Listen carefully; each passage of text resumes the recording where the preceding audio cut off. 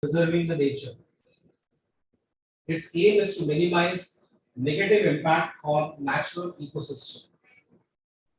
It is also one of the means to sustainable development goals set up by UNDP to be achieved by 2030. With the blessings of Ma Saraswati and Lord Ganesha, we begin today's proceeding. To mark the beginning of this webinar, may I request our beloved Principal, Dr. Himanshu Davda, to welcome the gathering. Sir. Thank you, Anil sir. Good morning, ladies and gentlemen.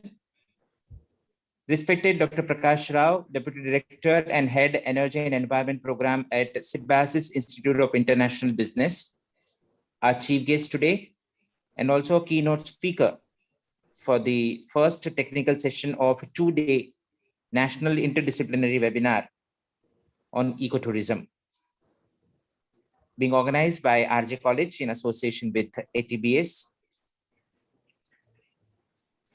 Principal Dr. Usha Mukundan, now the Director of Hindi Vidya Prachar Samiti, the governing body of RJ College, who has been instrumental in bringing 3 departments of botany, zoology, and economics for this webinar, with the faith that she had in her teachers that they will be delivering it successfully.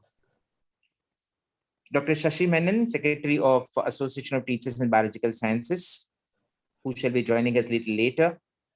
RJ College and ATBS has come previously on a common platform for on several occasions, like academic engagement of teachers and students during a COVID pandemic, and also the workshops and training programs for teachers and students. Dr. P.G. Kade, Joint Secretary of ATBS, the former head Department of Zoology in RJ College, who has always been a great support in every academic endeavor that the college department has taken up, be it a refresher course, a short-term course, or a training program for teachers. Dr. Suchita Joshi, Head Department of Economics, and Dr. Geeta Joshi from Department of Zoology, 2 of my young enthusiastic colleagues who are the organizing secretary of this webinar, ably joined by Dr. Anil Avhad from the Department of Botany, who is conducting this session. My other colleagues from the Department of Botany, Zoology, and Economics, as well as colleagues from other departments, dear participants of the webinar from different corners of the country, and dear students who are here today. As head of the institute, which is soon entering into its 68th year, which caters to more than 6,000 students on campus, both UG and PG, and offers PhD programs in all 3 faculties of Arts, Science, and Commerce, I feel singularly honored and humbled to welcome you all to this interdisciplinary webinar. United Nations has declared the year 2023 as a year of sustainability, and the forthcoming decade as a decade where we can achieve sustainable goals in order to achieve zero hunger, zero poverty, health for all, conservation of the natural resources, peace, and so on.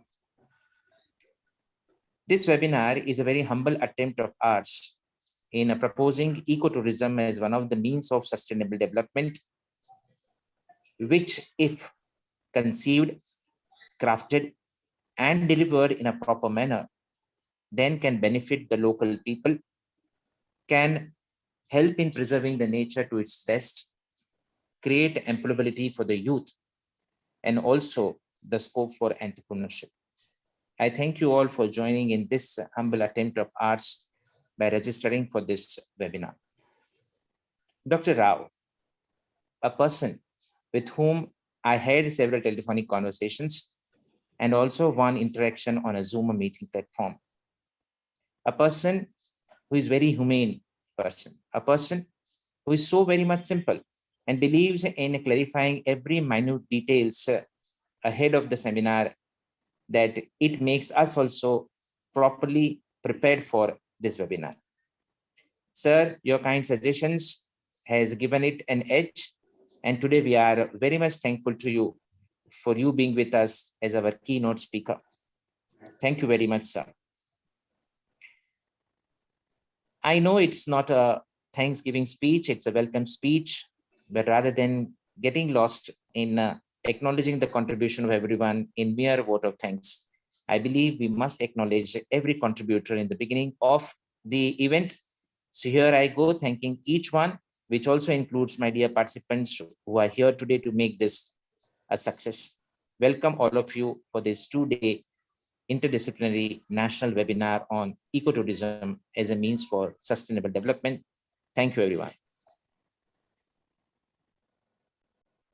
Yes, sir. This webinar is in collaboration with Association of Teachers in Biological Sciences. And today we have with us Dr. P.G. Kare, who is the Joint Secretary and founder member of Interdisciplinary Webinar, to share his expressions about this webinar. I welcome you, sir, and please express your thoughts on this occasion of webinar. Namaskar. Association of Teachers in Biological Sciences was founded in 2006, and the objective of this association has been to further education in biological sciences. We have a very broad platform because we have several subjects under biological sciences. Some of them apply, like agriculture, medicine, pharmacy, and so on. Some of them are basic, like botany, zoology, microbiology, life sciences, and so on. And for the teachers as well as students to have a common platform, this association has been working over the years. The association collaborates with other similar associations for any program which is dealing with biology and furthering the knowledge of biological disciplines. Friends, we have taken this opportunity. College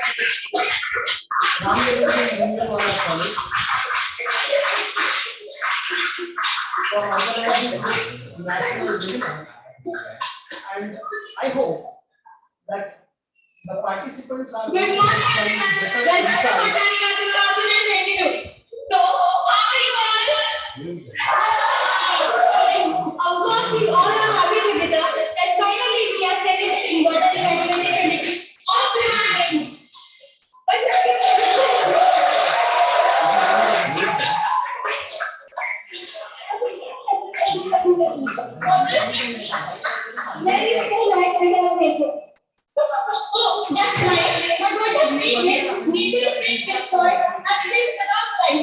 Sorry for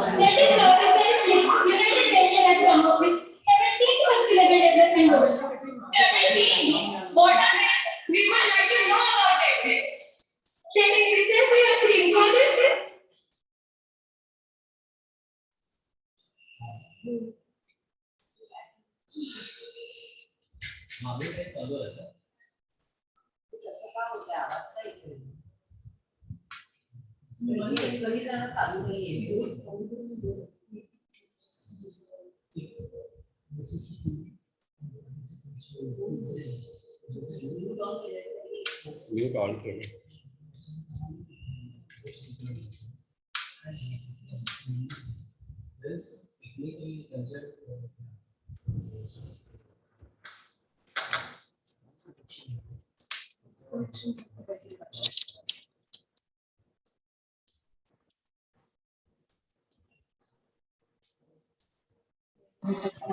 Hello. There is some technical glitch. So I request all participants to keep themselves mute. We'll be back in a moment. Thank you.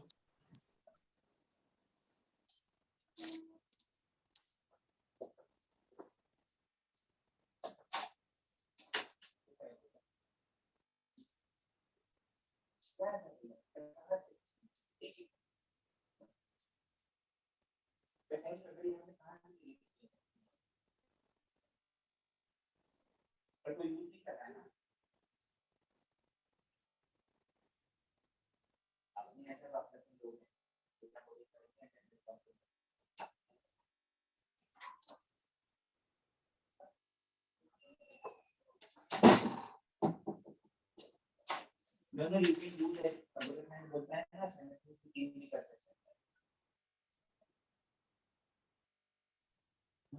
These are dedicated mostly economics.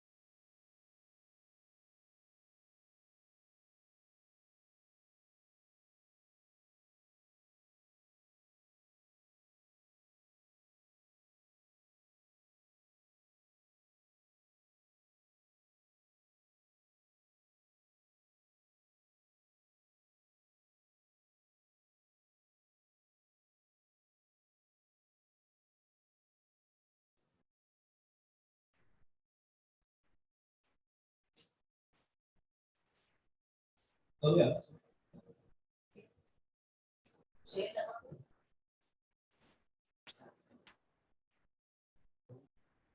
Camera.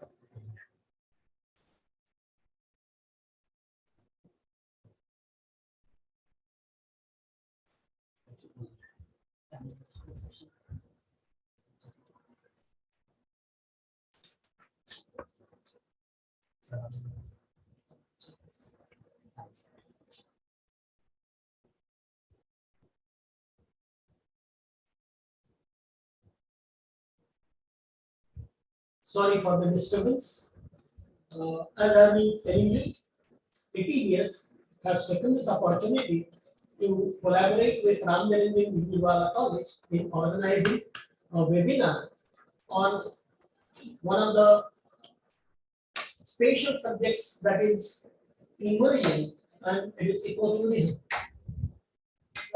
In the 2 days proceedings, there are going to be talks by experts as well as presentation of papers by teachers as well as students in biological sciences. I hope you will all enjoy it. I wish the webinar all the best. Thank you. Yes, thank you, sir. Now may I request Dr. Sucheta Joshi, Head Department of Economics and Organizing Secretary for this webinar, to share her insight about this webinar. Madam. Thank you, Dr. Anil sir. Good morning and a warm welcome to all the dignitaries, teachers and student participants and my dear colleagues. It gives me immense pleasure to give a brief outline of National Interdisciplinary Webinar on Ecotourism, a means of sustainable development. In the agenda for sustainable development goals given by UNDP, which are to be attained by the year 2030, Target 8.9 specifically outlines the need to devise and implement policies to promote sustainable tourism and create jobs and promote local culture and products. ecotourism is one of such forms of sustainable tourism. Hence, to highlight its significance and spread awareness among the teachers and students, we chose this theme. The concept of this webinar is a brainchild of our former principal and now the director of Hindi Vidya Prachar Samiti, Dr. Usha Mukundan Madam. Because of her motivation and active support, we could transform the idea into reality.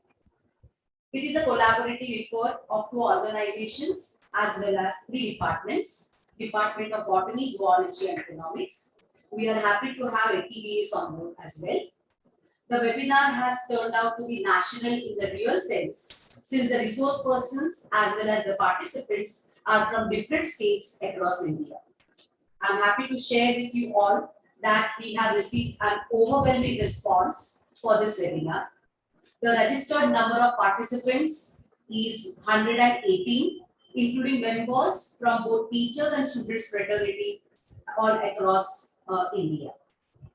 To make the webinar participatory, we have invited presentations for the teachers and students on 5 themes covering aspects from the natural sciences as well as the socio-economic fields. The themes we have included are environmental impacts of ecotourism, ecotourism, its impact on indigenous people, economic impact of ecotourism, ecotourism, Indian scenario, ecotourism, potential and possibilities.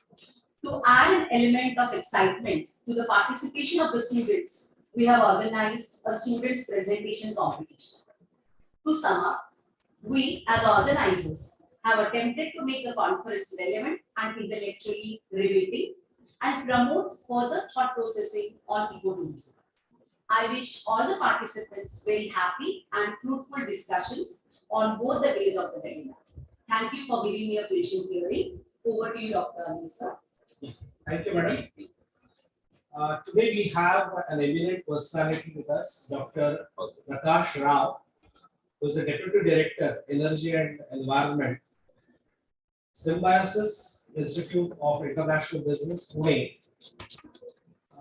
I request Dr. Geeta Joshi, madam, who is the Joint Secretary for this webinar, to kindly introduce our keynote speaker, Dr. Prakash Rao. Madam. Thank you, Anand sir. Good morning, everyone.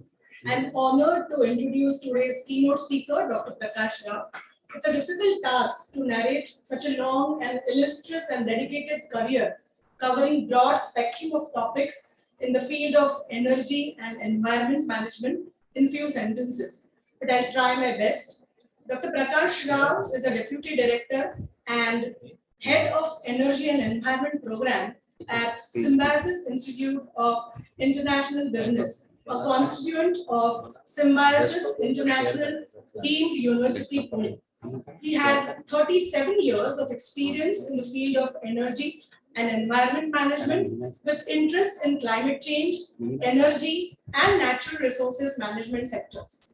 He has published around 85 research papers, notes, and book chapters in peer-reviewed international journals and books, including several articles in magazines, media, and he has undertaken several consultancies on environmental resource management. He contributes in an advisory capacity to corporate sector on environmental sustainability issues. He is also the deputy editor of the International Journal of Agricultural Resources, Governance, and Ecology. Dr. Rao has published 4 books with a recent publication on environmental impact of tourism in developing nations with IGI Global Publisher, USA. I invite Dr. Prakash Rao to give keynote address and also declare that the National Interdisciplinary Webinar on Ecotourism is open. Good morning and thank you, Dr. Joshi, for that generous introduction. Of course, I think there is so much to do in terms of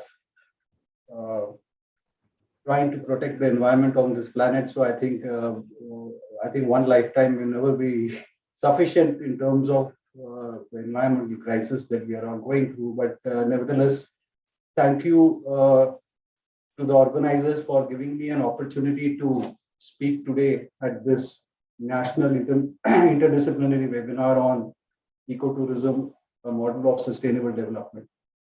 I would also like to declare this webinar open, and it has come at a very opportune time, because we are going through a crisis which perhaps is often cited as by many authors as the sixth extinction. And there have been 5 eras of extinction prior to the time that we are living in, right from the time the dinosaurs roamed the earth. And some authors say that we are currently passing through what is called the sixth extinction. So I think this is a difficult time for everybody in terms of trying to look at this planet of ours as a sustainable planet. And for us, this is perhaps the best time to look at how do we build a sustainable lifestyle. And this webinar, therefore, comes at a very opportune time in terms of trying to address some of the key issues related to ecotourism, which is a very apt topic that has been chosen. So my congratulations to Ram Niranjan Jhunjhunwala College of Arts and Sciences for organizing this webinar, 2-day webinar, in association with the Association of Teachers in Biological Sciences. I think the participants who are joined in today for this webinar, for them, I think ecotourism is not something that is an unusual word, I would say. Many of us might seem to know that the link between tourism and this word eco that is there. So, but it is in a way, I think today, an important area of industry which needs to be captured, needs to be addressed, needs to be understood in the right context. So what I am actually going to do through this keynote address is, in a way, capture the context of ecotourism in the country today, and more importantly, in the region, in the neighborhood of India. I would say that we're looking at South Asia as a region which is developing tremendously in the last few decades. And more importantly, where bulk of the problems related to natural resources lie today. Today, with developmental economies growing so rapidly in this region, whether it is India or whether it is most of the South Asian countries, it becomes very important to address tourism from a very sustainable point of view. So in that context, ecotourism takes a lot of precedence today. And therefore, I would like to set the context through a brief presentation, which I would like to make, highlighting some areas of ecotourism which might be seen as an opportunity, but also as a challenge really. So I think today what I would try to do is share some of the challenges that are being posed because of ecotourism, or tourism in the sense itself, and perhaps where the opportunities come in also. In fact, later in the day, and maybe tomorrow also, I am given to understand that there are a lot of excellent ecotourism best practices that are going to be shared with you by very eminent speakers. And so I'm not going to get into those details in terms of what are the best practices, because you're going to be hearing that very soon after what I speak. So, but nevertheless, I think the context can also help each one of you all to understand what needs to be done. I would like to share my presentation now. So I hope I have screen sharing available. If you can just give me a minute, I'll try and share my screen.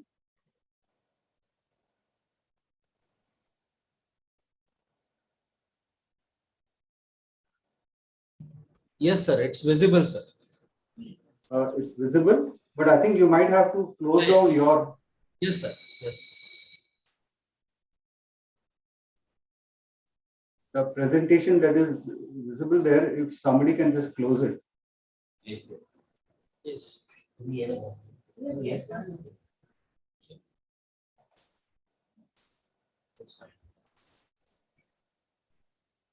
Okay, is it visible? Yes, sir. Yes. Okay, fine. Yes, sir. So I'm going to sort of run through a presentation which, as I said, captures a little bit of an understanding of sustainable tourism and the environment in developing economies, challenges and opportunities. So in fact, I probably focus more on the challenges because we need to eventually look at how do we resolve this. The opportunities are there, and many of us are working on it. And of course, as I said before, during the course of this day, you will be hearing those best practices from different speakers who are able to focus on what have they done towards promoting ecotourism in our country. Nevertheless, let me set the ball rolling. I will make it full screen now. So my presentation is divided into a few sections. So I'm going to be talking a little bit on the background, then talking a little bit on the tourism impacts on the biophysical environment primarily. And within the biophysical environment, I just pick 3 or 4 areas which I think form the crux of ecotourism today in the country for us. And not only for us, but maybe anywhere in the world, these are areas which are likely to be the best possible means where ecotourism can really be successful if done in the right way. The third point is a new angle that has come in the last 20 years is this issue of global climate change. Now, I have been working on climate change since 1998. It's now almost 23 years roughly when we started to think about climate change as a major issue. But nobody really thought about how it can actually impact tourism. And those are areas now that are catching up in terms of saying there is tourism likely to be impacted because of climate change. That is one way of looking at it. The other side is the fact that how much is climate change itself contributing to a positive side to tourism as well. So there are both ways of looking at it. Of course, the negative side seems to be more an issue rather than the positive side. But nevertheless, I think this needs to be given a lot of focus today in the country. If ecotourism needs to be successful, I think the issue of climate change also needs to be taken into account seriously. The next point I would probably briefly talk about is institutions and policies, which is again a governance mechanism, which means that while we always do a little bit of our own towards promoting ecotourism, what are the institutions and policies related to it? So again, I don't think I will go very deep into it, but largely try and touch upon some brief points where the governments are involved today and how do we move forward. So way forward would be in terms of how do we take this forward. And then finally, I intend to actually pose a few questions here so that the next 2 days, whatever be your sessions that you are going to be doing, whether it's a panel discussion or whether it's student presentation or teachers presenting, some of these questions can always be there for you to ponder over, think about it. And even after the webinar, perhaps these are questions which will always become important for each one of us to think as to how do we go about carrying out this process of ecotourism in a very successful way. So the first thing is about the background. So I want just first, before we even get into the issue of ecotourism and trying to understand how do you talk about sustainable tourism, some major environmental causes or problems that we face. Now, this might be also well known to most of you all, but I would still try and set the context by saying that what are the causes of these major environmental problems around us? The often heard word, which is going to be something that is visible to us. And I would always say, I keep hearing this from most students whenever we teach in class, at all levels, that is, even at postgraduate. The first thing that comes to mind is pollution. When we ask you what is the major environmental problem, pollution. But that is not just a problem that we have. We know that there is a major concern around it. So I therefore often tell a lot of people, stakeholders, that let's not look at pollution itself as only the major issue that is around us. No doubt that is causing immense concern. But what about the other areas or what are other problems that we need to also focus on, which eventually could make life very difficult to us, which is why I started by saying that we are in the midst of what is called an environmental crisis today. And so we really need to start thinking about some of these other issues also. So like intensive agricultural practices, soil degradation, overuse of chemicals, groundwater. we do not consider this as often as an environmental issue, but yet you realize that what is happening around us can also, in terms of agriculture, can also become a major concern for the natural resources that we have access to, whether it's in the form of soil degradation or whether it's a form of groundwater. All of them perhaps at some stage become relevant when we are looking at the agricultural ecosystems. Now, what has agriculture got to do with this? Many of us will ask this question. No, that is not something to do with environment, but it obviously is very closely connected to the environment. And this is where I think this interlinkage, or what is called your webinar itself is called the National Interdisciplinary Webinar. So it's also time for us to start thinking in an interdisciplinary manner on some of these issues. You know, many years back, when I went through my bachelor's in zoology, and as it says, I did a bachelor's in zoology, and there was a bachelor's in botany, and that was the way education was taught to us. You know, botany, zoology, and that's it, nothing beyond it. But nobody ever thought about looking at it from an interdisciplinary manner, maybe 2 or 3 decades back when I studied in Mumbai in those days. But I think it's time has come now to think about it more in this manner, where you think that if environment is going to be facing crisis, it's coming from different sources also. And as I will show you a little bit more, the interdisciplinary nature becomes so intense that we need to look at all of them. The second aspect, which is also very well known, is population explosion. And of course, India is a billion plus population today. And maybe there are other countries with very intense populations around us. And maybe there are others which are not so much in terms of the population, let's say in the Western region or in the Central American region. But however, it does put a pressure on land and resources. So our access to land resources becomes minimized because of this high population that we see around us.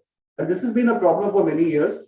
And I may not have a direct solution to it, or none of us may probably be able to answer this. One needs to flag the point that the pressure on land and resources becomes extremely important when we start thinking about how do we share these natural resources amongst this wide population that we have. So it could also lead to a major environmental concern. The third, of course, again, a very common problem is industrialization and urbanization. Now, industrialization, urbanization is important for the economic growth of our country, or for the matter, any other country as well. We cannot deny this. We need to grow. We need to grow at a rate in which our standard of living grows, and therefore industrialization is happening, and therefore urbanization is also happening. But is this urbanization and industrialization leading to certain negative consequences of the environment? Of course, there are several of those kind of issues that are taking place. Most cities, if you see, most large cities today are heavily stressed because of pressure related to energy, water, waste, all of these categories. You know, some of the big cities in India and maybe outside India also face these major concerns today. So yes, though that is a major environmental problem that we face. Then comes developmental policies. Now, these are the laws and policies framed by the governments or policy makers, which can also sometimes be an issue in terms of the environmental crisis that we are all witnessing. Some of them could be like depletion of water table, then it's a question of flow, drought-related issues, water logging, emissions, of course, loss of biodiversity, or even traditional knowledge systems. Now, many of us don't even look at this last point, which is on traditional knowledge systems, as something that is significantly that we are losing out on, and partially because of some of the development policies. Then, of course, informal manufacturing sector growth in urban centers. Of course, this is very, very specific to cities, so may not be so much in other parts, but in urban centers, there are issues of the manufacturing sector, or those small industries which are very informal, don't have proper quality control, but yet can cause a severe environmental crisis, which is happening. And therefore, they also contribute to the causes of environmental problems. Yes, as I said before, climate change has suddenly become the last 2 decades one of the biggest issues that we are grappling with. And as we speak, we need to start thinking about how this can also be controlled or minimized to a large extent. There's enough on that. I think let's not get into that area. And finally, tourism. And I would probably say that therefore tourism then also throws up this very interesting aspect about how tourism itself can become an environmental issue. And you see tourism today in the country or outside India being managed by various industries, stakeholders, all of them are involved in it. And tourism by itself is a human nature. You know, we all travel, and as human beings, we'll continue to travel worldwide and in India maybe. But yet, negative impacts of tourism is something that we need to also be very conscious of in terms of what are we doing around it. So that brings me to my this whole idea about looking at tourism as a key factor in terms of some milestones and landmarks really. So as an economy, it has been one of the key drivers of shaping growth, economic development and employment opportunities. There is no question about it. Tourism as an industry offers a massive amount of economic development for different parts of the world, different regions, depending on the speciality of that region, that location, actually the economic development is seemingly known to grow, providing opportunities, it provides growth, and therefore there is a very robust economic development happening in that region. And therefore global tourism is seen in that shape there. Let's look at the data here. For example, the World Tourism Organization in 2017 said that tourist arrivals touched 900 million across various destinations. That is the extent at which people have been traveling globally and in India. So, as I said, the human nature of all of us makes it important for us to understand that tourism is something very critical. The United Nations World Tourism Organization in 2017 also recognized 2017 as the International Year of Sustainable Tourism, which means that there is already a thinking in terms of that is this tourism being enabled in a sustainable manner. And so they declared that year as a milestone.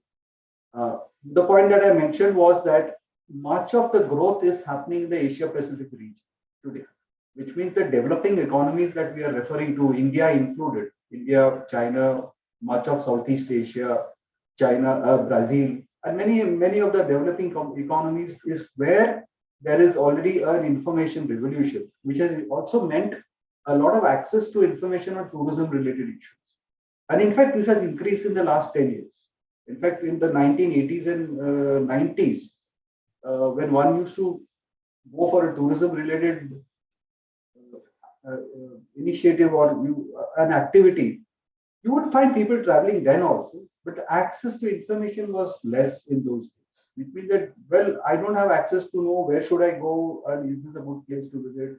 I don't have opportunities. I don't have the wherewithal to travel across to the places. And therefore, while tourism was happening then, today it seems to be a case where the access to information is becoming easily available thanks to the digitalization and the advent of the internet today. One is able to judge as to where should I go for my next holiday. Yeah, and therefore the tourism aspect becomes even more significant today when more people travel because they know exactly what location to visit, and then you get to hear about the reviews of that place and then you want to go and visit that place. So the growth of the Asia Pacific markets has increased tremendously. And as I will show a little later on why Asia Pacific is so important for us in terms of development. Yeah, there is a reason and the challenge lies there also.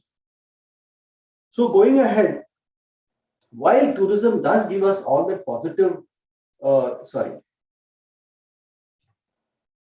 it does give us the positive impacts because it's helping in employment generation, there's economic development, the country's GDP is moving up. It is also responsible for severe degradation of the economy. So let us also accept the negative side to what is tourism contributing to us around us. And we can see it happening even now today. Except for the last 2 years, thanks to the pandemic, none of us traveled for obvious reasons, and also because of the fact that we could not even travel if we wanted to. And of course, their own personal safety concerns were also part of it. So if you see the 2 years that was like a blot due to the pandemic, one could also see how without that tourism, how the environment was also rebooting, as they say, during those 2 years.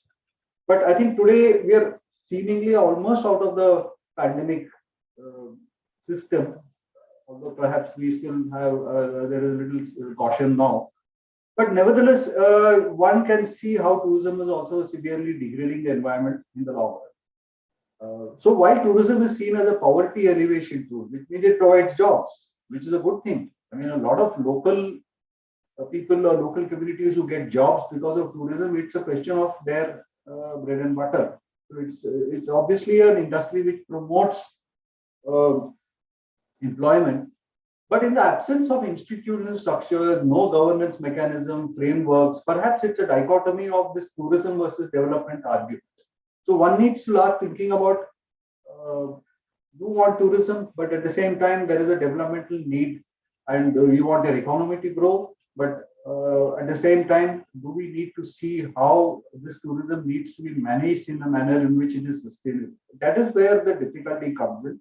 That is where the challenge is in terms of trying to say what kind of structures and frameworks we have within us as a country or as a state, and what do we do about it? Just look at the data again in terms of the foreign tourist arrivals in India. 10 million with an annual growth of 14%, which means that a lot of people come into India. And it is, if you look at our own domestic tourism, it's phenomenal.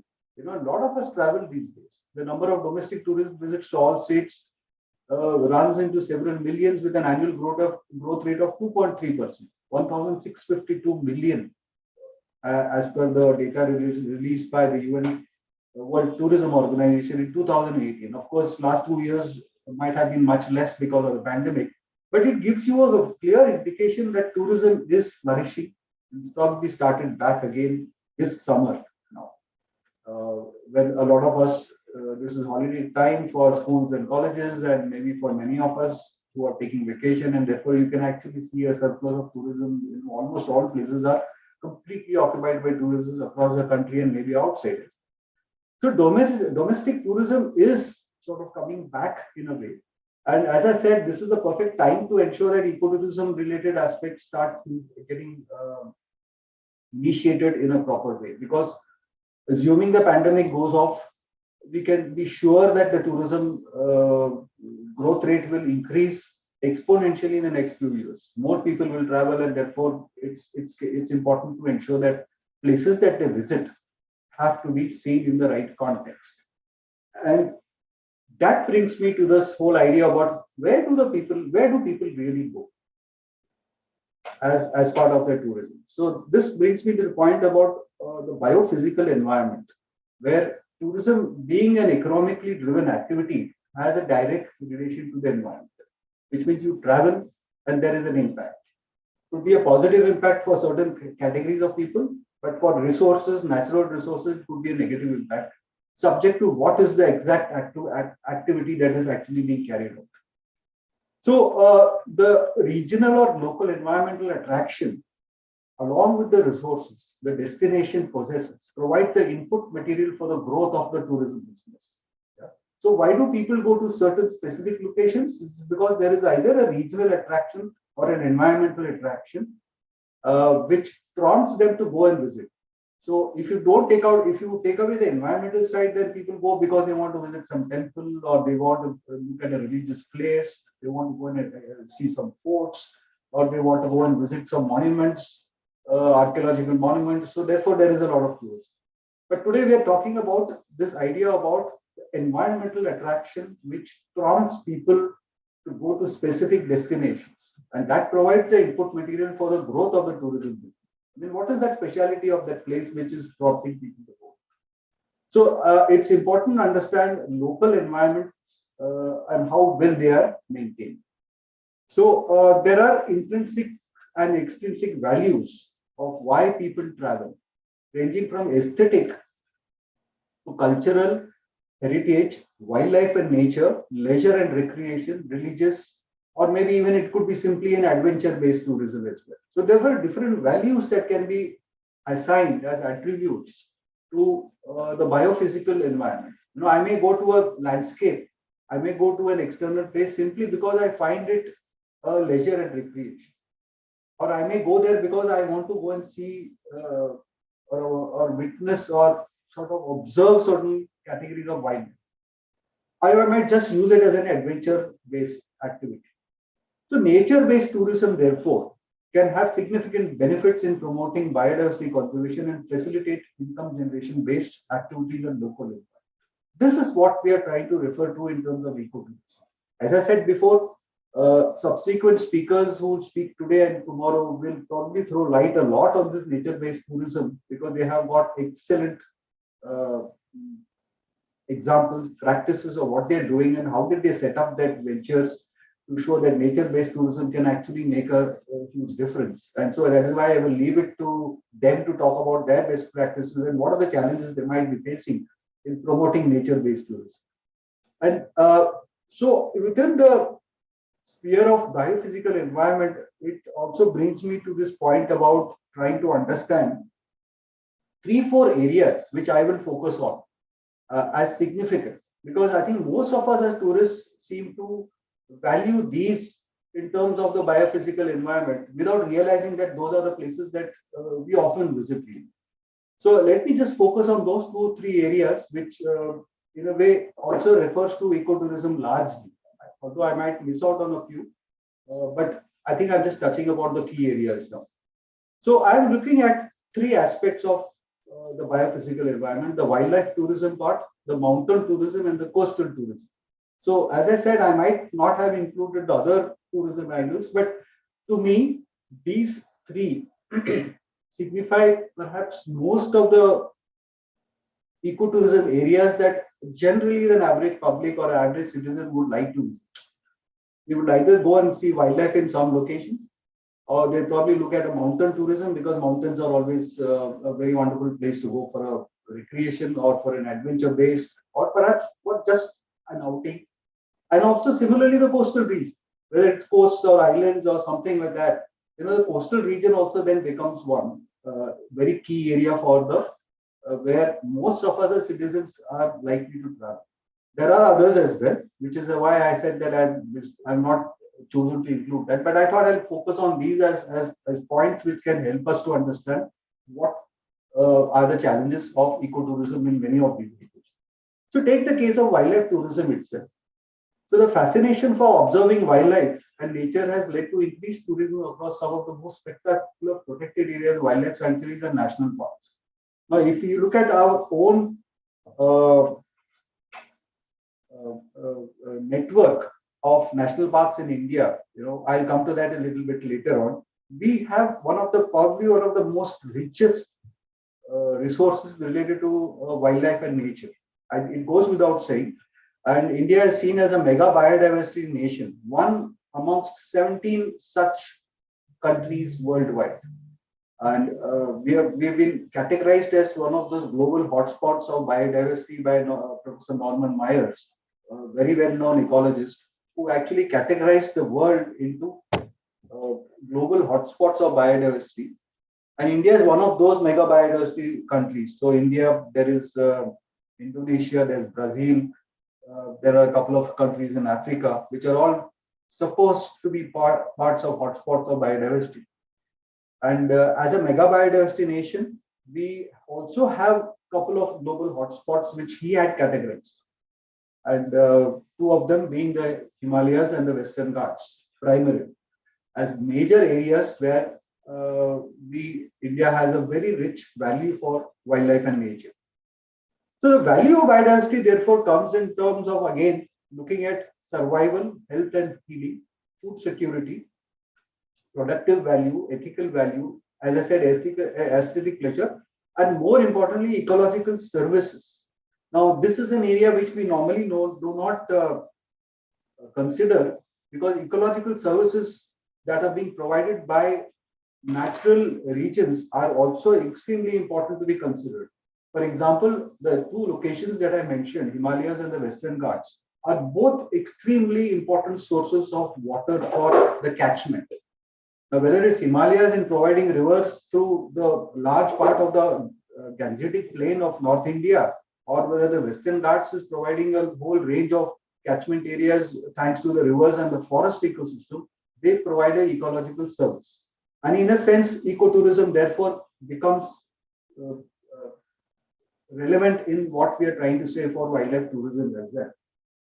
So if you look at protected areas in India in this map, which is a little outdated, I would say, but it gives you a picture about this whole country of ours, fully covered with national parks, tiger reserves, wildlife sanctuaries, riverine ecosystems. And I think there is no place in India where it does not offer tourism from a wildlife perspective. So if you look at the existing protected area network in India, there are close to about 870 odd protected areas. Maybe I might be wrong by a couple of them here and there, with more than about 100 national parks and almost 550 odd wildlife sanctuaries. So there is so much to see, and there is always going to be sufficient tourism that is happening here across the country in terms of what is happening.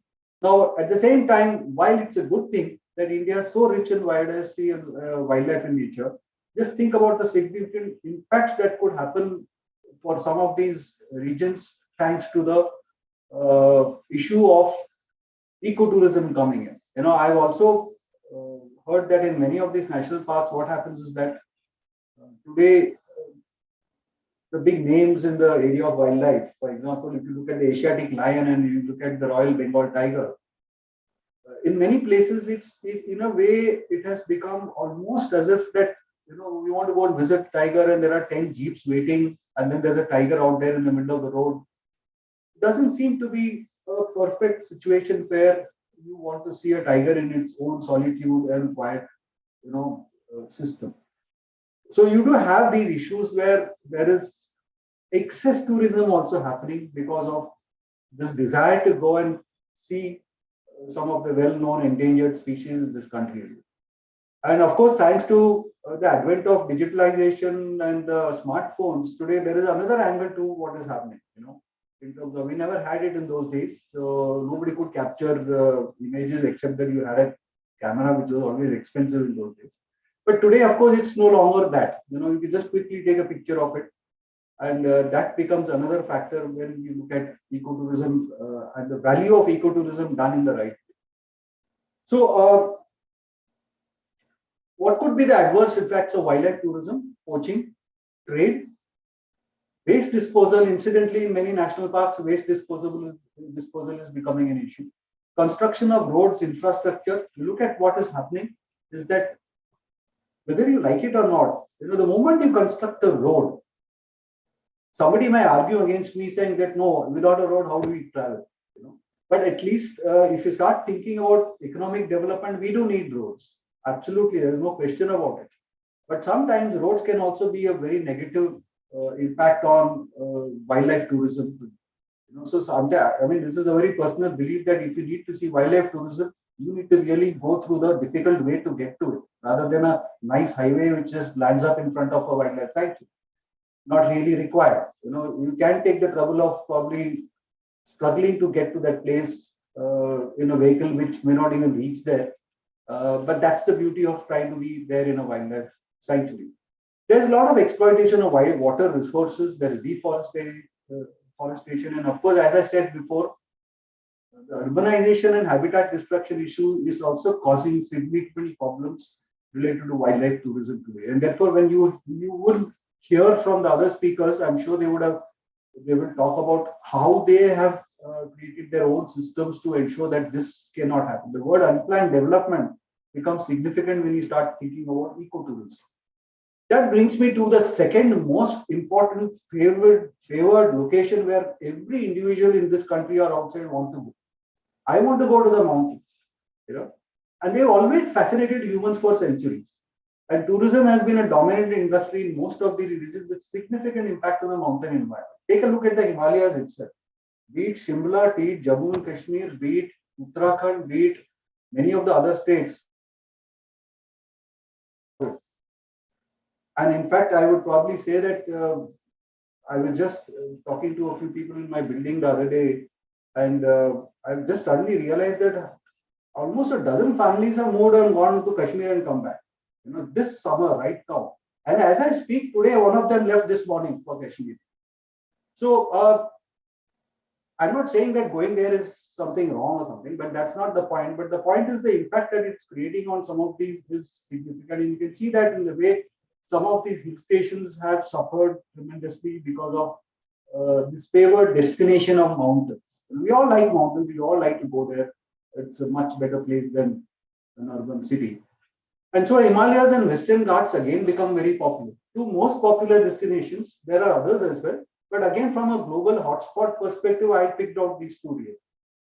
And there is severe pressure on these mountain regions as well. Because the mountain ecology is so fragile today, the high tourist inflows are likely to be impacting them severely. Himalayas is one very classic case where we have had problems. Uttarakhand has been having severe problems for the last several years. I mean, again, you can go back to the various landslides that have been happening there, which have created a lot of problems. So Maharashtra, Himachal Pradesh, Uttarakhand, all of them face problems, but yet there are exceptions like Arunachal Pradesh, because Arunachal Pradesh is again, I'm told that one can't just go in there so easily, and therefore much of the region's local natural resources are well protected. But at the same time, Arunachal is also facing some issues in the long run.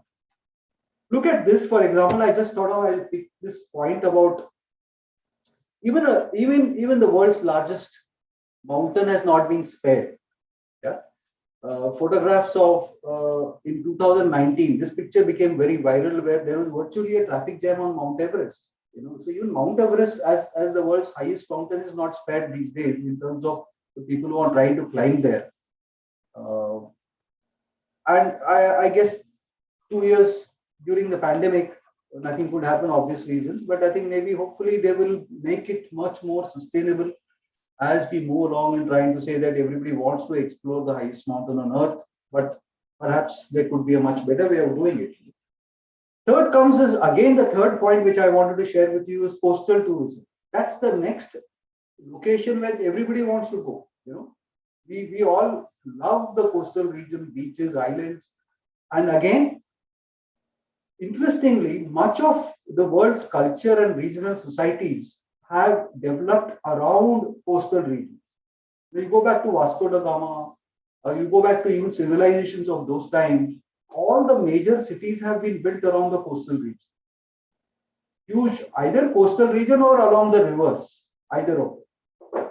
So, and this is where you see how these places have become so critical in terms of not only development, but also from a tourism point of view. So they are one of the best known regions for aesthetic beauty of landscape, leisure, again, adventure sports and nature. Yet, most of the impacts of environment are felt around these coastal tourism locations. Complete rapid and unplanned infrastructure development, hardly any tourism policy. The coastal systems itself are currently being encroached upon and modified, and perhaps marine ecosystems are therefore getting damaged because of this. What do we see? Coastal beaches, coral reefs, island ecosystems in this context. In fact, WWF, the World Conservation Organization, has said that almost 60% of the world lives within 60 kilometers of the coastline. That's a huge number that we are referring to. And if you look at developing economies, which is why I said Asia Pacific region, some of the most populous cities in the Asia Pacific region are situated in the coastal region. India, of course, you will have half a dozen cities. You have most of Southeast Asia, you will find a lot of cities along the coasts, and therefore the stress on the coastal region becomes significant. Again, as I said, it's because of culture. A lot of development of cities have happened in the coastal region, and also at the same time creating some of these coastal regions, or rather making these coastal regions significant from the risk point of view. And in today's world, globalization is making or opening up the tourism economy, particularly in the coastal region. And what do they go for? There is marine wildlife tourism. There is also a question of sustainable coastal tourism, shark watching, snorkeling, coral reef tourism. Immense. Southeast Asia is full of it. However, marine ecosystems are at severe risk. So even in India, for example, the Andaman and Nicobar Islands, Lakshadweep, Maldives, Great Barrier Reef in Australia, significant from coral reefs. Coral reefs have been damaged in the past thanks to indiscriminate tourism that has happened. Yes, the Andaman Nicobar Islands is today regulated in a sense that you can't go to any of those islands there. You can go to probably only some of them. But yet at the same time, it has its own pressures that it is facing. So that brings me to this point about the next big dimension. So I just touched upon coastal mountain tourism and wildlife, but then here comes a dimension which is probably overarching. It cuts across coasts, it cuts across mountains, it cuts across wildlife tourism. Yes, it's about nature. And in fact, WWF had said that it could global warming could fundamentally alter local plant and animal habitats by end of this century. Which is a fact. They said that 20 years back, but yet it has become even more worse today as we speak. So when we're talking about climate change and tourism, once again you realize that global climate change has been a significant contributor to the tourism economy from a cause impact perspective. And how do we see this? Climate variability and extreme weather events. And this is where tourism is likely to get affected, because while the tourism landscape is well set, the vagaries of the weather, extreme weather, can be a serious dampener to the ecotourism related issues. So I have all my location which is well known for either a landscape or for a wildlife related activity, and here comes an external stress called climate variability or an extreme weather event and completely wipes out my entire tourism business. You can see that also as in terms of several examples that have happened in the past about how some tourism locations have been affected primarily on account of extreme weather events and climate change. In fact, from the other perspective, a study has actually shown that the overall carbon footprint of tourism has increased. Now look at it from a slightly different perspective. While extreme weather events can create a problem for ecotourism or tourism locations, the other side is also important to understand. That tourism by itself is leading to a very high carbon footprint to the extent of almost 4.5 gigatons of CO2 equivalent emissions, which represents close to almost 8% of global greenhouse gas emissions. Yeah? And with significant contribution from transport, food and shopping related emissions. Nobody has ever considered this. When we travel to a location, we do not calculate what is our carbon footprint. So next time, perhaps, as something that is a point to consider, when you go to a location, think about the kind of carbon footprint that you might be incurring. I'm not again saying that nobody should travel, but you can actually manage this in a manner in which your overall emissions actually can get reduced. So today it is significant that even tourism industry is a contributor to climate change, from that perspective. And here is a context that I wanted to share with you all is connecting coastal tourism with climate change.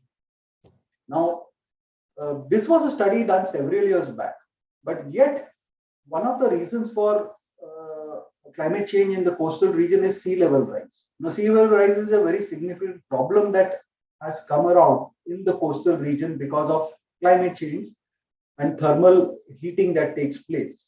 Now, if you look at the South Asia region itself, and India, which is right there in this map here, you find much of India's coastline partly red here. The red areas are the danger, or I would say the risk areas where there are likely to be severe impacts of sea level rise happening. And these are the places which are also perfect tourism locations. Now, if you go down deep into Southeast Asia, you will find much of the Southeast Asian tourism locations. If you look at the Andaman Nicobar and you look at some of these areas around Thailand, all these are island ecosystems which are very favored ecotourism destinations.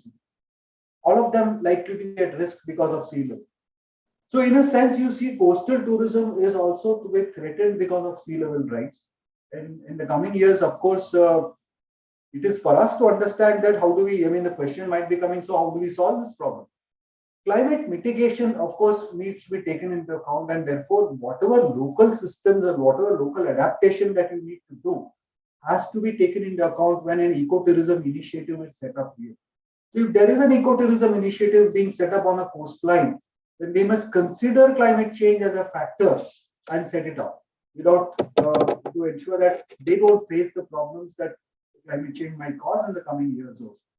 So it's important to understand that any venture that is related to ecotourism must consider some of these factors. So using sea level rise, I thought I'd just share one example. So again, climate change can impact World Heritage sites, threaten iconic tourist destinations, causing economic losses and to communities. And in terms of impacts of climate change on natural ecosystems, again, you can look at Himalayas, Western Ghats, wetlands, riverine ecosystems, the agricultural landscape, coasts and islands ecosystems, and deserts. There is lots of them. I'll just show you one example about what it could do for our Indian tourism industry. Agricultural ecosystems in North India itself are currently changing because of temperature shifts and insect pests.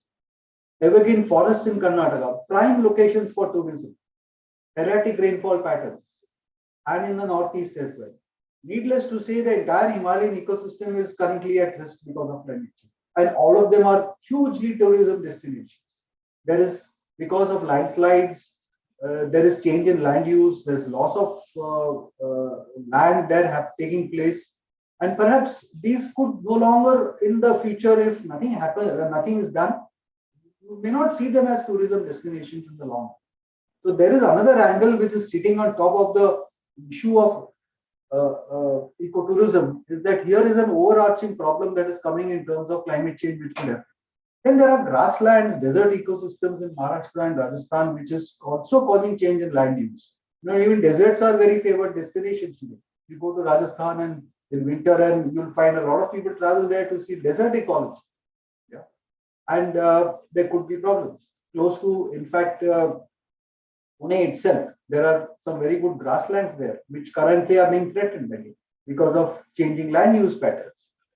Of course, close coastal ecosystems, I have already mentioned this, could be impacted because of cyclones in West Bengal, Tamil Nadu, and maybe any other region. Interestingly, the western coast today, the Maharashtra coast, is increasingly facing cyclones now, which was not there earlier on. In the last 3 years or 4 years, every year virtually there is a cyclone hitting the western coast of Maharashtra. We were fortunate enough to do a research project looking at climate change impact on the western coast of Maharashtra. We got a grant from the government of India to do a research project. We have submitted the report and we have got some very interesting results about what we should really be looking at from a tourism perspective also. In fact, we have actually come up with some solutions on ecotourism as to how ecotourism can benefit some of the local communities in selected districts of western coastal Maharashtra. But look at what is happening now. It's about how you see cyclones affecting the western side of the country rather than what it was earlier on. So one needs to start thinking about this in the long run again. Now, the last bit that I wanted to share with you is about institutions and policies. So while there could be a lot of things happening at local level, what is happening at the global level? So if you look at timelines, you see that tourism itself is not a new thing, as I said at the beginning. It's that right in 1972, UNESCO adopted a convention to create World Heritage Sites. And some of these sites were tourism sites.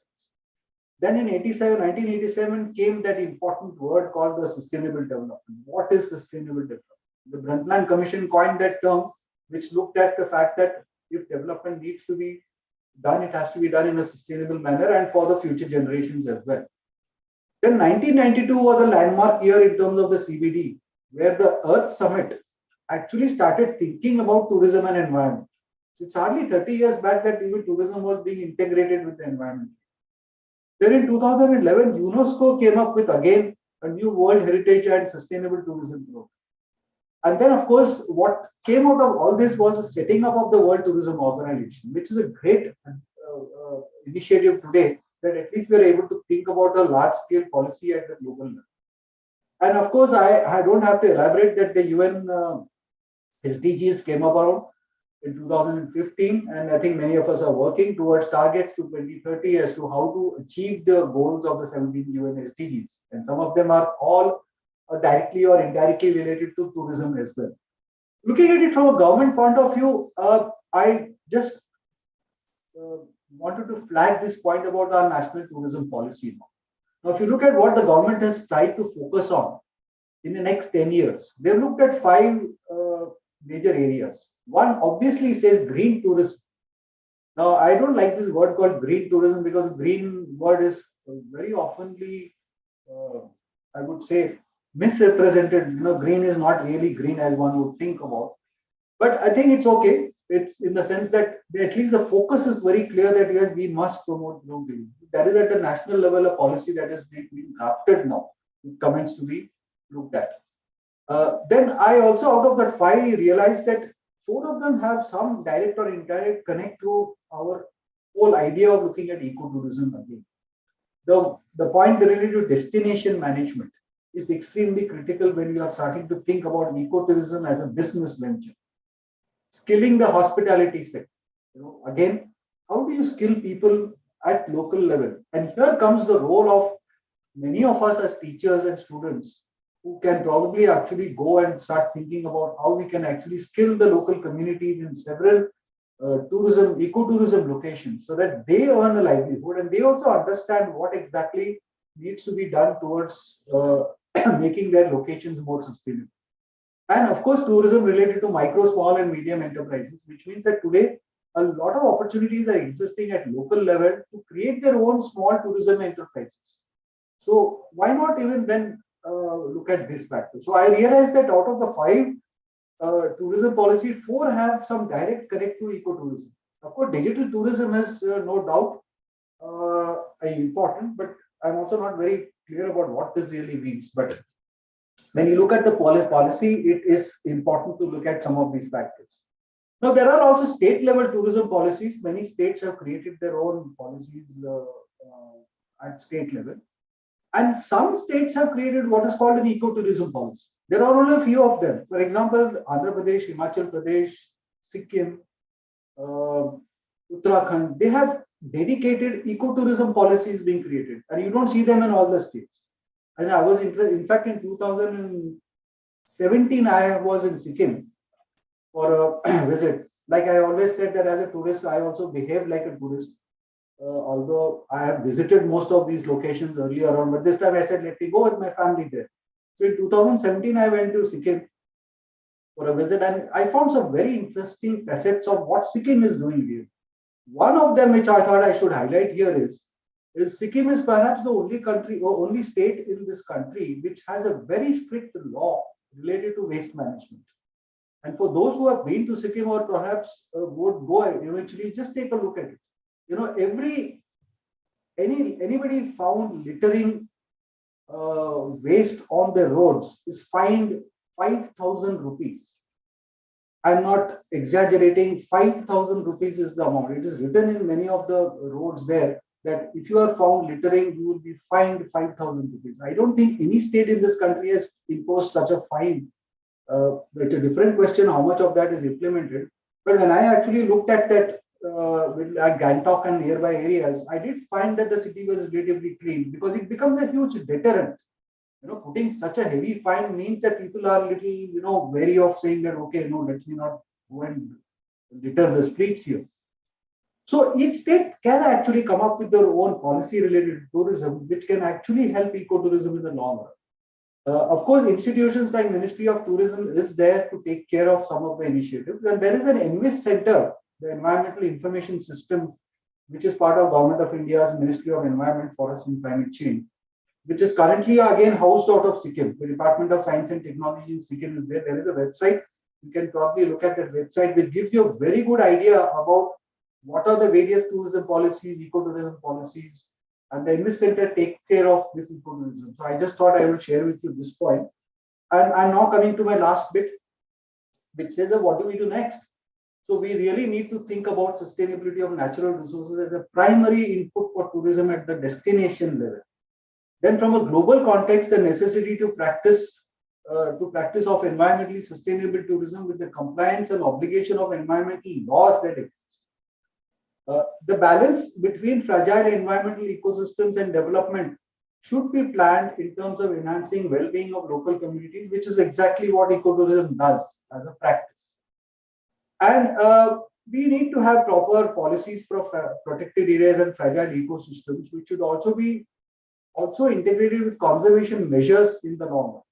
So ideally, we should be looking at some of these areas as future directions. And I'm going to leave you with a few questions that perhaps you could ponder over either during this webinar or maybe later on also.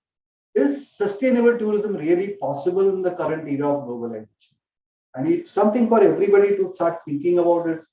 What do I do? Is it the answer is yes? How do we do it? Second is, can ecotourism be implemented from a value chain perspective?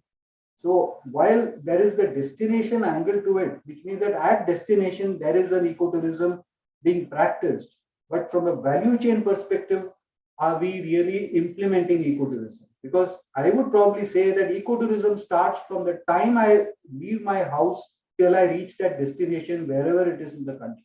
Because at the destination level, there is an agency, there is an institution, there is an enterprise which takes care of it, as you will probably hear in your subsequent talks.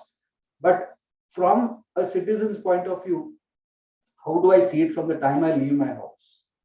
Third, are laws and policies adequate to implement ecotourism? Just a question in the minds of everybody. And maybe it can be a little bit of a research idea to think about what kind of laws are there in policies currently from a state perspective. And finally, what is the role as we as individuals to promote as stakeholders in promoting ecotourism? So what is the role of the citizen in doing it? Now, the answer could come very quickly saying, no, we need to build awareness. Now, I have often heard this answer saying that building awareness is something that needs to be done. However, when you say awareness building, it doesn't get quantified in anything. You know, if I'm going to take a session with some people telling that no, you must protect this, or whatever be the issues related to natural resources, I might have conducted a session with a group of people in a certain locality, about 50 of them. And I'll come back very satisfied saying that, yes, no, I did a session with somebody. But my point is, those 50 of them, how do you know that they have actually moved on to actually promote tourism? Has awareness been quantified in terms of real impact? So we need to also think about what is our role as a citizen in promoting this ecotourism as a concept. That is my last slide. I'm going to leave you with this picture, which I'm very fascinated. I was in Ladakh on a research project in 2007, and I took this picture, which is a stark image of what the real Ladakh is and what is there on the left-hand side. You know, so for some people, they like this very green Ladakh, but for some people, they say that green is not really supposed to be there. You know, the real Ladakh is the one on the right here. So I leave you with that. Is this the real Ladakh that we really want? That's a question. So thank you so much, and I thought I'm maybe gone beyond my specified time. I hope that's why I'll stop sharing my screen here now. No, sir, absolutely. Sir, it was a wonderful keynote address. On behalf of Ramniranjan Jindalwala College, ATBS, and the organizing committee for this webinar, I'm here to propose vote of thanks. We are grateful to Dr. Prakash Rao for accepting our invitation for this inauguration and keynote address for this National Interdisciplinary Webinar on Ecotourism, a model of sustainable development, and also touching upon all the issues related to ecotourism, and also for providing us the way forward to tackle many of the issues related to ecotourism. We are also thankful to Dr. Usha Mukundan, Director, Hindi Vidya Prachar Samiti, for giving us an idea and also providing the constant support and guidance for this particular webinar. Our beloved principal, Dr. Himanshu Davda, the guiding spirit, and all respected vice principals for their constant support and guidance deserves a big applause. Dr. Shashi Kumar Menon, General Secretary of ATBS, and Dr. P.G. Kali, the founder member of ATBS and Joint Secretary, for being with us constantly and guiding us for this webinar, right from the inception to execution and selecting all the resources. There was a tremendous support by both of them. All the participants from all over India, students as well as teachers who have responded to our invitation and have joined us today in this webinar that deserves special thanks. We are also thankful to Tabish, our BMS student, for making a wonderful design for our flag. Last but not the least, we are thankful to our technical staff, Mr. Hemant and his team, for providing the technical support. Despite some technical glitch, he was very cool and immediately he solved the problem and we were back. Now we shall draw the curtains on this inauguration program. Once again, I thank Dr. Prakash Rao for taking out time from his busy schedule and joining us. Thank you so much for the entire organizing. Thank you so much. Yeah, thank you, sir. Thank you. Thank you. And since we are behind the schedule a little bit, we are taking a quick break of 2 minutes because our next speaker is already with us. So without wasting much of the time, we'll immediately join the next session. Thank you so much. Thank you so much. Yes. In fact, I will try and join in for the next session for a few Yes, minutes. sir. You are invited for all sessions. Sure, sure. Thank you so much. I'm sorry I exceeded my time a bit. Oh, sir, absolutely. It was wonderful.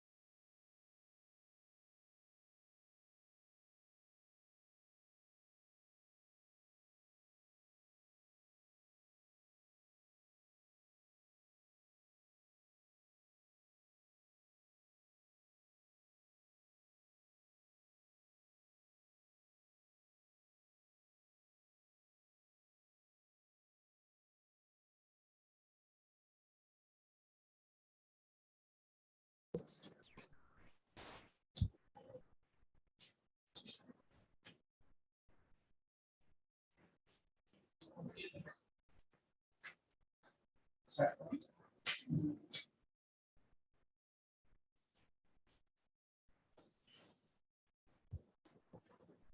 welcome the audience for this two-day webinar on ecotourism and sustainability for the second technical session. And after a wonderful keynote address by Dr. Rao, we now move to a speaker who is from Goa. Generally, what happens is when we hear about Goa, it's all about beaches and foreigners. But this time, we have a speaker who will take us on a different journey of Goa. We have with us Mrs. Shraddha Paragaranganekar, who is a graduate in zoology from Goa University and postgraduate in ecology and environment. Currently, she is partner at Mrigaya Expeditions, an eco-travel company which is based in Goa and conducts wildlife related tours throughout India. The primary focus of this organization is to work on sustainability and livelihood opportunities in Goa and Maharashtra. And they have been awarded with the Responsible Tourism Pathfinder Indian Responsible Tourism Award of 2019. Shraddha has also been a part of the team for Goa's first ecotourism cooperative society, Angan, in Netravali, Goa.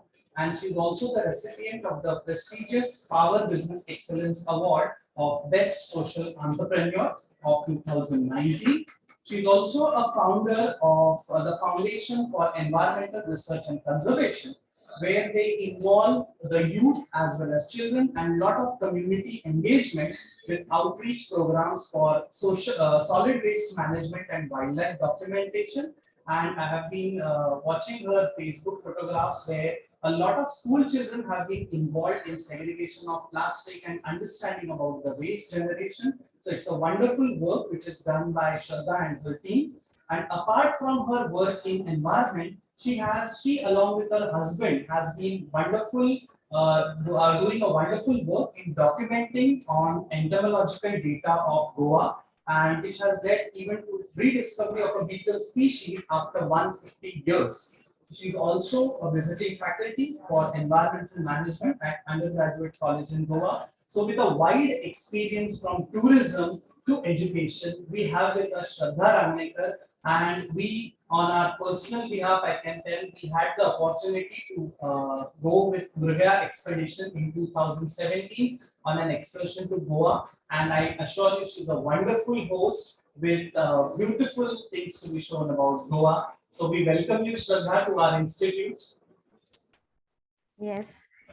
Namaskar. Thank you so much for such a warm introduction. And I'm really very glad to be a part of this webinar today. And would like to share my perspectives and insights about the whole concept of tourism in a nutshell. I get 1 hour, right? Or hello, can you all hear me? Yes. Yes, so I get 1 hour now, since we started late. Yes, madam. Yes, Okay, madam. okay. Yeah, I'll start sharing my screen.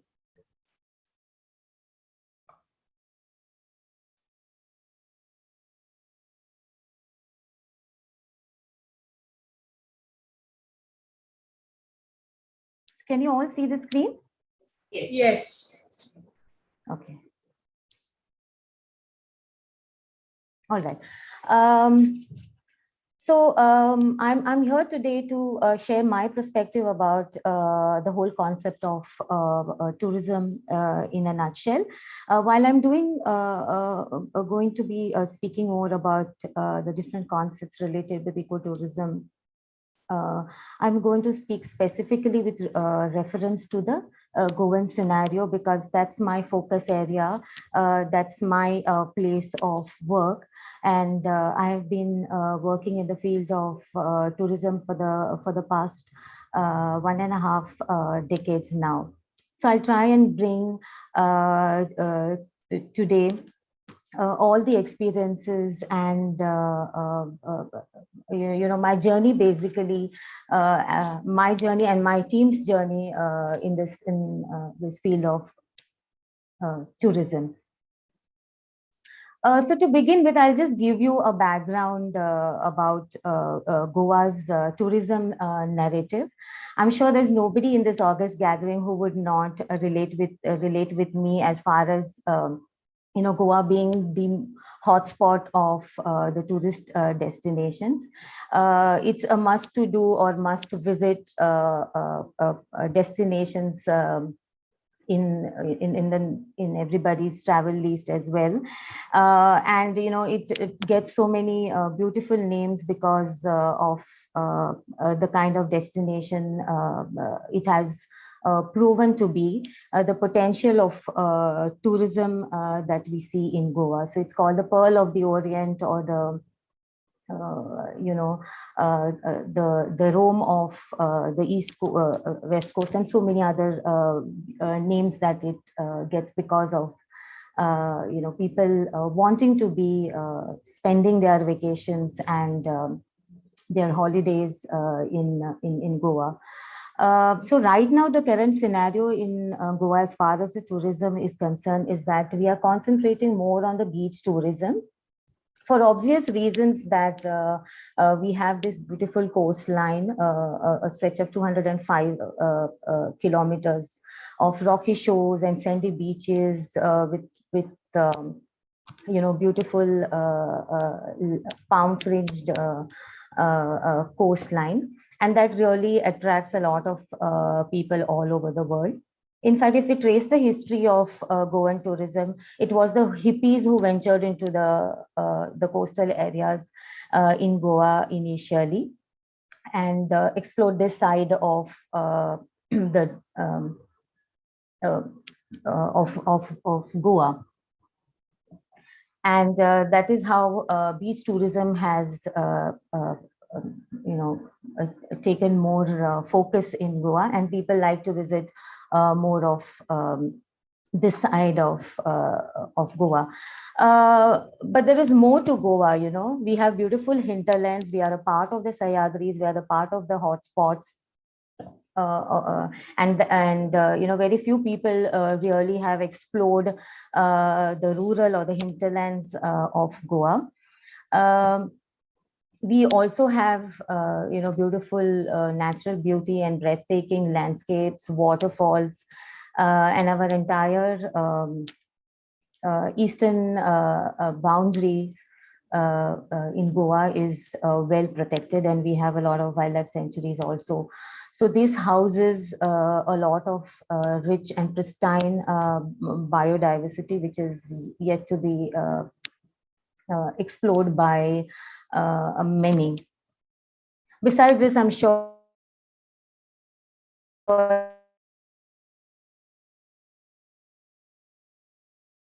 Goa, have seen.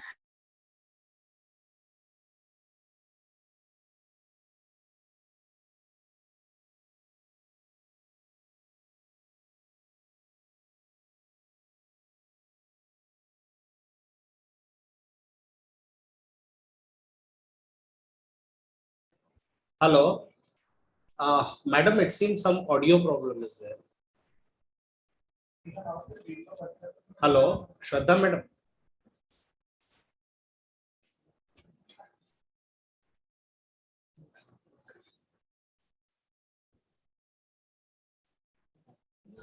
Disconnect. No, she's there. Hello. Yes, I think I was disconnected. Yeah. No problem, madam.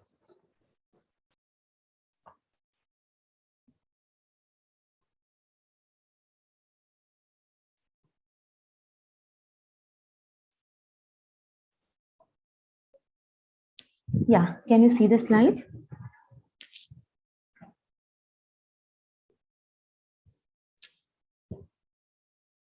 Yes, madam. It is visible, madam. Yes. So Goa is also known for its peculiar architectural traits, and people all over the world come to see this unique style of architecture that we have, and most of this heritage means a lot to the whole, adds a lot of value to the whole tourism narrative in Goa. Besides this, we have a rich history and heritage that many people still don't know about Goa. The rich cultural heritage, of course, you need to come and see the local festivals, the local dances, the folklore, and there are so many other local festivals that the community celebrates over here. And of course, we have some unique, traditional occupations that our state is also famous for, that you need to at least come once and experiences. So having said this, these are the strengths, and this is just the tip of the iceberg, and there's so much that one can do and one can see and experience when you are in Goa. Besides the only beach tourism that mainly is focused as far as Goan tourism is concerned. With Goa being, a famous tourist destination, it is known as the second industry next to mining.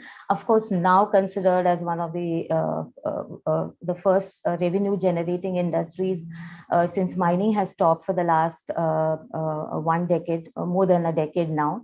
So the focus entirely has moved to mass tourism, beach tourism, looking at high volumes, looking at, bringing in more footfalls, then realizing whether, the state is really prepared for this kind of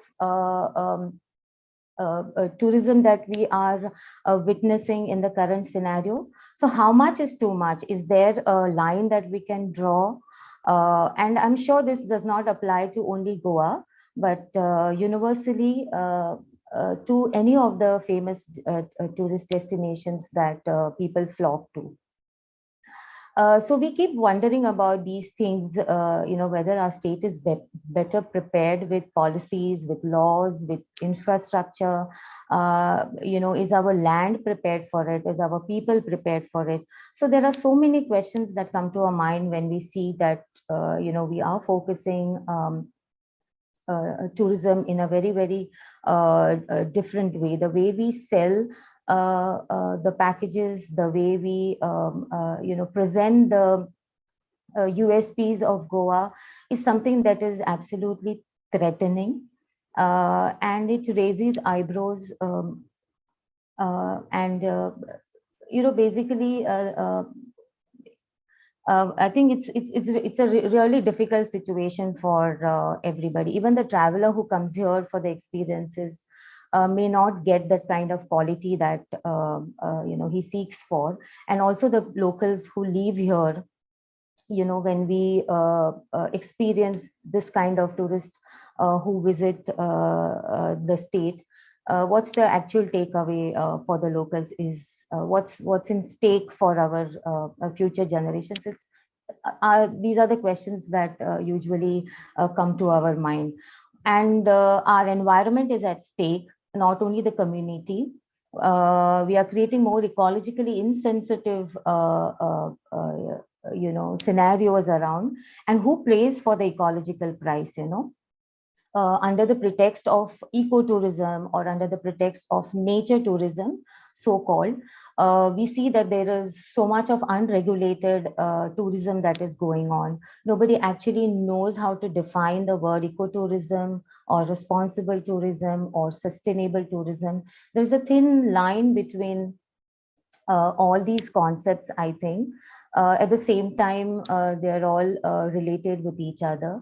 It's up to us how we look at these different concepts and define it for our own selves. So we are facing a very, very serious problem as far as environmental degradation in Goa is concerned, with reference to tourism. So there is a lot of dilution as far as our environment is concerned. We also have a lot of cultural invasion, and we have a lot of cultural dilutions as far as tourism in Goa is concerned. I call them the revelers. It's not only the domestic or the international tourists that often come to Goa behave like this, but we also have witnessed the locals behaving and engaging into anti-social activities like this, that really perhaps doesn't send good signals across, or does not send good messages about destination. So basically, these are the challenges that the Goan tourism is facing. This is the result of a good day spent with nature. So there's nature everywhere. So party without care is the funda of people nowadays. This is a scene everywhere, literally in Goa, especially now with the government trying to replicate the model of beach tourism into the hinterlands and call it more of rural tourism, is encouraging more and more people to visit the hinterlands, the forests, this is the result of people spending their entire day in the nature. This is just a symbolic photograph that I have put, and it's really an eyesore in the beautiful landscape in Goa on the plateaus. And is this what really we want to show people, or is this the real experience that people want to have? Goa is known for sun, sand, cheap alcohol, and that generates a lot of garbage. I would deeply thank the Indian cinema for portraying Goa and creating this image about Goa, where every Maria Fernandez is wearing a dress and walking along the road and boasting her Goan Hindi accent. Or every gully in Goa has Michael Fernandez, who is drenched into alcohol 24/7. So this is the kind of image that we see about cinemas, about Goa in Indian cinemas, and it's really threatening to see this. So basically, the narrative completely changes. There is a different message that goes out to the traveler. Goa 365 is the tagline of our Goan tourism, which promotes Goan tourism for 365 days. And this is the kind of focus right now. This is the present scenario. We are looking at promoting Goa and nature-based tourism. I would, like to point out specifically and show you the middle photograph where they are selling the packages for dolphin watching on one of the islands off coast of Goan shores. It's called the Grand Island. I'm sure most of you, I don't know, I think some of you might have visited this place maybe when you have come down to Goa. But something interesting that it says, it's snorkeling, dolphin, boat ride, fishing, lunch, beer, and rum. So you get a pint of beer or maybe a peg of rum, along with the experience that they promise you. Along with everything. So whether these things are really sustainable, whether we call this responsible tourism, is a question that we all need to ask. It's a food for thought for all of us. We should know where to draw a line. And if Goa is known as an international tourist destination, is this the kind of experience that we want to sell? Is a question that we need to ask. The other photograph I specifically want you all to have a look at is, the jeeps right in the middle of the Dudhsagar River. So these are the famous Dudhsagar trips that happen in Goa. And you find hundreds of jeeps flying in the middle of the national park to reach to the base of the waterfall. And you can see to yourself, under the pretext of nature tourism or ecotourism, does this really fit into the definition of responsible tourism? Is a question that we all need to ask. Can we draw a line when we are looking at exploring these possibilities in any of the destinations? and whether we have the laws and the policies and regulations in place as far as this kind of tourism is concerned. We have other challenges also. I won't get into that, but tourism often leads to criminalization, drug abuse. There's a lot of other antisocial activities that happen. Where you see a lot of movement of people.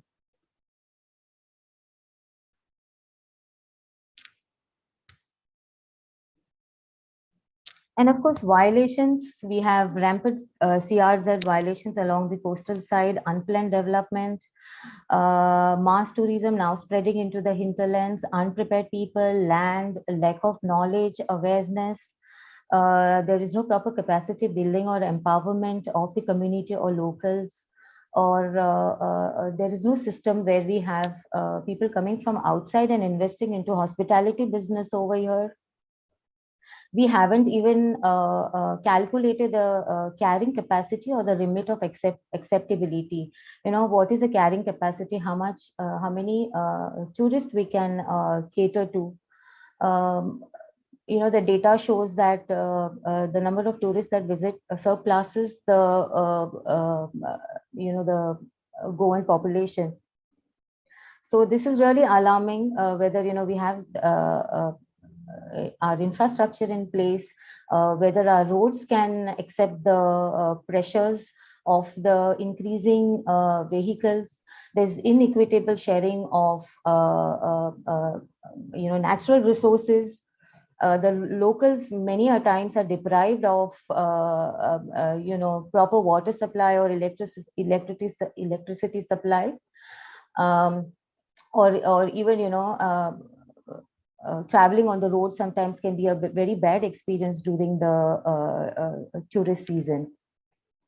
And to add on to all these problems, we yet do not have a tourism policy in place for Goa. It is all centrally planned. So there are no locals, to give their inputs, or, no decisions are taken based on the informed, based on the right kind of information. And there's so much of gaps as far as the policies, laws, and other regulations are concerned. Having said this, we also have very little local stake of the communities. Maybe a few people in the urban areas and along the coastal side have a stake, as a direct stake into the tourism industry, but definitely not in the hinterlands yet. Something has to be done as far as that is also concerned. Otherwise, it won't be far when Goa also loses its battle as far as this industry is concerned, like we lost, the mining industry.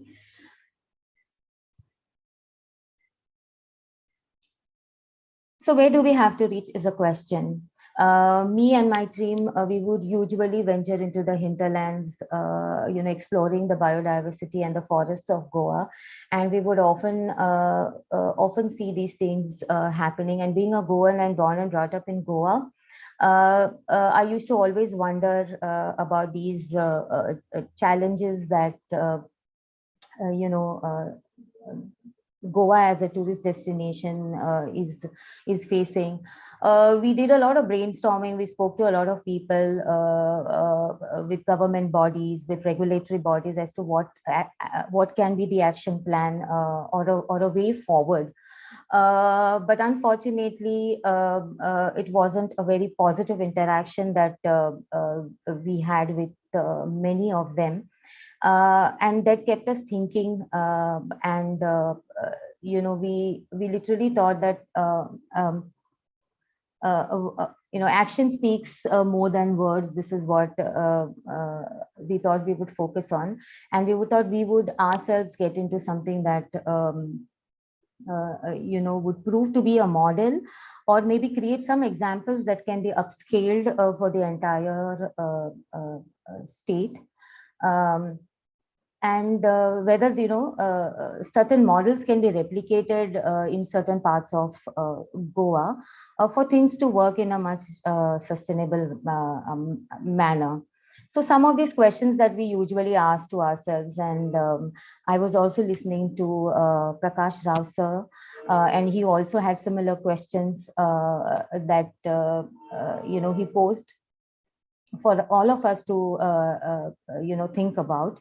And we also used to often ask ourselves about these questions, and we really thought that there was time that the entire narrative of Goan tourism should change. So let us be the change and start something. So every journey begins with a step, and we thought we would take smaller steps to achieve what we wanted to. Our journey is still on. It is not yet over, and possibly will never get over. I would just like to share a few experiences about some of the initiatives that we try to implement in the state of Goa. So primarily our focus was to get into responsible tourism. So basically create an experience or add value to the entire holiday or the vacation of the travelers. And also to minimize the negative impacts of the tourism footfalls. And also we thought whatever the gaps that we saw in the tourism industry in Goa, we thought we would try and fill up those gaps. So amongst that, we thought one essential point was to have local stake. The people in Goa should be a part of the tourism industry, and that the benefits also should percolate to the communities. And with this, since our expertise or our our strengths were wildlife, nature, environment, we thought we would focus more on the environmental part of it, and along with the community, try and create some sustainable model for Goa. That is how Mriga Expeditions came into being. We are 4 of us in the team, and we have different verticals, and we are working at different components in our tour company. We concentrate more on wildlife, the beauty of bird watching, and trying to create experiences for people to watch wildlife in a very different way, so that it is more memorable. So that's one of the focus. And not only in Goa, we concentrate on the other parts of in the other parts of India also, especially Northeast. Documentation and research of biodiversity is the second branch of Mriga Expeditions. It is very important, as being responsible to our operators. We also thought that we would contribute something to the biodiversity of Goa. So while we were also moving around with our guests, taking them around Goa, showing them the forest and the flora and fauna, we also concentrated on documentation and research, which culminated into reporting 7 birds to the Goan avifauna, 17 butterflies, 75 dragonflies, including 2 new species to science. Idionyx gomantacensis is on the left side, and Dipkadi goensis is something that was rediscovered. So there was a report of a few scientists from Goa University. So while we were venturing and on our photography trips, we rediscovered this particular species of Dipkadi again.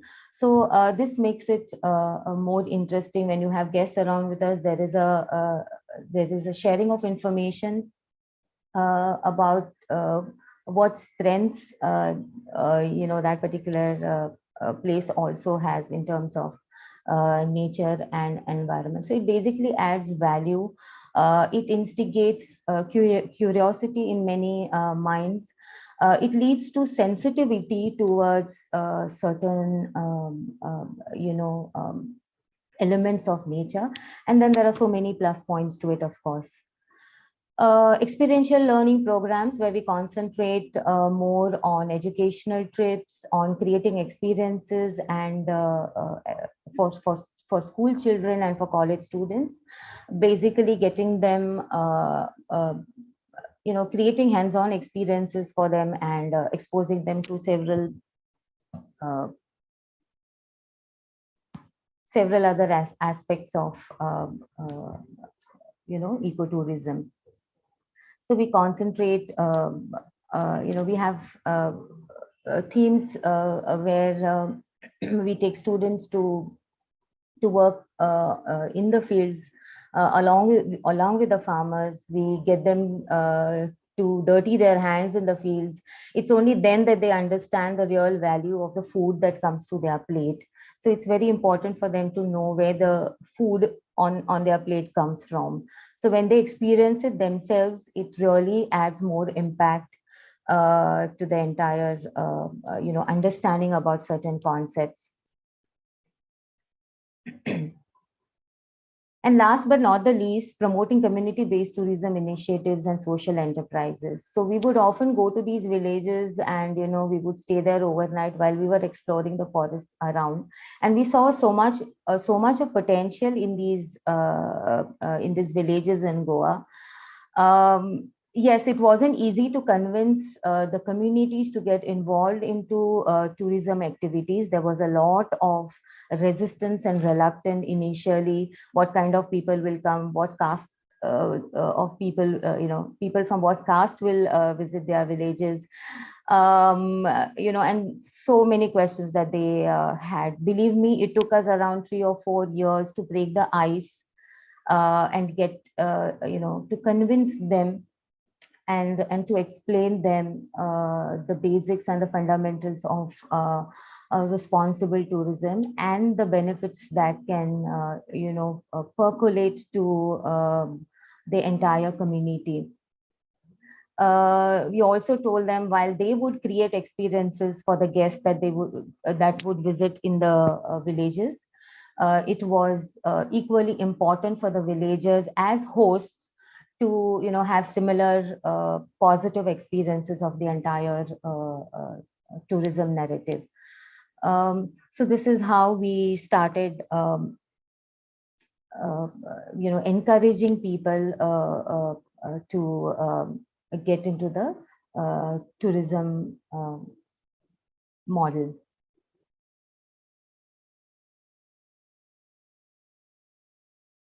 So the ideal scenario was to just reverse the present scenario that was is happening in Goa. So we thought we would concentrate on low volume and give a high-end experience. So it's quantity versus quality, So look at less footfalls, but give them the best quality experience. A lifetime experience to remember. We thought at no point of time we will interrupt the livelihood or the traditional occupations that the villagers were involved in. So the villages that we chose were majoritarily having the tribals, the locals who were based there, the Gaonkars they are called, who were engaged in agricultural activities. Some of them are hunter-gatherers. And then, involved in other local occupations also. So at no point of time, we thought we would interrupt their livelihood or traditional occupations.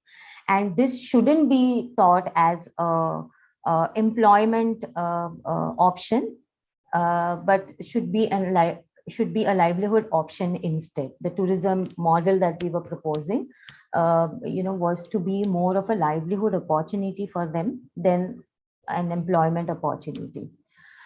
It was very important to consciously,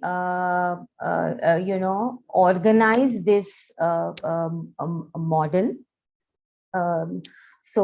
We thought, there has to be an organized way of organized approach to the entire model.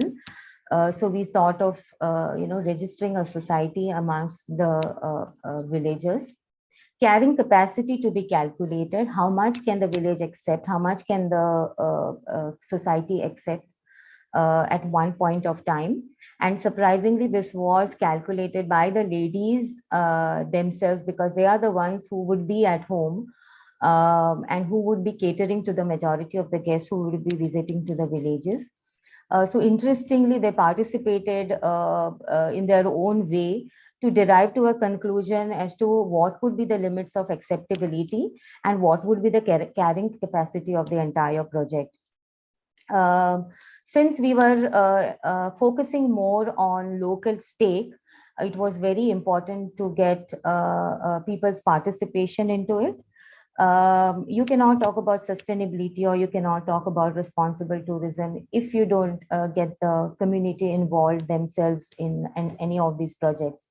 So it was very important to identify women, youth, or anybody who would be, willing to, take the project ahead. It was very important to have local guides, who would take people around. So, we identified certain people in the villages, who are potential people to take the project ahead. Of course, better promotions and marketing strategy was needed for the projects, because it would have been the first of its kind. This was around 15 years back, and the concept of responsible tourism, or the buzzword called ecotourism, had just come into being, and not many people really knew to define these words. Honestly, even we didn't know where would this would take us. But we knew that we needed to not replicate the same thing that is happening on the other side in Goa.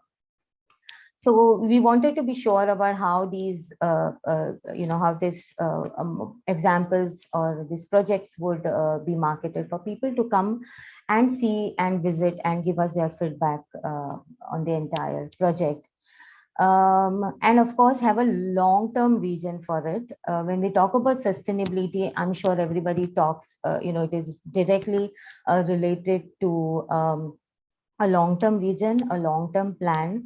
Nobody looks for, quick returns. So since the project needed to survive for many years, we needed to have a long-term, a plan for the same. So this was the ideal scenario that we started to work around. And we thought we came with a workable solution. So these are our initiatives, 2 places, one in Fonda Taluka, in a place, in a village called Tamdi Surla. The village is called Talde. And the second one was in the Sangye Taluka, right in the south of Goa. So that was the second project that we initiated parallelly. So these are the, this is just a slide which tells you about the community initiatives.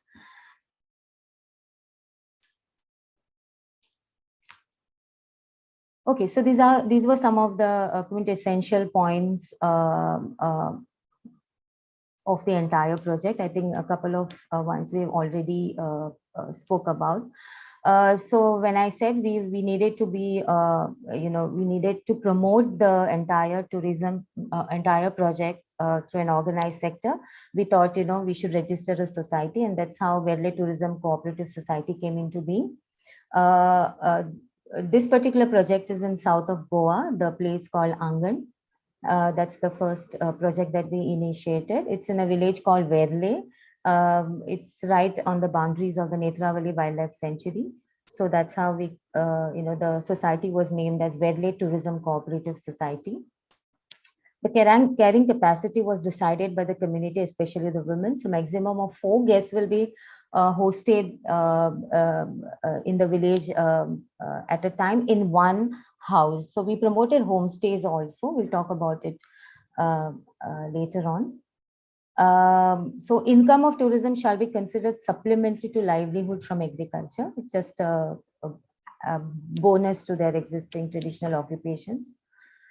All guests will be accompanied by local guides at all the times. I think this is very important, be it beach tourism or coastal tourism or any kind of tourism or ecotourism. I think we need to have a local person always with the guest who would guide them and who would tell them the right kinds of do's and all the don'ts that they're supposed to be engaging into. And one important aspect was the alcohol component. So we debated a lot on this about what should be, as far as the alcohol consumption in Goa is concerned, especially related with this project. We did a lot of brainstorming on this, and we all came to this conclusion that we also need to write a no alcohol policy, which not only applies to the guest, but also applies to the host. So this was and there are so many interesting stories that experiences that I can share with you. When we started accepting guests, the first question that we get received from the guest is whether, we can drink over there. And, when we say that it works on a no alcohol policy, it directly acts as a filter. This no alcohol policy acts as a deterrent, and this brings only the good guests to the villages, the people who really want to experience a different side of Goa. We tell them that they cannot consume alcohol over here. And there are many instances also that people have brought alcohol, and the people in the villages, the guests, have bought alcohol along with them, and the guests have politely denied to take them into the villages also. So many good things also happen when you really have the laws, the policies and regulatory rules and regulations in place. This is just the milestone of the entire project. So we have 3,000 guests so far from the year 2015 and 19. We don't have the data for the last 2 years because of the pandemic. We know tourism was had taken a setback. This is the welcome center. So one of the houses in the village has been converted into a welcome center. This is the inside of the welcome center. I'll just quickly take you, show you some glimpses of the entire project. This is the typical homestay that, this is the kind of the homes that the guests come and stay in. This is the interiors of the homestays. We have kept everything as local as possible.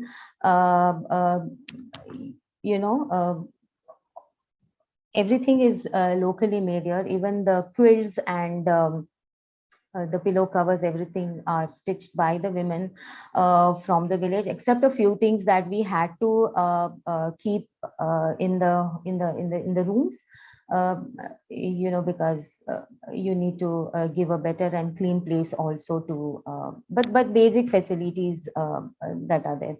So everything is locally derived. The only alien thing that we introduced into the entire project was the Western toilet outside the homes, because that was the need. Not everybody can squat and use the local, the Indian style.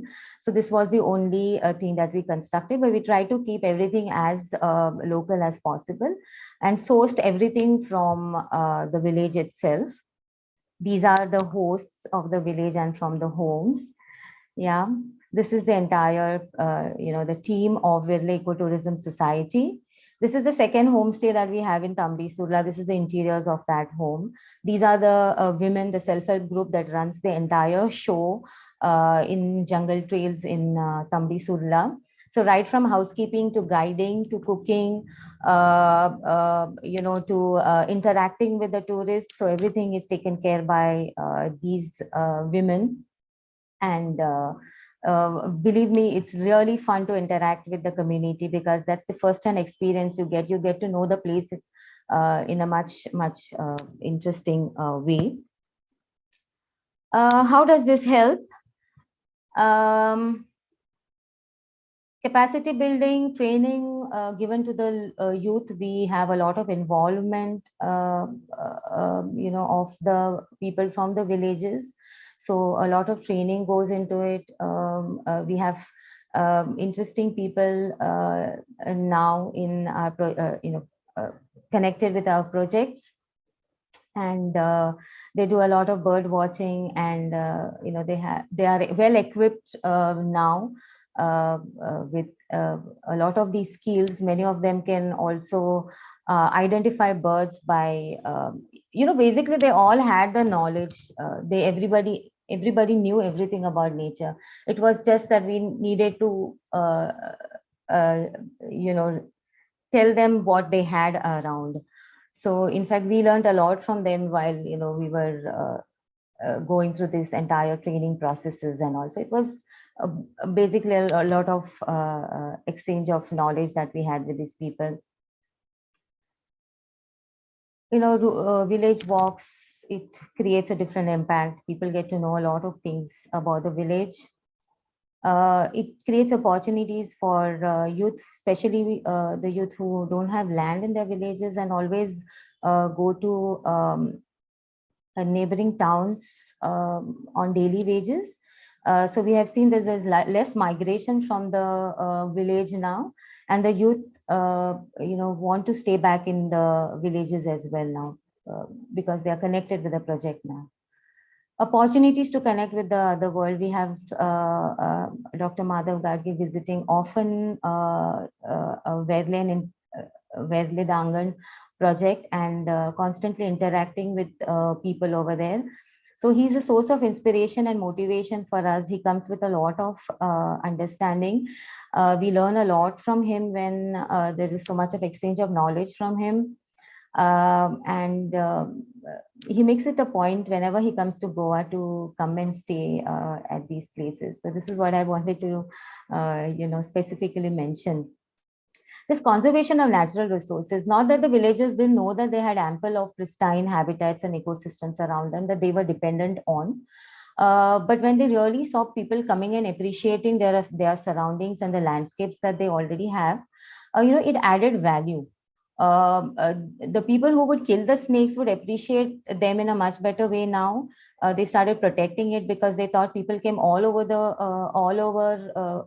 world to come and see these things, So that emphasized and made them rethink about the entire scenario about the surroundings that they had. So they appreciated nature in a much better way. So it was a win-win situation for both, for the travelers, for the hosts, and of course for us, because we tried to get into this basic awareness programs with them.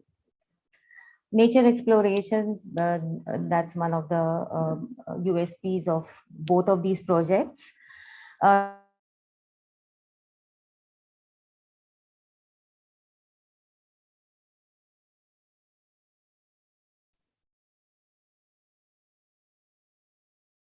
Hello, can you hear me? A couple of more slides. And Yes, madam. Yes. So while we were, the process of initiating these projects were going on, we also discovered that the villagers ate around, no, I would say more than 100 species and varieties of roots, shoots, tubers, stems, flowers, leaves, and various wild varieties of resources that they procured from their neighboring surroundings. And most of them they grew in their backyards. So this was the potential that we saw. Exploring the different part of the entire project. We thought we would focus more on the traditional foods also that the people consumed.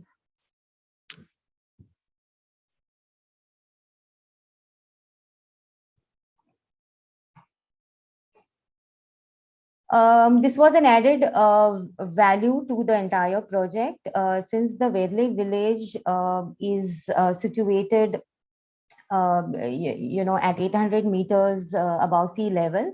The temperatures in the winters almost go to 3 and 4 degrees. It's really surprising for a place in Goa where you see temperatures going down at this level. So we thought, why not try cultivating strawberries, because we thought cherry tomatoes and other kinds of exotic varieties of vegetables were growing in wild over there. So we thought we would just try bringing a few saplings of strawberry from Mahabaleshwar and planting it here, and exploring the possibility of incentivizing the entire project, where women would also get involved into this. And surprisingly, we have Goan strawberries now.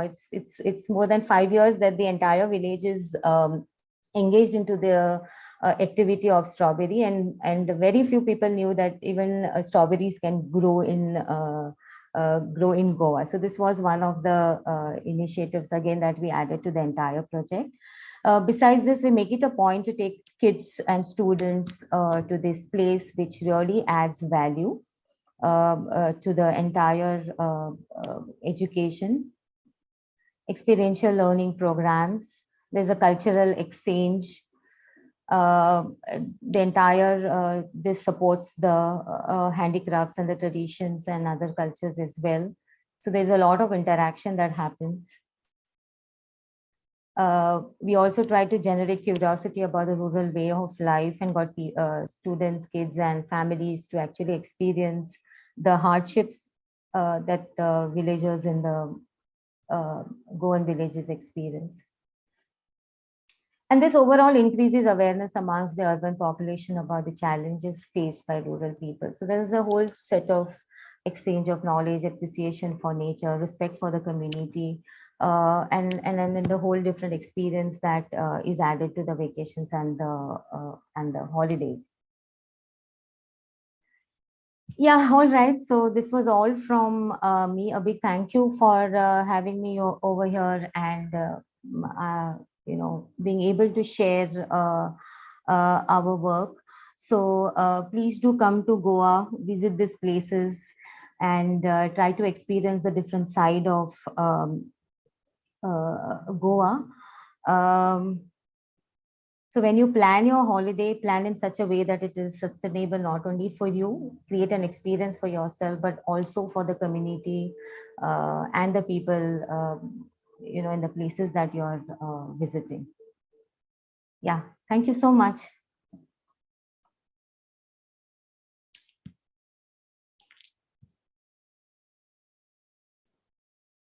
Thank you, madam, for this enlightening presentation. We are really impressed to see your work in the sphere of education, nature, your work, project-based work as far as community tourism is concerned. So it's really, we are really impressed to see all the work that you are doing, and your love for the nature specifically is commendable. Madam has wonderfully showed us the rich original culture of Goa. And when everyone was only talking about increasing revenues from the tourism, Madam has coined the thought of ecologically insensitive tourism, which is a threatening situation.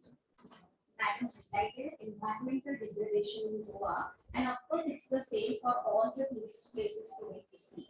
Therefore, we could understand what you mean by responsible tourism and why it is the need of the hour.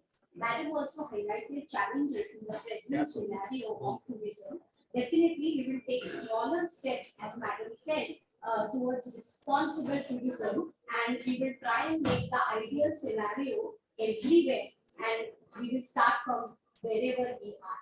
Thank you so much for this wonderful session. Now I would request if anyone has got any questions, you may unmute yourself or you may put your questions in the chat box. questions from anyone? Ask.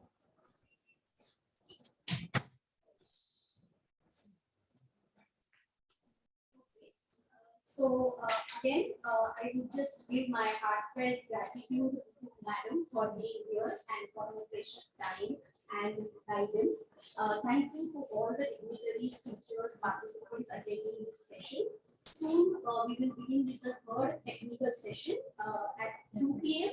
Now we will have a lunch break and all of us will meet again at 2 p.m. Thank you so much. So the Zoom link is going to be the same for the third session also. Thank you. Thank you so much. Thank you. Thank you so much. Thank you. Thank you. Are we going to close this room?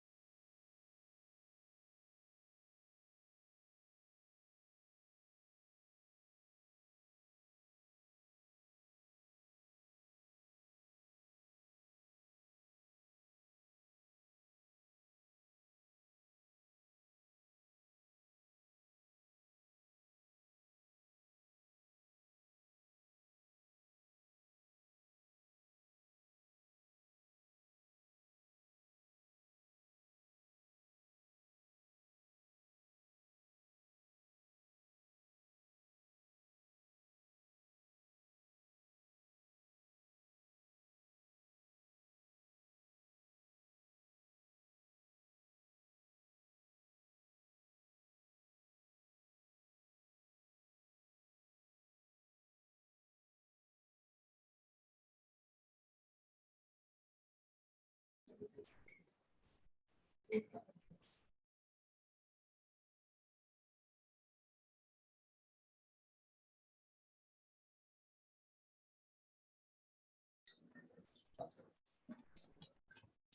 welcome everybody for the session 3. Today we have with us Mr. Prasad Dave from Savanthwadi. He is an engineer by education who believes in creating a responsible tourism model where conservation can be achieved by promoting sustainable livelihood. Through his organization, Kokani Ramandis, he involves local explorers and regional people to conduct eco-tours in the regions of Doramarga, Tilahi, Terekhol, Amboli, Savanthwadi, and Kenya. They host eco-tours on beaches, backwaters, rainforests. They also conduct river-based activities on 3 major rivers of Sindhudurga to promote livelihood of local people. They involve local people and provide eco-stays near Velulla Road. Mr. Gowdy is going to speak about sustainable livelihood with responsible tourism and share his experiences with us. So over to you, sir. We are all eager to hear your experience. Thank you.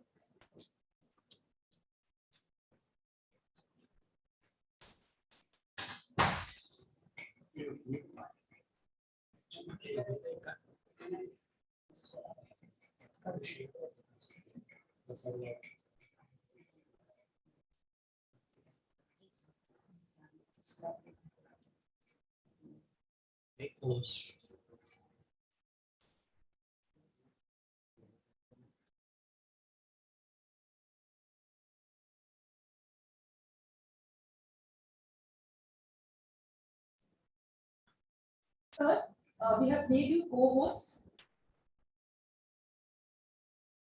Over to you, sir. Prasad, sir.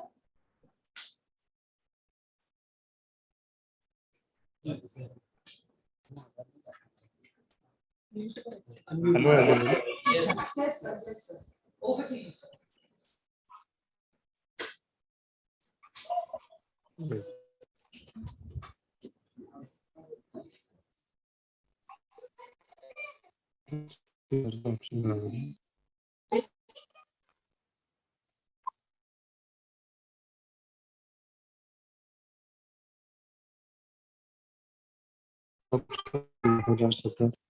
Hello, hello. Ada plan bikin dong. Hello.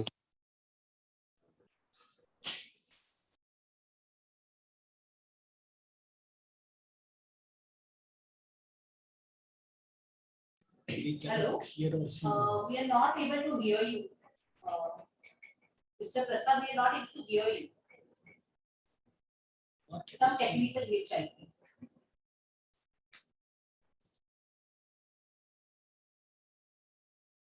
Your view is also off and you are on mute.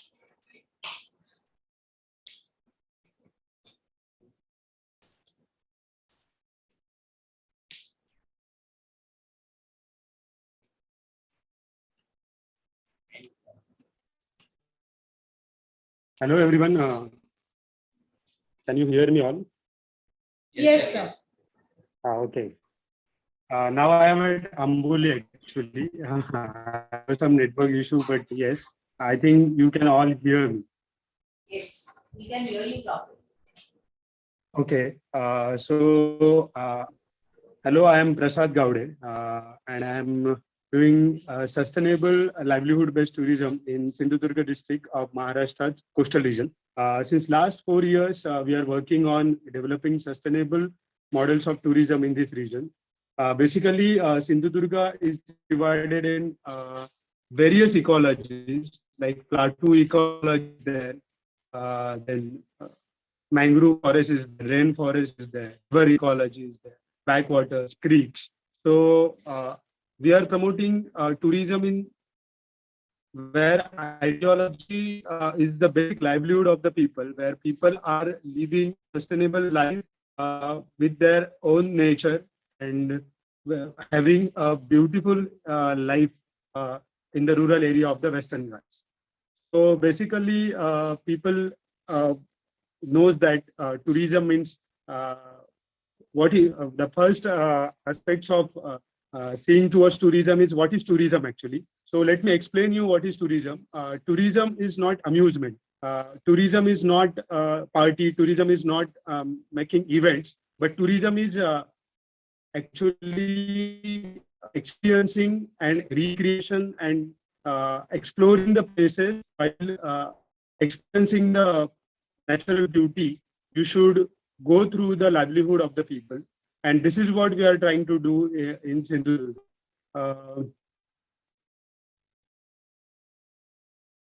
So let me speak about ecotourism. So while doing ecotourism in Konkan, we have selected 4 regions. So Western Ghats and the coastal biodiversity. These are the main 2 regions. In the Western Ghats, there are plateau regions and also the mountains and the forest region. In the coastal region, there is also a plateau region and the coastal beauty, that is beaches. So in Sindhudurga, there are lots of amounts of biodiversity, like coastal biodiversity, then rainforest, and so many birds are here, so many mammals are here. So what we are doing is we are trying to connect you with the local livelihood. We are trying to connect with the local people, and with the help of local people, you can get in the interior part of the villages and you can experience the livelihood as well as the natural beauty. So Mangar is one of our model actually. In that model, in this Mangar model, what we are doing is Mangar is basically a farm stay. In Konkani or Goan Konkani or Malwani Konkani, farm stay is called as Mangar. So Mangar is the symbol of sustainable living actually. Mangar is surrounded by farming. Mangar is surrounded by cashew farming, then areca nut farming, mango farming. So Konkan is not like you will get here biodiversity as well as the essence of ecological farming. It doesn't mean that it's like you will get to see here spices as well as areca nuts as well as the jungle farming actually. In many forest areas, if you go to Dodamar, Tilari, or the wild side of Goa like Madai or Netravali part of the Western Ghats, you will find that people are worshipping forest as well as people are taking the forest produce as their daily livelihood. Many species like nutmeg, like miri means black pepper. These all kind of spices we have taken from the Western Ghats only, and these spices we are using in our daily cuisine. So Konkani cuisine is also the identity of the local ecology. There is one book on such a Konkani lifestyle written by Mr. Claude Alvarez, who is an activist. The book name is The Fish Curry and Rice. So the staple food of Konkan, that is the fish curry and rice, is nothing but the identity of our ecology. So during tours or during exploring parts with local Ran Manus. Ran Manus is a wild man. I called it as a Ran Manus because we all are the indigenous people living in the Western Ghats. So we have a culture, we have a nature, and we worship nature. So people should understand the way of living here. People should understand the indigenous way of living with the nature. So Konkan is one of the best area to explore such a beautiful lifestyle. So we are during our tour, festivals, then culture, then tradition, and the food culture are the main aspects of traveling or main aspects of tourism in the Konkan region. There is one unique sustainable fishing in Konkan, which is also known as Rapan. So Rapan is considered as one of the best sustainable fishing, and it also honored by UNESCO, UN, because during Rapan, the local fishermen do not disturb the deep sea habitat or do not disturb the sea ecology much. So it's a coastal fishing, rapand. So during our tour, we take our tourists to such places where rapand is performed by the local people. Actually, rapand was previously performed in Goa and Karnataka also. But due to the amusement kind of tourism, due to the commercial wave of tourism, now rapand is completely gone from that coast actually. If you go to Kalangut beach, now you can't see rapand, but if you go to Kalangut beach before 20 years, there you can see a picture that the local fishermen are doing rapand fishing. So now if you come to the Vengurla coast, or now if you come to the Devgarh or Malvan coast, you will find such fishermen who are living sustainable or who are practicing the sustainable fishing styles, not only on the coast, but also in the backwaters and in the rivers also in the Western Ghats. Such kind of sustainable fishings are performed. We are trying to learn, or we are trying to perform the lost livelihood skills to the tourists. We are trying to introduce such livelihood skills which has to be appreciated, which has to be preserved, because tourism is not only the sustainable way of development.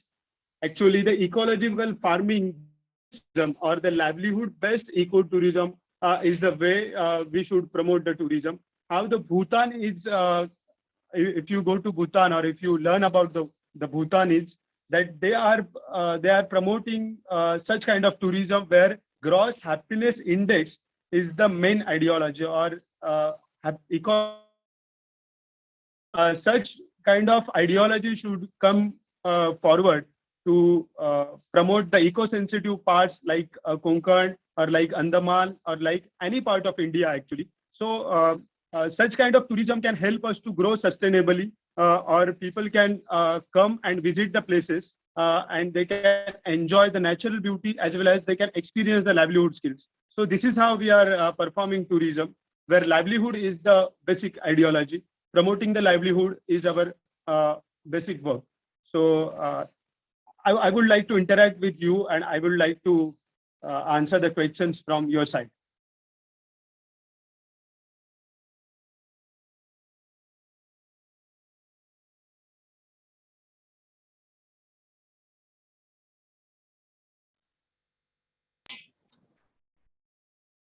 Participants are understanding. Address the participants. Address the participants. Participants, if you all you have any doubt or questions to ask, please feel free. You can. I have a question for you, sir.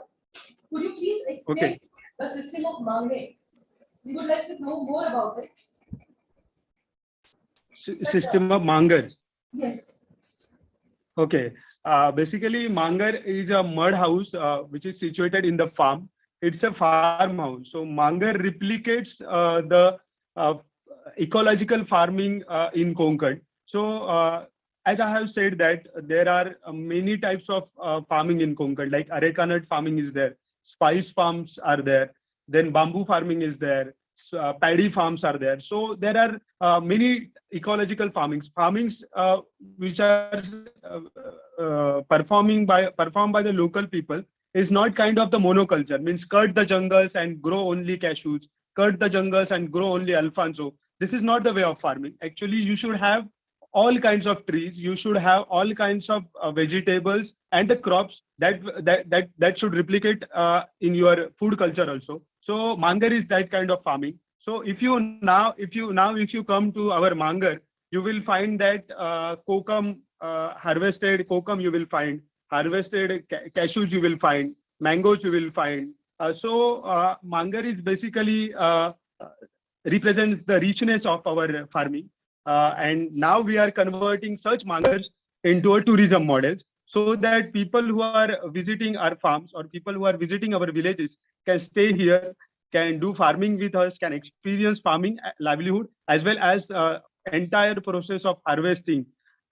Because now people know that alfonso is very famous from the Devgarh or South Konkan region. but no one knows how it is harvested. No one knows how it is cultivated, or many recipes from Alfonso. But there are some indigenous fruits also. Other than Alfonso, there are several types of mangoes which are traditionally grown, out of which Goa Mankur, or the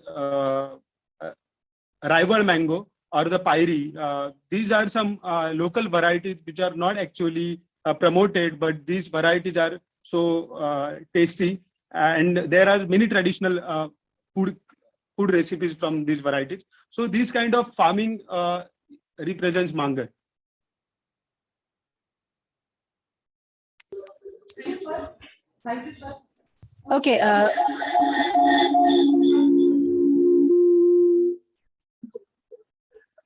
Yeah.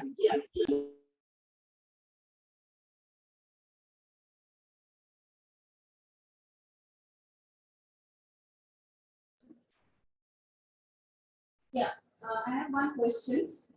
This is Dr. Veena Kedkar from Botany Department. Sir, may I ask you a question? Yes, yes, sure. Okay. Can you elaborate on the decreased use of rampant in the area that you mentioned? Rapid fishing, right? Yeah. Yes. Rapand means there is one Marathi word, rapand. So rapand means in Marathi we say that rap kadne. Rap kadne means there is one tree in the coastal region. So people used to make juice of the its some leaves actually, and they used to apply it on the nets, and then such nets are used for the fishing. So Rapan represents that these trees are also important, and these trees only found on the coastal region of our western coast. So Rapan represents the livelihood of the traditional farmers in the coastal region. Then another important part is Rapankars, means who are performing Rapan. They use only traditional boat for Rapan, and that traditional boat is used from another indigenous tree which also found on the western coast of India, and that is known as Undal tree. So using this Undal tree, people used to make the boats, and these boats are lightweight, and such Rapan boats are very much used.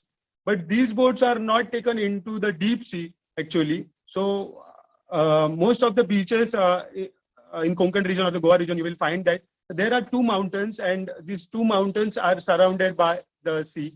So in these two mountains, the net is applied in the half circle region, and then it is pulled from both the sides.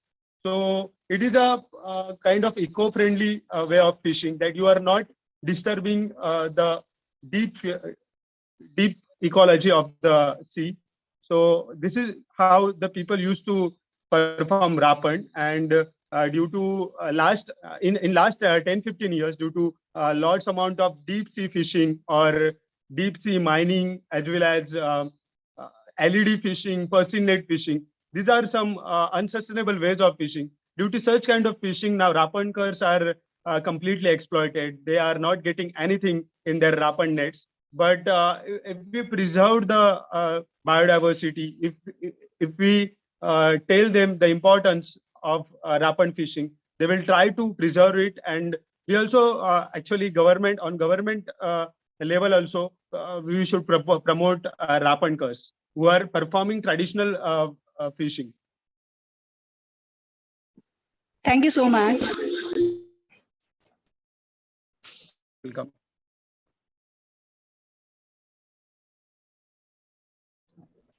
I have a question over here is what is the role of tourists in the whole process of ecotourism? Can you highlight what are the responsibilities? Do you find the tourists responsible when they visit such places which are ecologically sensitive? What are your experiences? Yes. Actually, what I think is that tourists will come towards you in the way you are presenting yourself, in the way you are presenting your area or the biodiversity. In my case, people comes here to explore the livelihood as well as the biodiversity, the species, and the ecology of this region actually. So we should not promote tourism like party. We should not promote our area like a party area. How Goa tourism is promoting their North Goa beaches actually. There are some another model in Goa also where people are promoting wildlife tourism like Mrugaya, like Nature's Nest, like some models like Hamakhetna in the South Goa, like Tanshikar Farmstay in the Netravali Wildlife Sanctuary. So this tourists come towards you to see your ideology, to see how you are promoting actually. So what I think is that we should promote our region like how our ecology is maintained by the local people, how our local people are living their folk culture. Like if you come to Konkan in monsoon, there is one festival performed by the local people, and it is known as Mirag, and we celebrate this Mirag as the arrival of monsoon, because monsoon comes here to give us life, actually to give us life, to give life to the Western Ghats, to give life to our rainforest, as well as the human being who are living in the Western Ghats. So we should promote such festivals like Mirag, which indicates that this is your sustainable life. So if you see, we have several seasons like spring, like autumn, like Mirag. There are many seasons in India. In Konkan, you can see the people are celebrating this season with the nature. So if you find that there are 100 festivals, there are 100 seasons, all these seasons gives you the spirituality.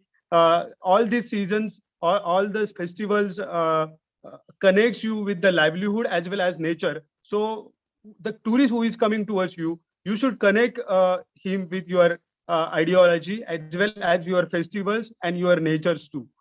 So this should be the way you should do tourism. And yes, if you do such kind of activities, the crowd coming towards you, maybe it will quantity-wise it will be less, but quality-wise it will be good, and it will help you to grow sustainably.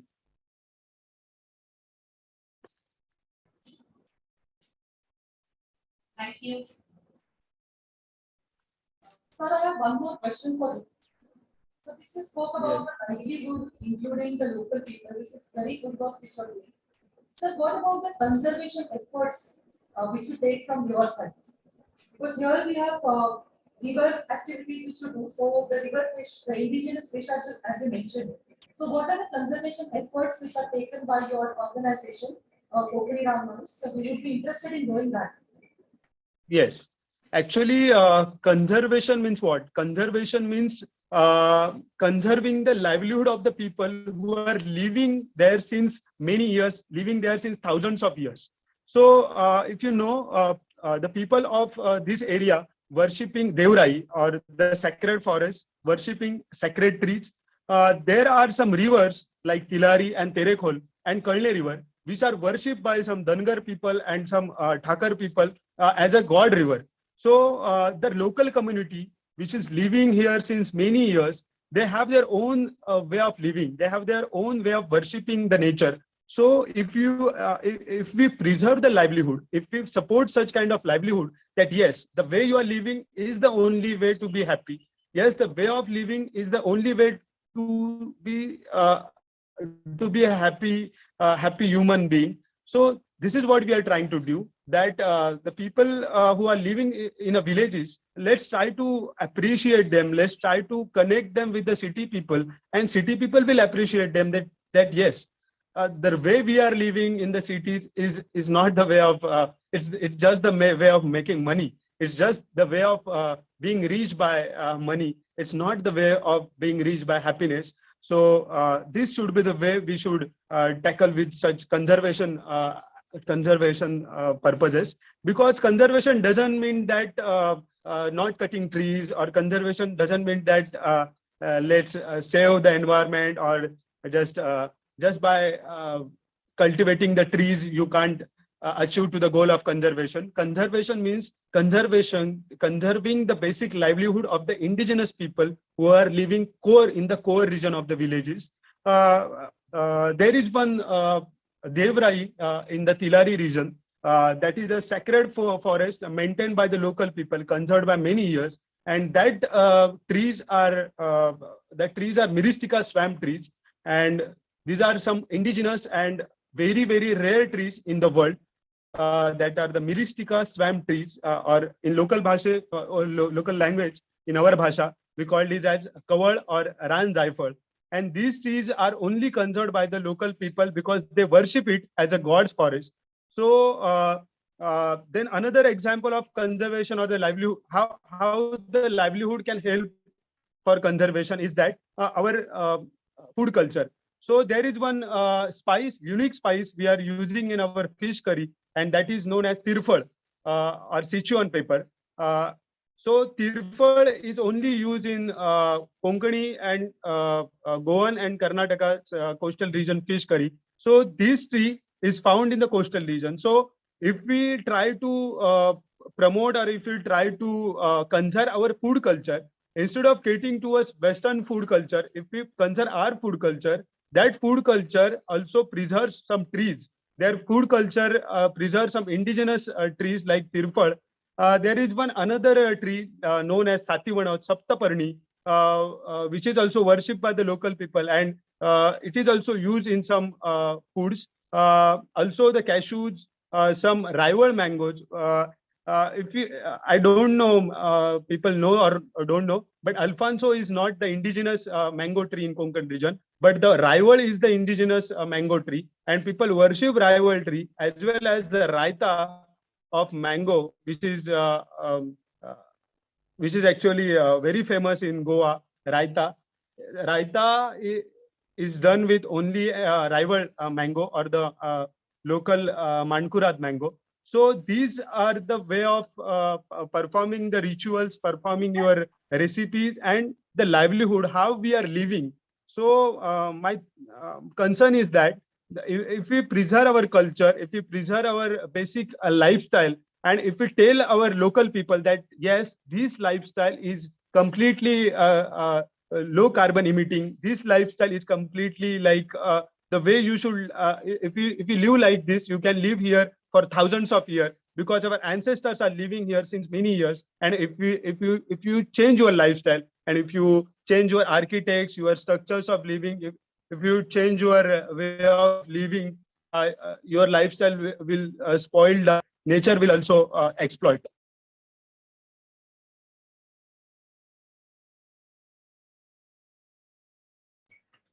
Thank you very much, sir, for giving us an insight into the design. Thank you. Namaskar. Namaskar. Purushottam Kale. Namaskar, sir. I would like to ask you one thing. Kokum is a specific product from Konkan region, of course, yes, coastal region, I should say. But unfortunately, I had heard of this incidents way back, but some delegation had gone to airport authorities with a proposal that instead of serving any other drinks, why not give only Konkan Sharbat? Yes. And at that time, it was agreed by the management, and they said that can you supply us with certain, I don't remember the exact digit there, but some million liters of Kokum concentrate. And the answer to that was no, they were not prepared for it. Unfortunately, what I have experienced is that once a Kokum tree is gone, nobody cares to plant it again. So, I mean, I feel this is not conservation. The idea, yes, that you have given, how does it fit there? Yes, sir. Actually, Kokum is most negligible fruit actually from Konkan region, and also Sindhudurga and Goa has got geographical indication for Kokum. But instead of selling purpose, if we see on the local level, how many of us, how many of Konkani people are using Kokum in their daily food recipes?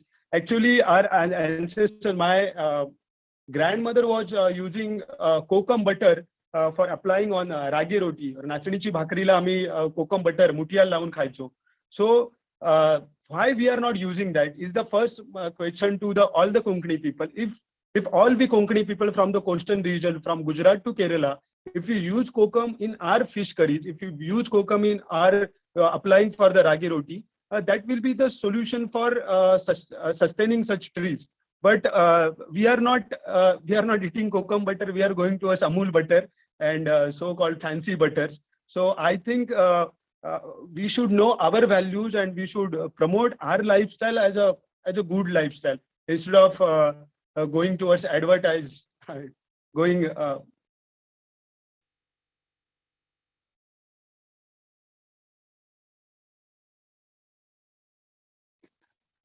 Yes, this is what I want to say.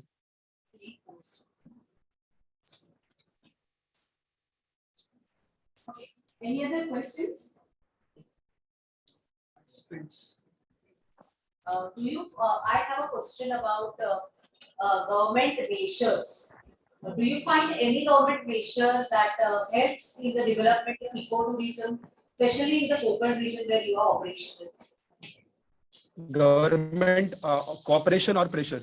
Cooperation or government, you can say policies, which boost ecotourism. Okay. Entrepreneurs. Actually, frankly speaking, government is not interested to promote the sustainable livelihood. Actually, in our region, there are many ecological problems. Like as per the Madhav Gadgil ecological panel, this complete region should be eco-sensitive zone. But politicians and some mining related businessmen oppose these things.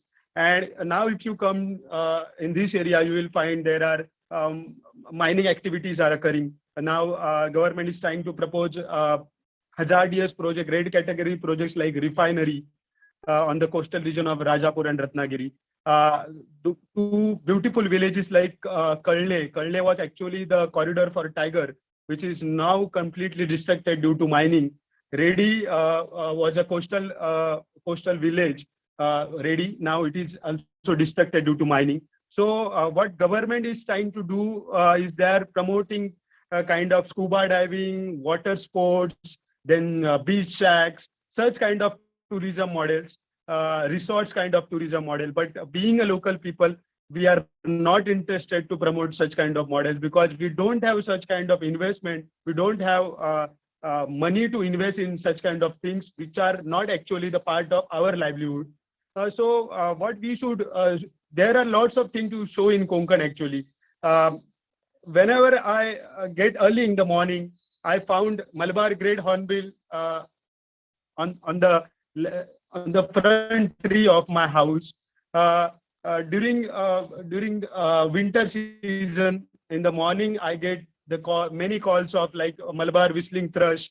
So I think this region is a heaven. And for the sake of money, for the sake of commercial tourism, we should not disturb our lifestyle. So tourists should come here and experience our lifestyle, our livelihood as a tourism. So government should understand such things. Actually, government people or the authorities should go to see Bhutan or some models like Northeast to see how they are promoting their livelihood as a culture instead of promoting Goa in Sindhudurga or Goa in Raigad or Malwan, because Goa is what we are seeing in Goa. I'm just living 30-40 kilometers away from Kalangut beach, and what I am seeing in Goa that all the businesses, all the local natural places are now completely exploited, and businesses are taken over by the commercial people. And the mining companies who are doing mining in Goa, they have created resort. They have bought lands in the coastal North Goa region, and they are promoting tourism there. So we can't be the part of such tourism. Our livelihood should be the way of tourism. This is what I want to say.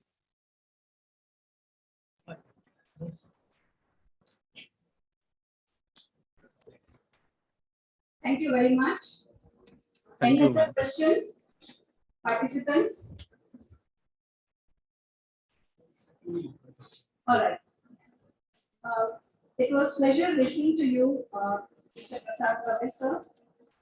Thank you. Session more about the questions and the replies that you gave in based on your experience was a delight to listen.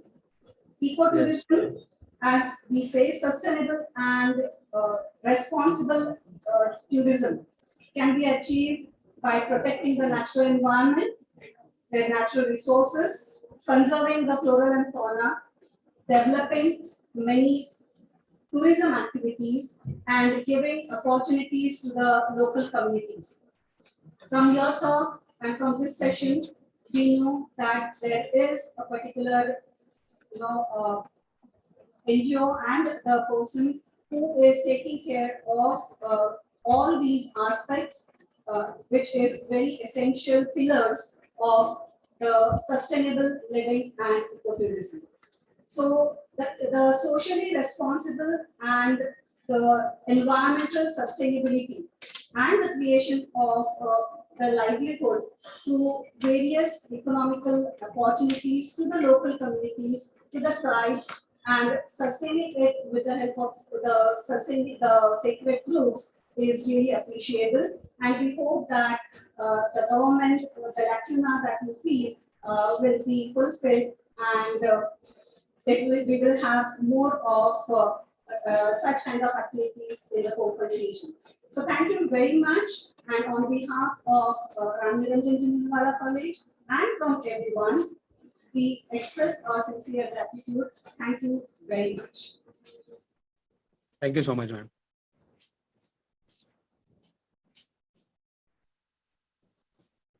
So we proceed.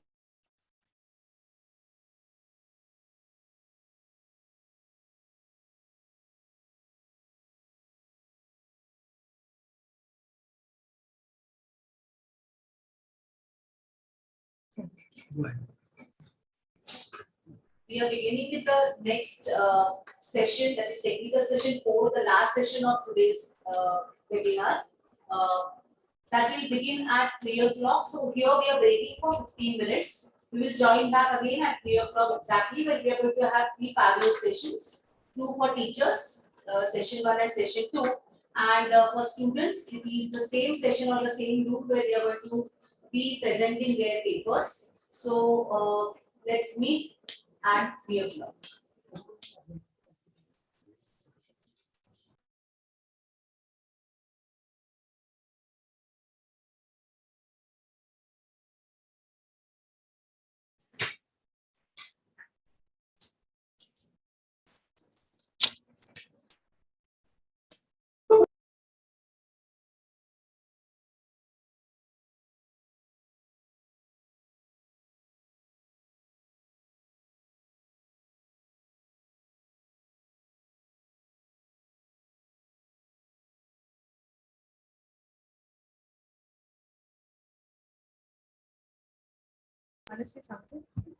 Kindly switch on your cameras so that we can take a photograph.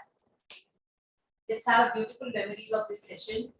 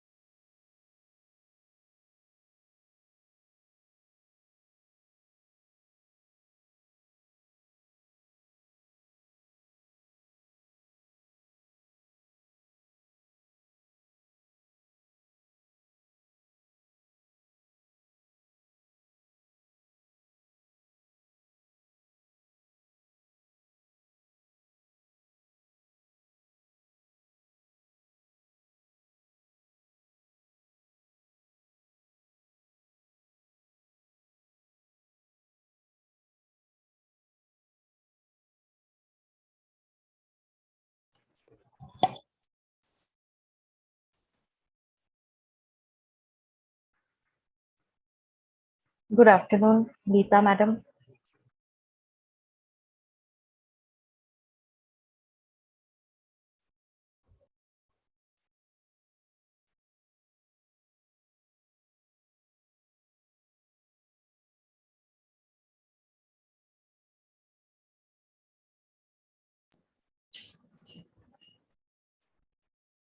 Good afternoon, Alada madam.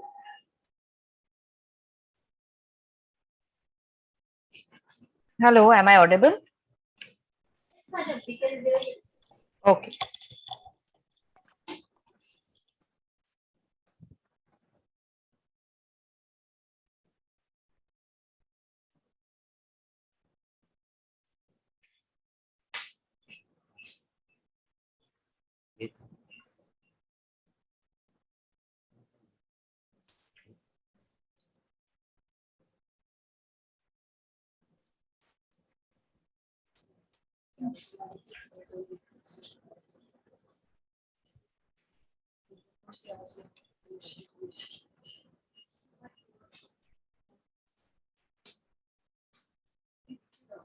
दिखेगा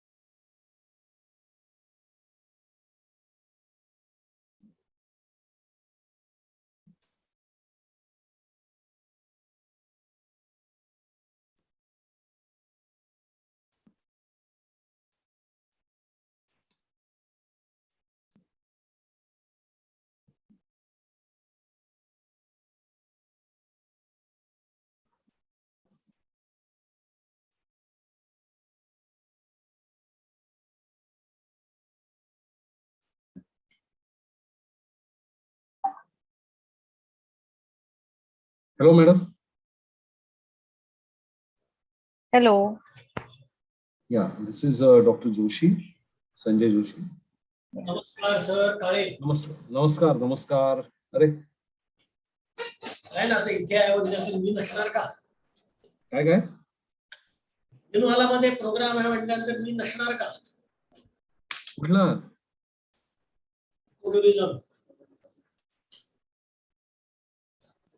हा मला बोलावलं ना जज म्हणून presentation काय ते hello हा बोला बोला हा मी आहे ना आता इव्हॅल्युएशन साठी हो नाही तुम्ही आहात मी म्हटलं मी नसेल का मी आश्चर्य व्यक्त केलं मी कसं काय हो तुम्ही सांगितलं आव्हाड सरांनी बोलावल्यावर नाही म्हणता येणं शक्य नाही So I am there. Okay. Yes, sir.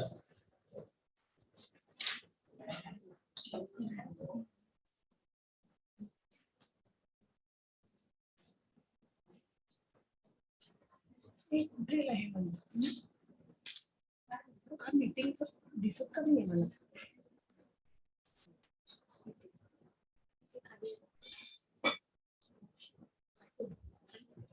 मोठं करायचं आणि जाणून करायचं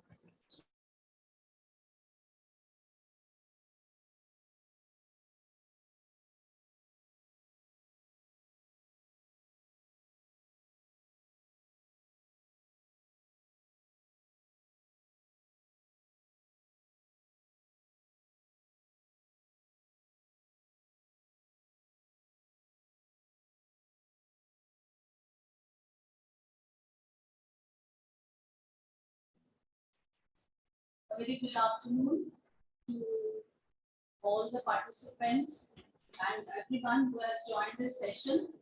This is a session for the students' presentation, and I'm very sure all the participating students have joined in the session.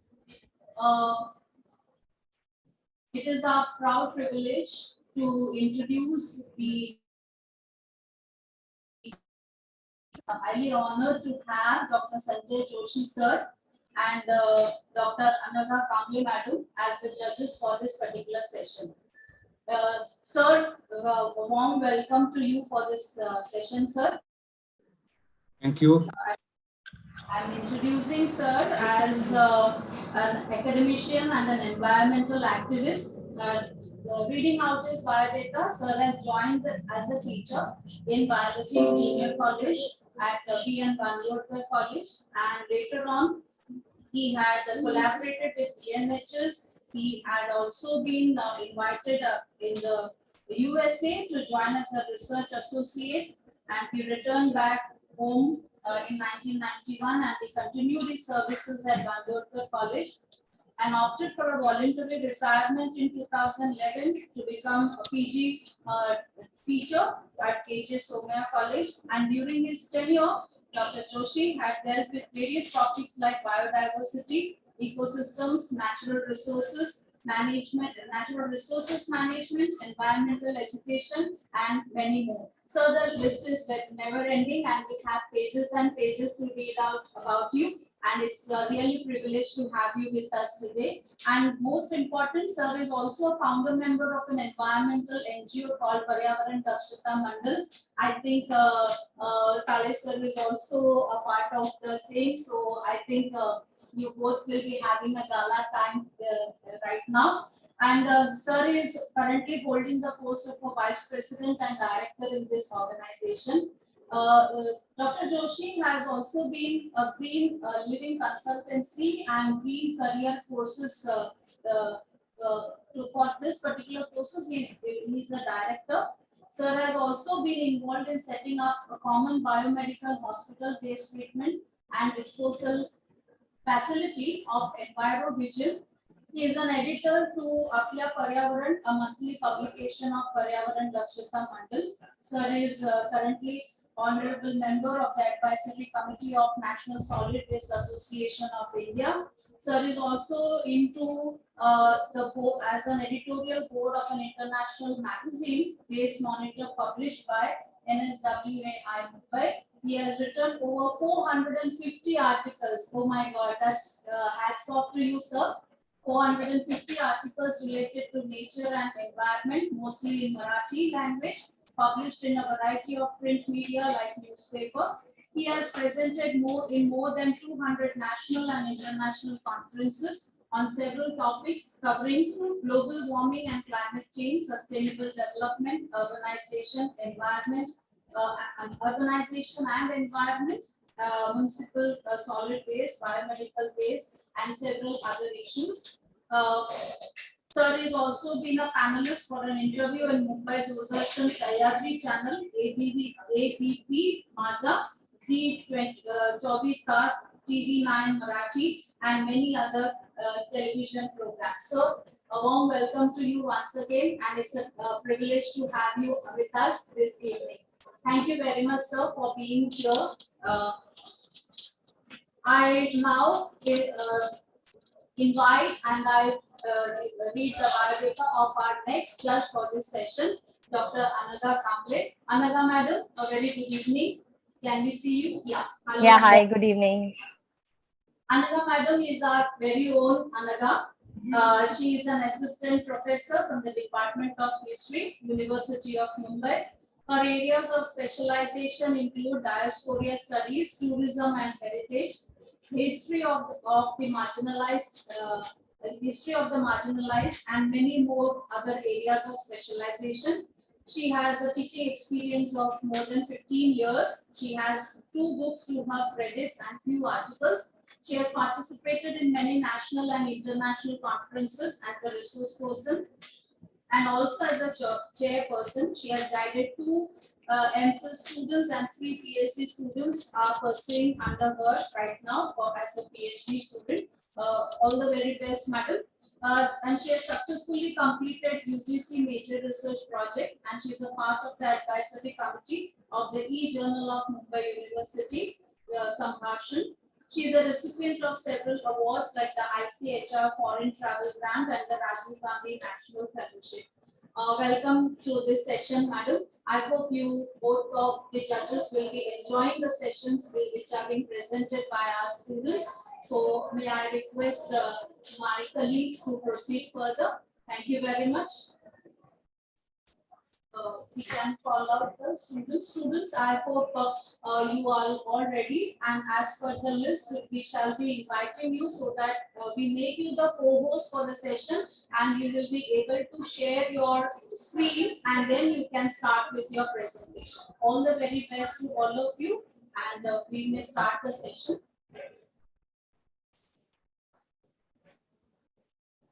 First participant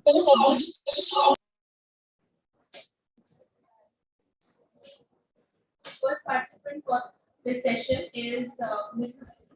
Nadar Ranjika Selvaraj.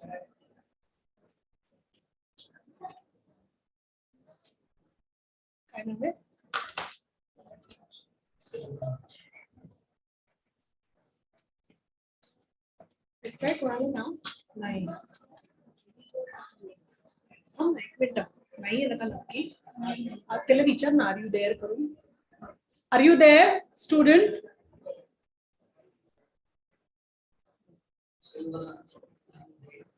Selvaraj, are you there in the meeting? No, we should go to the next one. If he joins later on, we can accommodate. Second participant is Pranali Vaste. Pranali, are you there?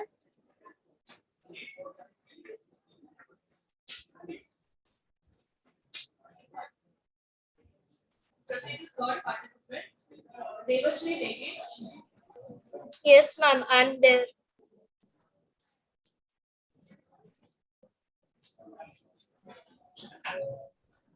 Yes, Devashri, your host now.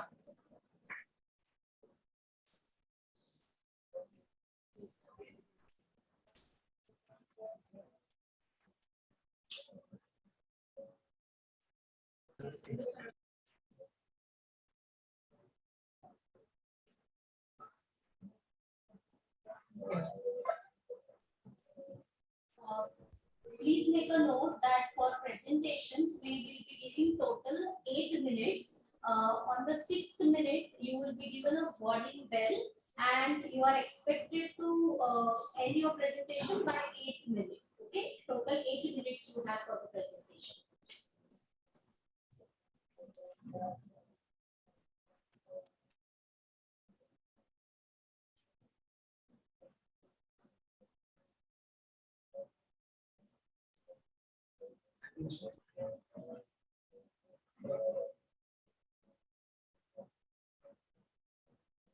Devashri, your screen is visible. You can start. Okay, ma'am. Good afternoon, respected judges, teachers, and all my dear friends. Myself, Devashri Rege, going to present on ecotourism, a model of sustainable development.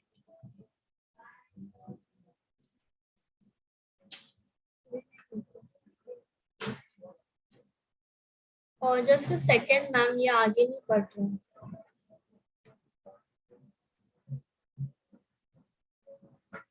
My topic is ecotourism, potential and possibilities.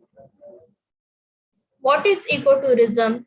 Ecotourism is a form of tourism involving responsible travel using sustainable transport to natural areas, conserving the environment and improving the well-being of the local people.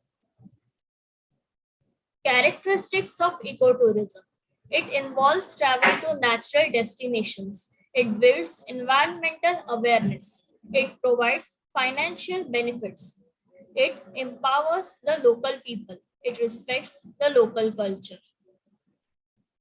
India, with a wealth of cultural heritages of great antiquity and as a mega biodiversity country in the world, has immense potential for ecotourism. India has 7 principal mountain ranges with large diversity of flora and fauna, and also it has beautiful beaches which attracts tourists. Now let us see ecotourism possibilities. Mangrove ecotourism. Mangrove is a tree that grows in coastal saline or brackish water. Mangroves provide a number of valuable ecosystem services that contribute to human well-being. They regulate flood, storm, control erosion. They provide habitat for thousands of species. This is a news article regarding mangrove ecotourism from Maharashtra. How a community from Maharashtra came together to find purpose, jobs while saving the marine life. Kalinja ecotourism is a part of community-based conservation initiative by Maharashtra's Forest Department. Villagers who took interest in the initiative were trained in leading the mangrove trail, bird watching, traditional fishing. Some were trained from the National Institute of Oceanography in Goa for mangrove kayaking, and the remaining in taking tourists on a boat safari. This way, villagers have got source of income and mangroves are also being protected. This is Anjarle Mangrove Ecotourism pamphlet. It involves mangrove kayaking, boat safari, bird watching, and various species of mangrove watching. Next article is from Tamil Nadu. Community-based ecotourism, a success story. Tribal development through community-based ecotourism in Parambikulam. Parambikulam is a small village in Tamil Nadu. Parambikulam Tiger Reserve has become possible through the participation of tribal people. Tribal people have become part of social tiger protection force and are effectively combating forest and wildlife related offenses. There are 7 eco-development committees serving the restricted and regulated ecotourism needs and looking after the livelihood of tribal people. There are 13 ecotourism packages being made available to tourists by the department through tribal people. This has given employment opportunity for 234 tribal people, benefiting over 260 families. Next news article is from Ladakh. Community-based ecotourism in Ladakh promotes positive perceptions of snow leopards. Snow leopards in Ladakh often used to be killed by local communities because they used to prey on their livestock. With establishment of Himalayan homestay program, which is a community-based ecotourism initiative, snow leopards are now seen as valuable by the communities, and communities have become more supportive of their conservation. Among all states of India, Maharashtra is called as hotspot of ecotourism in India. Maharashtra ecotourism is said to be the land of diverse factors with varying topography and wide species of flora and fauna. Now let's see some ecotourism destinations in Maharashtra. First one is Morachi Chinsoli. It is from Shirur, Pune district of Maharashtra. The name itself gives hint about the place. It is basically a village of tamarind trees and a town of peacocks dancing all around. It is also a hub of various recreational activities. There are activities like puppet show, magic show organized especially for kids. Locals earn through natural resources available. They provide homestay to tourists where they can get glimpse of village lifestyle, games played by village kids, and authentic food. This is a pamphlet by Anand Krushi Paryatan Kendra, which is practicing ecotourism in Morachi Chinsoli. Next place is Bhandardara. It is a village near Igatpuri. Located on the banks of river Pravara, Bhandardara is a hill station nested in Sahyadri mountain range in Maharashtra. It is best known for trekking and camping. Villagers are earning by organizing various treks and camps. Next place is Kolad. Kolad is a village in Raigad district. It is a beautiful destination with a picture-perfect homestays, sprawling campsites, and many adventurous activities like whitewater rafting is the most famous activity performed in the waters of Poland. Zip lining, canoeing, trekking are some other activities available in Poland. Tapola. Tapola is a small village in Satara district. It is popularly known as Mini Kashmir. This village is at around 25 kilometers from Mahabaleshwar. Famous for boating and natural landscapes, Kas Pathar at Tapola, which turns into bed of flowers during monsoon, is a treat for ecotourists. What are advantages of ecotourism? Sustainable rural development based on environmental protection, creation of jobs, education and awareness about endangered animals and climate change, the improvement of life quality for locals, understanding and sensitivity towards other cultures are some of the advantages. Please sum up. Thank you. I end my presentation over here. Thank you so much.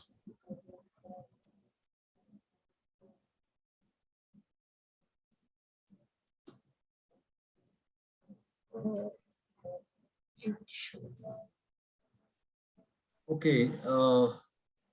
Can I ask you a question, Devashri? Yes, sir. Yeah. That was a good presentation, the way you collected the information and all that. Now you mentioned about certain places in Maharashtra, including Kas. There has been recent controversy that has been created.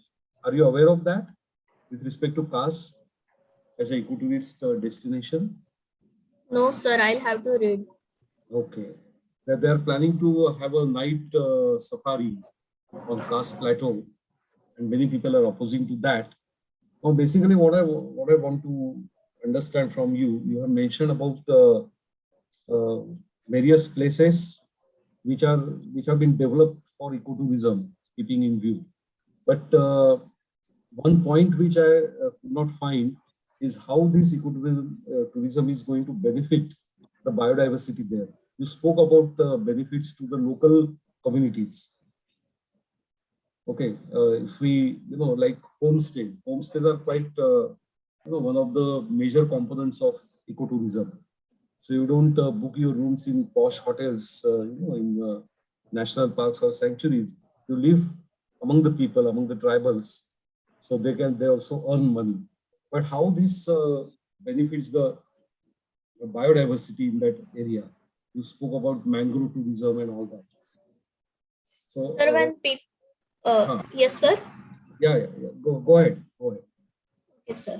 Sir, when people are start earning with the help of mangroves, automatically they will be more concerned about the thing that is the human tendency. They will start protecting mangroves. So that is the basic idea. Okay. All right. Okay, Devashri. Yes, ma'am. Yes, thank you for that presentation on ecotourism. And while you took a broad range of examples, I have one question and one suggestion to make in terms of methodology.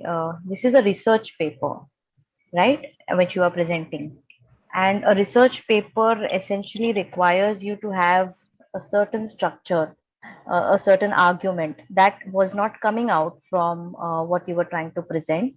So maybe that you can clarify what really are through this paper, what really are you trying to establish? What is the argument that you're trying to put forward? That is one thing I would like clarification on, because you made number of references and you told us about how there is tourism happening. But what is the larger argument that you're trying to make, and how are you weaving it with sustainable development? Because the theme of the conference is ecotourism and a model of sustainable development. So how are you weaving your paper with sustainable development? And what do you think are the challenges of ecotourism, and what really are the disadvantages of ecotourism, both from the perspective of ecology and tourism? I'd like you to highlight on these things, please. Yes, madam. Ecotourism is creating awareness regarding biodiversity because it involves travel to natural places. It involves exploring natural places. So it is creating awareness regarding biodiversity and endangered species. And and what I wanted to highlight through my presentation was how ecotourism and empowerment of local people is going hand in hand, how both are getting benefited sustainably. That I wanted to show. Okay. Thank you. Welcome.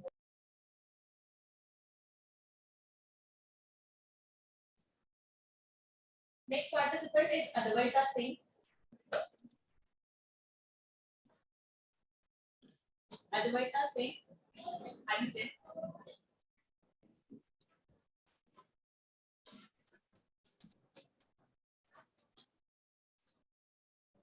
Next participant is Balkrishna Pathak. Yes, ma'am. Yes, ma'am. Yes, Balkrishna. Wait.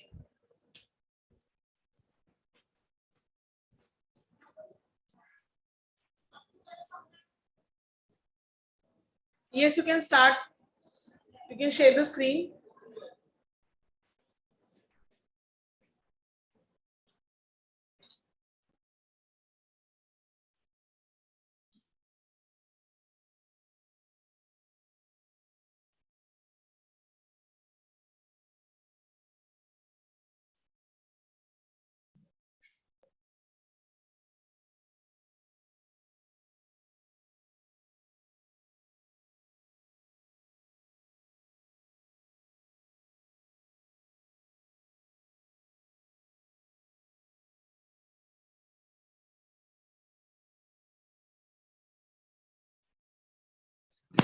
Hello, ma'am.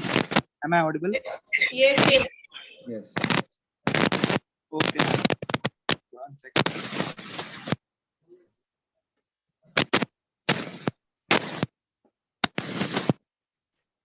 Is my screen visible, ma'am? Yes, yes, it is visible. Good evening, teachers and my dear friends. I am Balkrishna Pathak from SIBSC. Today, I will be presenting my views on the topic Decoding Ecotourism in India, which covers the theme Ecotourism in Indian Scenario. So, first of all, what is ecotourism? There's a lot of disturbance, Balkrishna. I guess there's something wrong with your computer. Hello, ma'am. Is it clear now? Yeah, yeah. Good evening, teachers and my dear friend. I am Balkrishna Pathak from SYBSCC. Today, I will be presenting my views on the topic Decoding Ecotourism in India that comes under the theme Ecotourism in Indian Scenario. So first of all, what is ecotourism? Ecotourism is an amalgam of interest that is born out of economical, environmental, and cultural concerns. In simpler words, ecotourism is ecological trips to natural areas in order to enjoy and appreciate nature. It is all about creating and satisfying hunger for nature, exploiting tourism's potential for conservation and development, averting negative impact of on ecology, culture, and aesthetics. There are certain factors that differentiate ecotourism from tourism. Ecotourism must have a form of nature-based tourism. The motivation of the tourist here should be observation and appreciation of nature and culture. Ecotourism must promote acknowledgement and learning process during its term. Ecotourism must have a minimum negative impact on the ecology of the environment, and the ecosystem must create economical benefits for the local community. These are the things that I would discuss in today's presentation. That is, what is the potential of India in ecotourism, history of ecotourism in India, assets to ecotourism in India, zonal distribution, achievement of India in ecotourism, problem faced during development, solutions, stakeholders, and way forward. So, history of ecotourism in India. Since ages, India has been a part of travel within India as well as abroad. It can be traced and retrieved from the famous Silk routes and travels for religions. Also, since ages, nature worship and conservation ethics had been an inseparable part of the Indian thought and tradition. Thus, for Indians, ecotourism is not a new concept. Totally. For moreover, it is a fusion of two old ideas for us. However, concept of ecotourism in India came to consciousness during the later part of 1980s, and after that, it was a huge hit for the economy. Well, now, as we know the age of ecotourism, let us now get into the distribution of assets for ecotourism. So far in India, forest and protected areas are the primary focus for establishing ecotourism spots, and as so I will discuss it in a detail. The main reason for having protected areas as the ecotourism spot is that they retain their natural characters and are not modified by human interference to a large extent. As we can see, it constitutes to 5.02% of the total geographical area of India, which is nearly 16.5 million hectares. The protected areas are categorized under the following names, that is national parks, which comes under IUCN category 2, wildlife sanctuary, which comes under IUCN category 4, community reserves IUCN category 6, conservation reserves IUCN category 7, and biosphere reserve, which comes under IUCN category 5. Also, apart from this, the ecotourist spots are divided into zones all over the country. The whole country has been divided into zones, 6 zones, namely for easier administration and management of their zones. They are northeastern, northern, central, eastern, western, and southern. The northeastern consists of 8 states of the east, which are called paradise unexplored, famous for its hills, valleys with the essence of age-old culture. Northern zones consist of Himalayas standing high, is itself a biosphere reserve and home to many endangered species like snow leopards. Eastern zones affiliated with Bay of Bengal and traversed by many rivers is home to many beautiful sceneries of the world. The central zone is a plateau region that is rich of deciduous forest, is the homeland to the Jungle Book. The southern zone, filled with lagoon backwater and the rich diversity cultural realm of South India, provides a peaceful yet amazing spot for tourism. And the western zone, being a biodiversity hotspot, Western Ghat and the frontier, is the home to several endangered species in India. After knowing the environmental zones as an asset to us, let us just know how these assets have worked for us in the last few decades. So here are they. India is the 7th in receiving international tourist arrivals at Asia Pacific level, 26 in the world tourist level. Total amount of tourist arrival in India is 10.04 millions with a growth rate of 14%. The revenue generated from foreign earnings in India is around 1,77,844 crores of income with a growth rate of 15.4 per annum. The travel and tourism forms the third largest foreign exchange earner in the country, and it provides an employment to 81.1 million people every year, which is around 12.38% of employment in India. Achieving this number was never an easy task, and never it would be. According to Swadesh Darshan scheme, the major challenges faced were environmental issues, socio-economic crisis, and impacts over the local people. In the environmental issues, considering the increase in consumerism, the tour operators invariably scum the tourist demand and build artificial landscape that cost almost an entire ecosystem, which were never compensated by the developers. In the socio-economic crisis, it is seen that the ecotourism business are often formed and controlled by outside interest. Hence, economic benefits of them are not used for the betterment of the local community and protection of the areas. Thus, there is no development in these areas. This leads to breakdown of civil amenities during the peak season when the influx of tourists is large. And third is impact over local people. Ecotourism deceives the local in two ways. The traditional economic and social structure undergoes a transformation towards tourism monoculture. The promise made to the local to provide perennial source of income and rational distribution of profits made are rarely kept. Thus, the cost of tourism are borne by local while the big players gain the profit.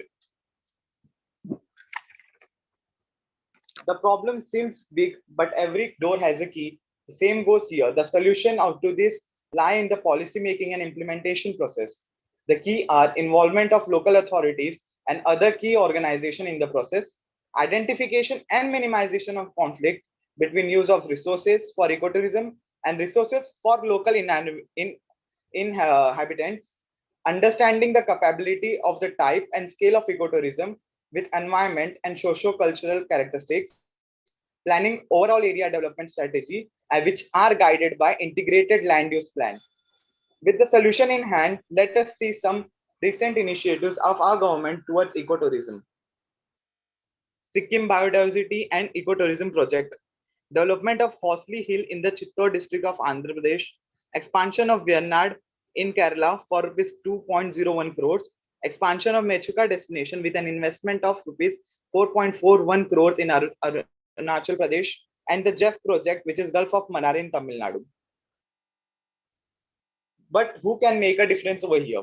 The difference makers are the stakeholders in the stakeholders here, which are the government services, NGOs, media, tour operators, accommodation providers, international stakeholders like investors, foreign investors, and other researchers, individual experts, institutes, and most importantly, the local authorities. Krishna, you have exceeded the limit.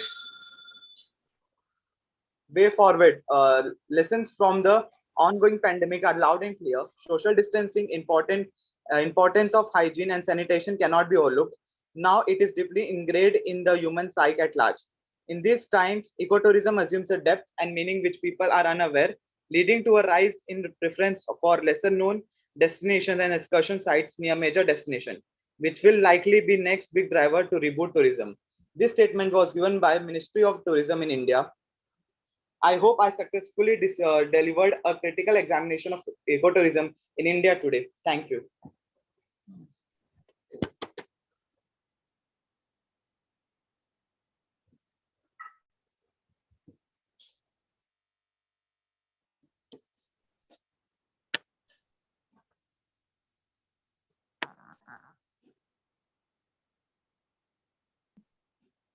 Hello.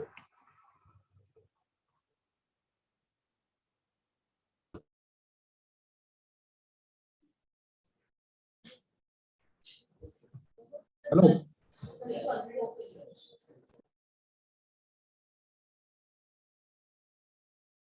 Hello, Balkrishna. Can you hear me? Yes, sir. Okay.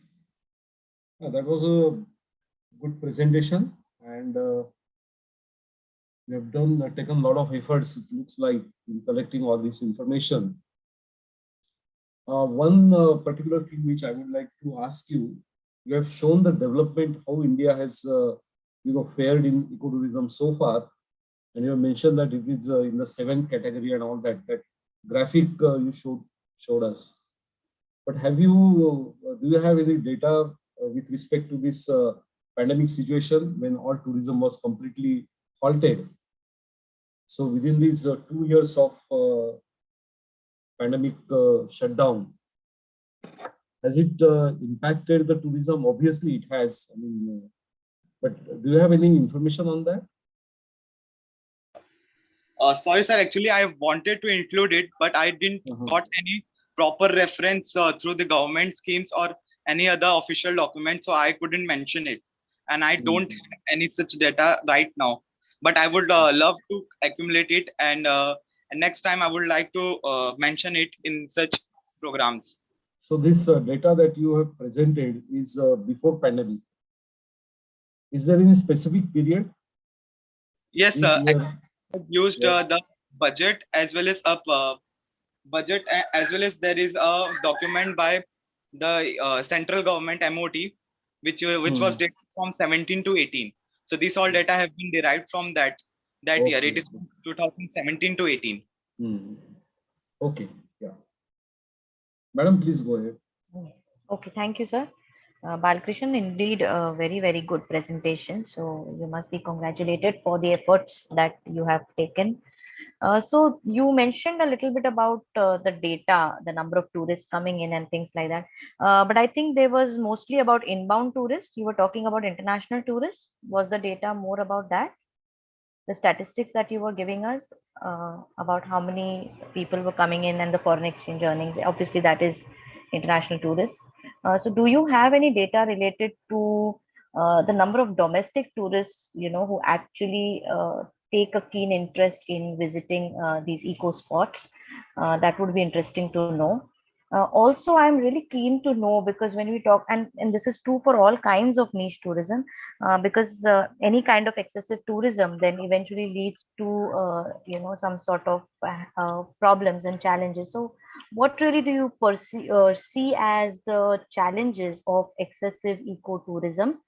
And connecting it to Sanjay sir's question when he was talking about pandemic, we remember during the pandemic, a lot of people were talking about how the nature is actually reviving itself with a lesser number of footsteps. Actually, you had all those dolphins almost near marine lines, etc.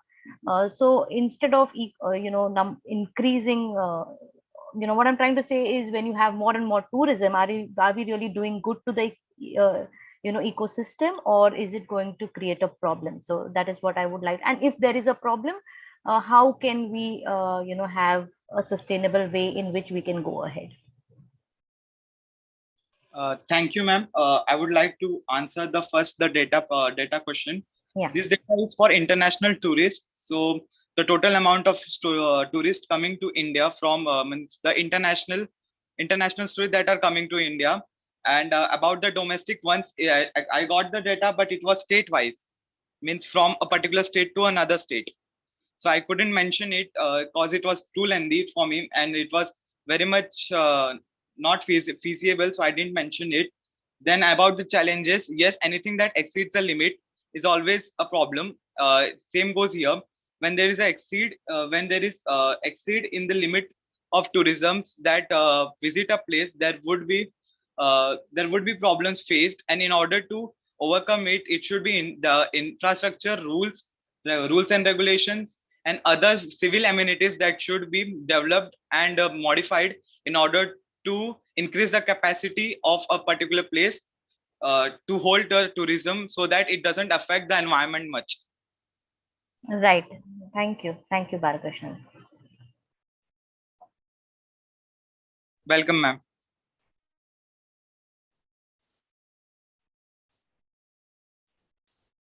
Next participant is Sheetal Yadav. Yes, ma'am. Your co-host now. You can share your screen.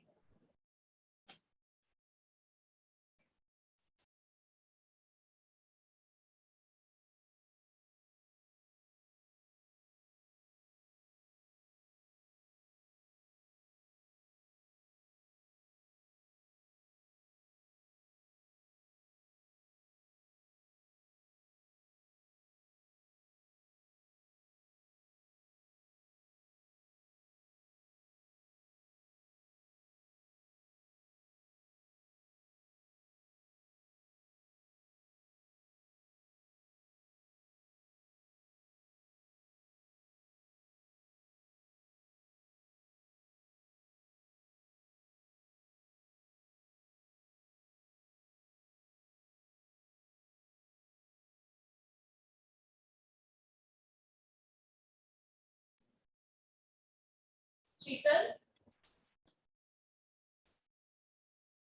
Sheetal Yadav, are you in the room? Sorry, ma'am. Yes, you can share the screen again.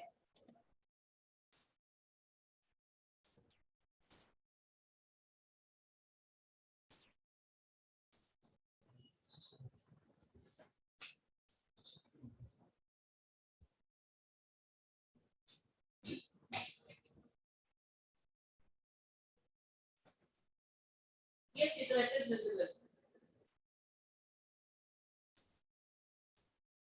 Ma'am, I'm audible? Yes, you are.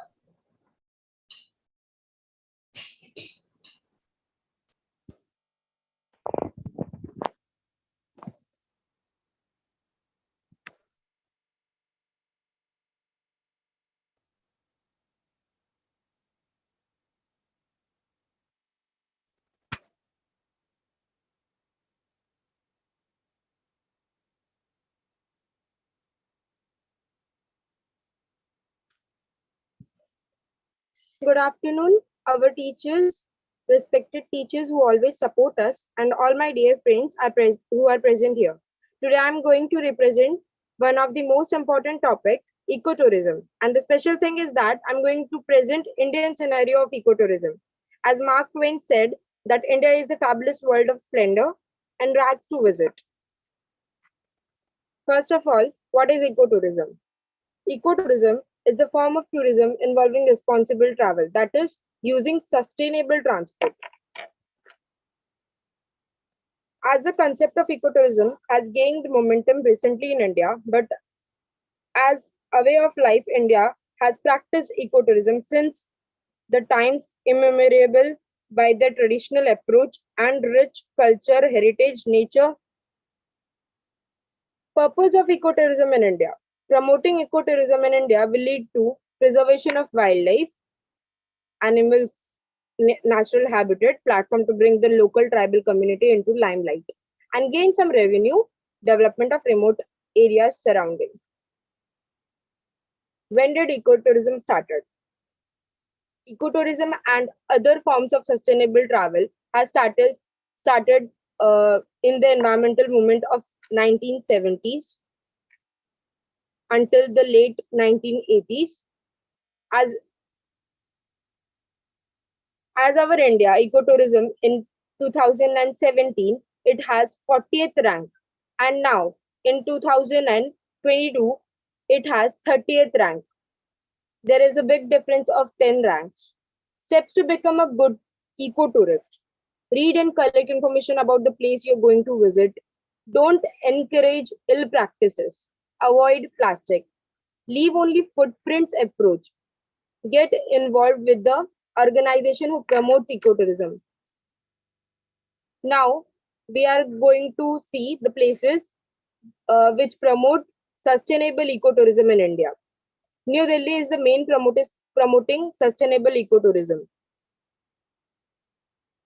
Environment Ministry has released an indicative list of 19 potential ecotourism sites in country, with highest 9 sites being identified in Gujarat, followed by 7 in Himachal Pradesh, 5 in Karnataka, and 4 each in Assam, Odisha, Rajasthan, Uttarakhand, and West Bengal. Sustainable ecotourism is responsible travel to protect our vulnerable natural area that focus environment conservation, education, while sustainable local communities, economic and social well-being. There are 10 major states encouraging ecotourism in India. Kerala, there is the foothills of Western Ghats, Karnataka, of rainforest, wildlife, nature, and adventures.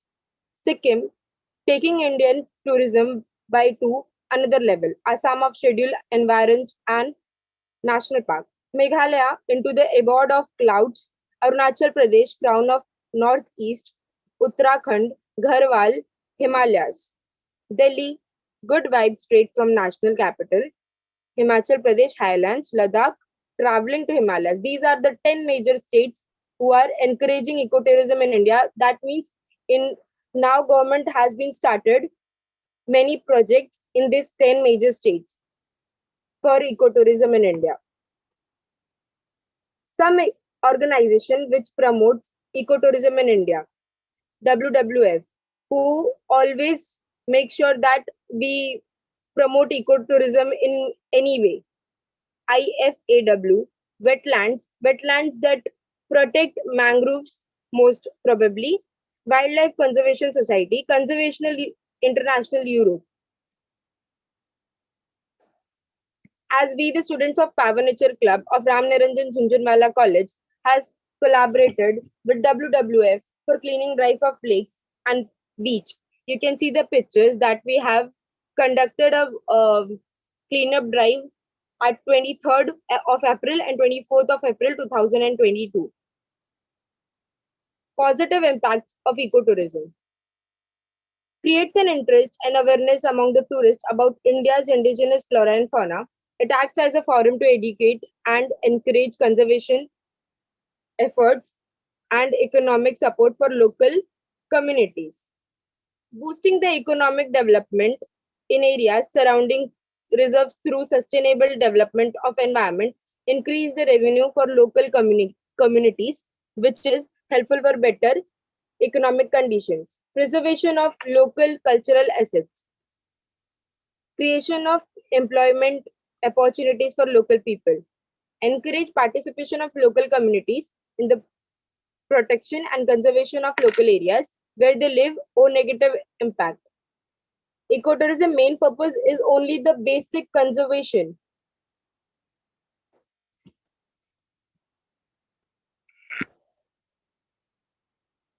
Sorry, sir, just a second.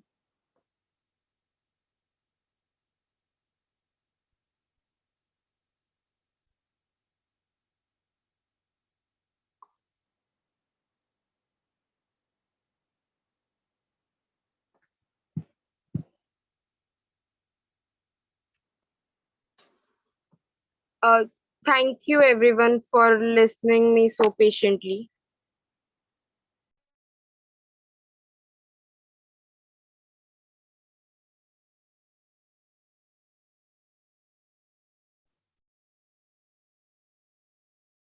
Okay, Sheetal, you had a lot of information to share with, and you tried well. Thank you, sir. It was my first time, sir. Yeah, okay. When you talk about sustainable travel, you mentioned a couple of times that sustainable travel, or what does it mean? How traveling to a destination like national park or sanctuary can be sustainable? So we should travel in mass. Travel in Mass. Many people should travel at Sorry, once. I didn't get you. I mean, you use public transport, something like that? Yes, sir. Okay. So that will make the traveling sustainable. And what is this entire concept of sustainable ecotourism? Sir, actually, I don't have idea, but I'll make sure that I would search on it. You know, there is at the international level, how these norms with respect to, or what are the principles of ecotourism? There's already set maybe a couple of decades ago.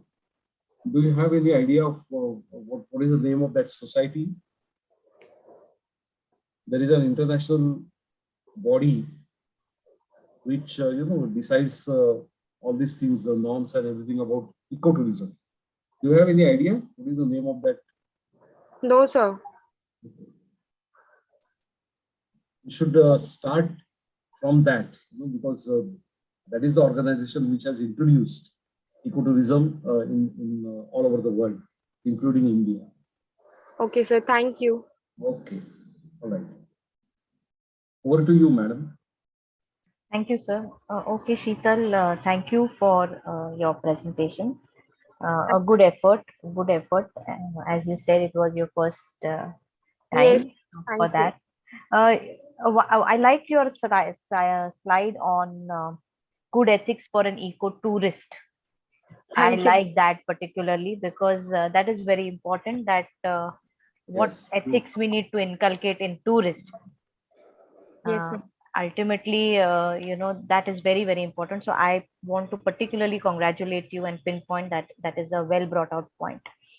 Secondly, you showed us a list on 10 major states promoting ecotourism. Can you tell me from where you sourced this data?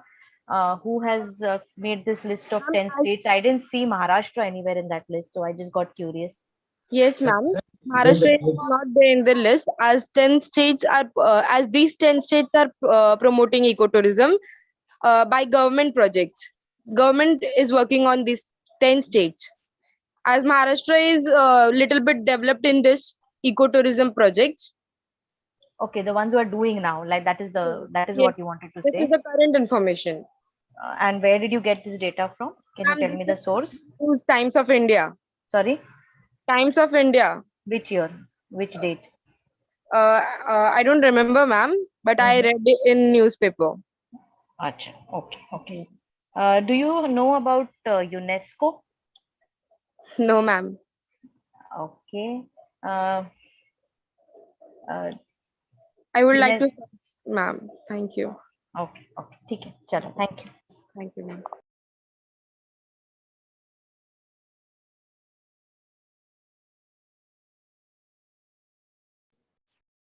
Next participant is Vinita Yadav.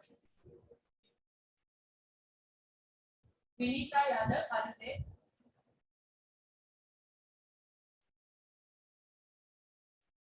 Next participant is Neeraj Yadav. Hello, ma'am. Yes, Neeraj, your post now. You can share your screen. Okay, ma'am.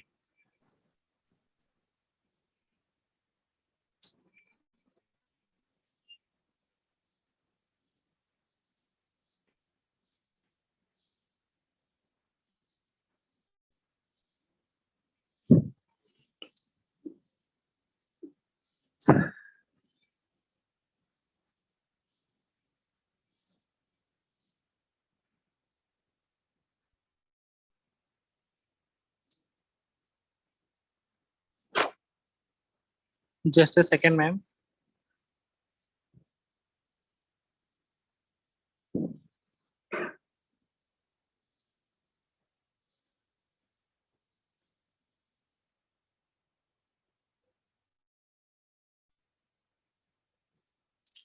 Hello, ma'am. Am I audible? Yes, you are. Hello. Yes, Neeraj, you are audible. Good afternoon, everyone. Okay, ma'am. Good afternoon, everyone. I am Neeraj Yadav, FYBSc, RJ College.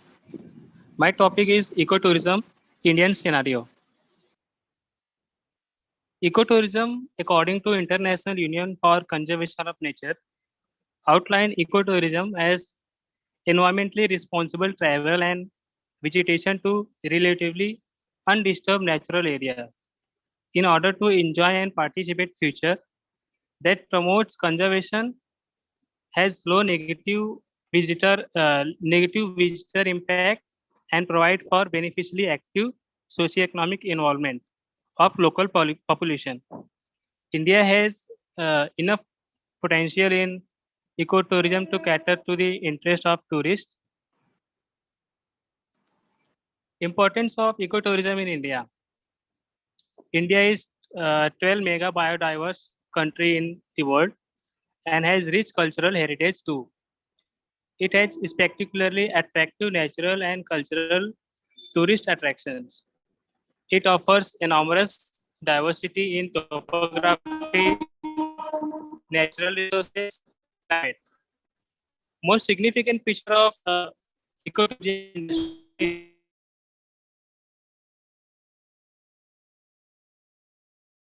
of employment out of total employment generated every year. Cause of ecotourism, developing countries want to conserve their fragile environments and view ecotourism as significant method of generating income.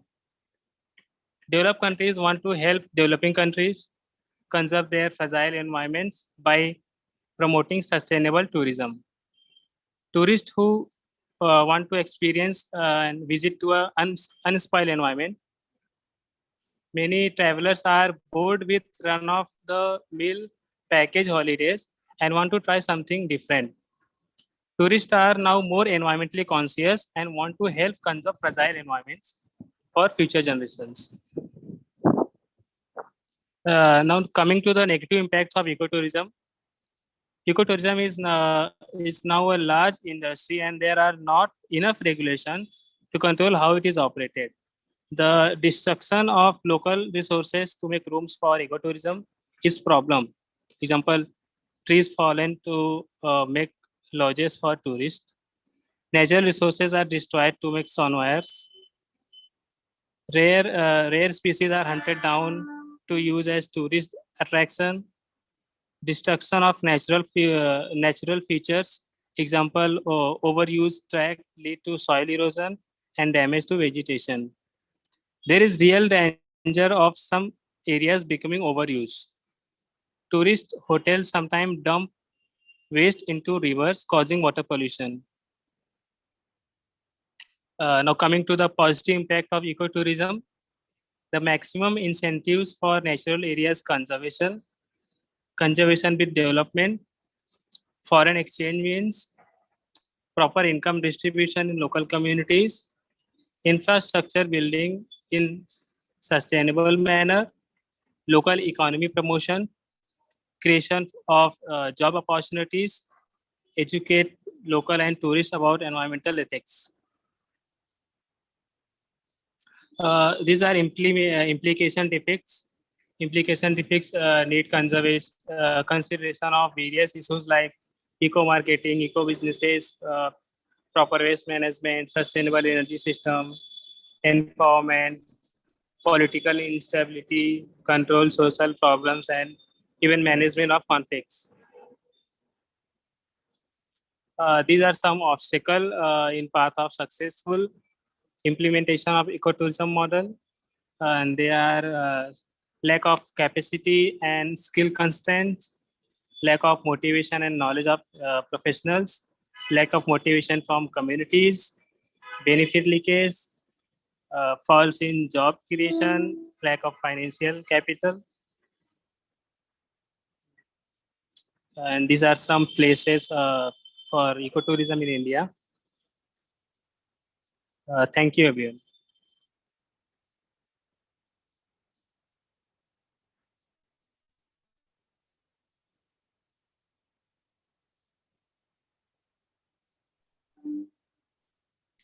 Okay, Neeraj, that was very short and good presentation. Your efforts are commendable. You are still in FI BSc and you have still a long way to go. So I'm sure that you will improve upon through your practice and everything. वो slide number 5 में जो आपने बताया negative impact of ecotourism. Yes, sir. हाँ, वो negative impacts में जो दिया है आपने कि tourists will throw garbage in water bodies or whatever waste. तो वो जो negative impacts है वो avoid करने के लिए what measures should be taken? Sir, for that we need to advertise and tell people who come to tourist destination, and we should tell them about ethics of the tourism and sustainable tourism, how it is operated. क्योंकि वो slide number 5 में जो आपने mention किया है वो चीजें भी होती होंगी वहां पे, तो we cannot call it as ecotourism. Am I right? Yes, sir. Yeah, okay. All right. And that another slide, number 8, that also I liked. You have mentioned what are the barriers, what are the, that prevent ecotourism, what the potential of ecotourism is provided by these barriers. So that is also important for everyone to understand that what are the constraints on implementing the ecotourism practices. So, yes, sir. Thank you, sir. Nice. Yeah. Okay. Madam, please. Right. No question. Congratulations, Neeraj. Thank you for that presentation. Thank you, ma'am.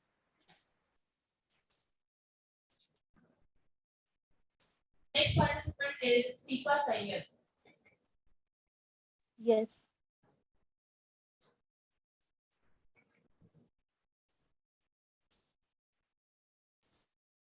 Sifa, your co-host now. You can share your screen. Okay.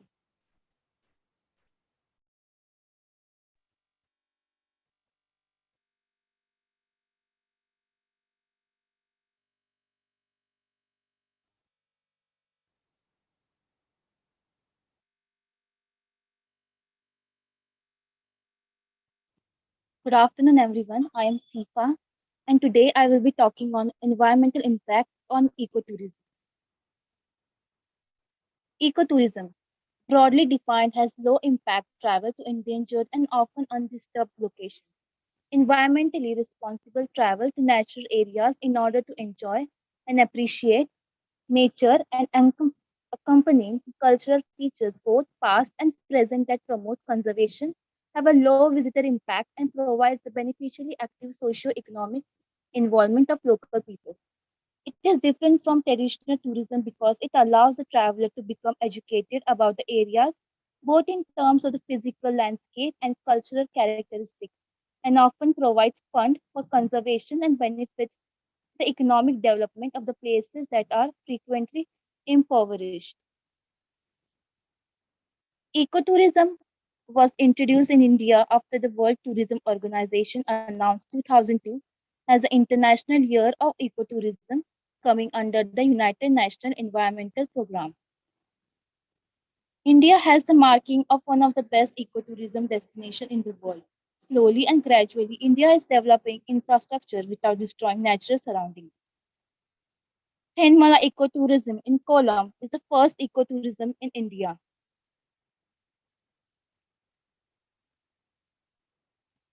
How ecotourism helps the environment. In some cases, natural habitats can be forgotten and left to wither. However, when a new ecotourism spot opens up, many communities see the instant benefits to preserving their natural surroundings. Forests, minerals, lakes, and land can be protected just because of a flux of ecotourists to an area. Ecotourism can provide funding and protection for beautiful landscapes. Local communities and government can build up these areas without harming the environment. Hence, that is the main reason why ecotourists choose to go there. Local wildlife can thrive and visitors will enjoy the untouched nature of these areas. In addition, communities often need to pay more attention to waste management, renewable energy, energy efficiency, and recycling. These sustainable processes allow them to maintain their lands without the use of nuclear power plants and petrol. Social media and the visibility of environmental protection. It can be difficult to the impoverished communities to protect their lands, while ecotourism inherently places emphasis on protecting these lands. It does take time to set up these programs and get funding in place.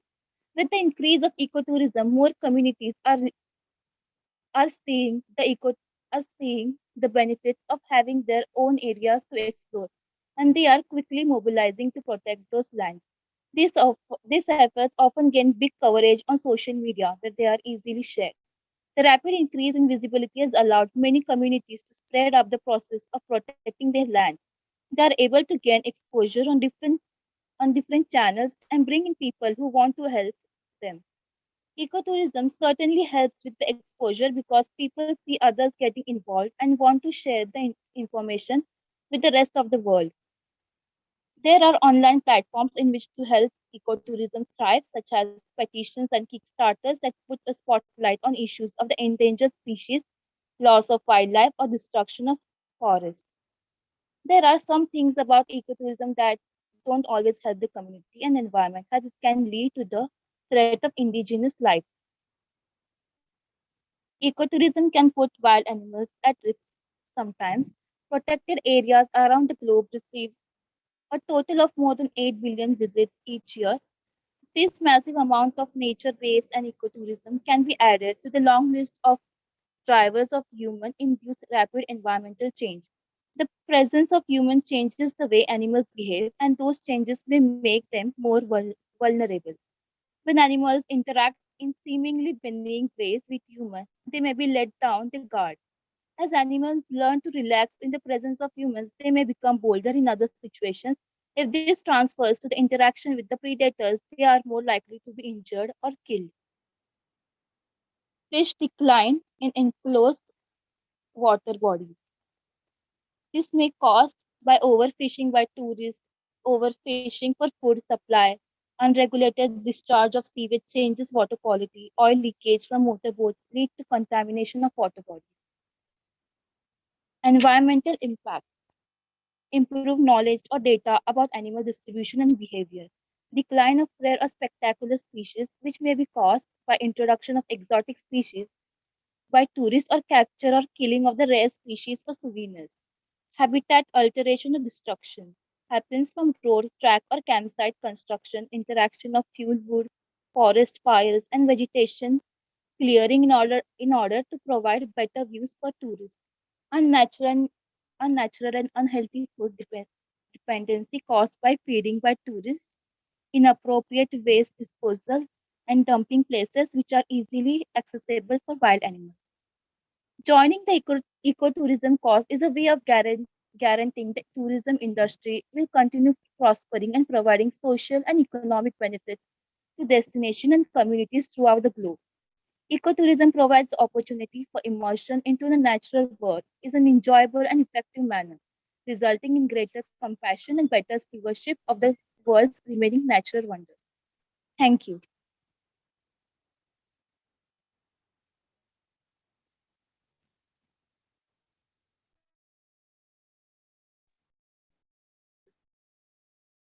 Well done, Sifa. But I fail to understand why you want to say the very title of your presentation is environmental impact on ecotourism. So what exactly that means?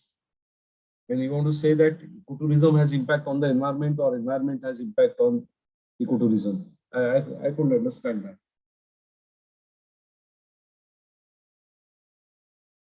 Sir, how ecotourism has impacted on environment? Such. So you mean to say because of ecotourism there is adverse impact on the environment? Is that what you want to say? Yes, sir. One more thing, in one of your slides, you mentioned that ecotourism puts wildlife at risk. And you have shown that photograph of safari jeeps and tigers crossing, that usual sight that we see in the national parks, Tadoba, Kana, wherever. So if that is happening there, can we call it as ecotourism?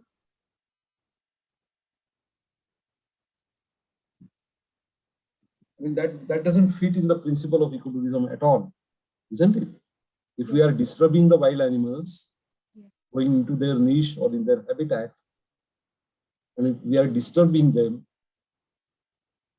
then we cannot call it as ecotourism, right? Yes, sir. So you should try to, you should avoid making such statements. Okay, ecotourism is meant for that purpose, not to disturb the wild animals, not to disturb the flora and fauna in the forest. Okay, that is the whole purpose of ecotourism. Okay. Okay, sir. Okay, good. Thank you. Thank you. Yeah, Sifa. Yeah, so first point, even I had written the same thing, that your title was a bit unclear, but now you've clarified that you wanted to particularly talk on one aspect, that is the adverse impact of ecotourism. And like sir said, we can put ecotourism into quote unquote and deconstruct the word to understand what ecotourism means in its whole definitional ideal form, and in what way we are practicing tourism in the name of ecotourism many times. And I think that is the gap that one needs to fill, because very often, while in an ideal state, we may want to have a kind of a tourism, but what really happens in the ground reality, and one of your slides which you showed, and the ill effects on environment, etc., are some of the very common things which we see and understand, which may be indirectly impacting the environment. And I think that is what the point you were trying to make, and to talk, and I think to take the larger argument towards how we need to work towards minimizing these kinds of activities, so that we not just go towards a sustainable development, but we also eventually move towards the perfect form of ecotourism. So I think that should come in towards your conclusion to talk about how we need to undo all of these misconceptions, a lot of these activities that are undertaking under the name of ecotourism, but which are really flawed in many ways. By and large, I think you've made a good effort. I'd like to know what have been your sources for this references that you have used. What kind of references have you used?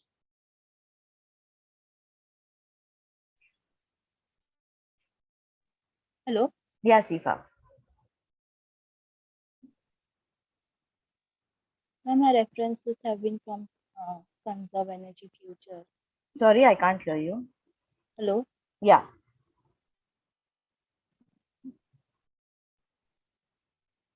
My references have been from Conserve Energy Sources and others. Mm-hmm.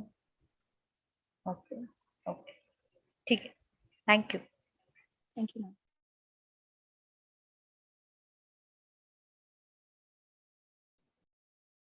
Next participant is Shalima Parikar.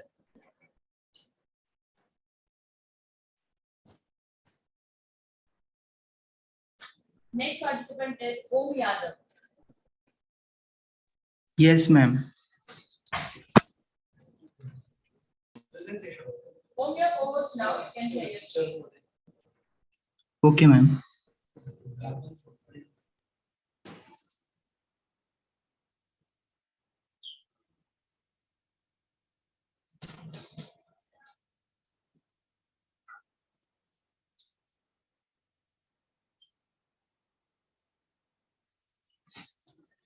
Ma'am, may I start? Yes, Om. A very good afternoon to all judges, teachers, and all my dear friends. Myself, Om Yadav from class SYBSC, and today I am going to present on the topic environmental impacts of ecotourism. Many tourist places are now overrushed, exploited, and trashed due to human activities. So, what is the solution? Ecotourism offers a green alternative to this problem. So, what is ecotourism? It is defined as a responsible travel to natural areas that conserve the environmental and improves the well-being of local people. The objectives of ecotourism are being to enjoy natural beauty, involving education, understanding, and support conservation, as well as increasing the income of the local community. The environmental impacts of ecotourism.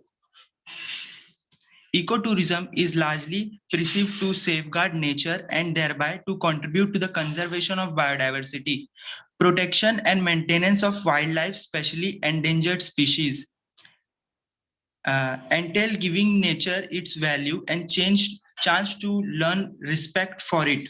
It gives environmental education, enable economic and social development of local community. There are some negative impacts also. If unmonitored, can be distress to the environment in what is termed as green waste travel.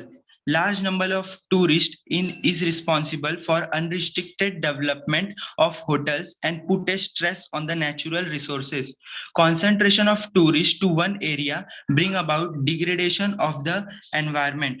Generation of carbon footprint is due to the transport, and this generation leads to climate change.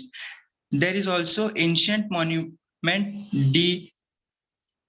managed and improper disposal of waste lead to various waterborne diseases too. Case study of Matheran in Raigad district. The Western Ghat is a biodiversity hotspot declared by UNESCO. The Matheran is located in Karjat Tahsil, Raigad district in the state of Maharashtra. These are its coordinate.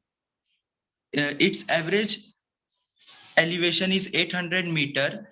It covers around 7 kilometer square area of Western Ghat and has a temperature range between 16 to 32 degrees Celsius. It is 125 kilometers away from Mumbai. This is a map of Matheran. Objectives. The objective of this study is to impact of environment and to suggest the solution. Impact of tourism. Soil erosion due to the handcart and horses. Garbage is not properly treated. It is thrown in the valley and region. Due to this, beauty of nature is spoiled and spread bad odor. Dust pollution is harmful for tourists as well as horse owners, especially during peak seasons. Horse owners and local people suffer by lung and eye diseases. So what are solutions to this? Roads should be properly maintained in the area. The visitor must follow the guidelines and be a responsible tourist.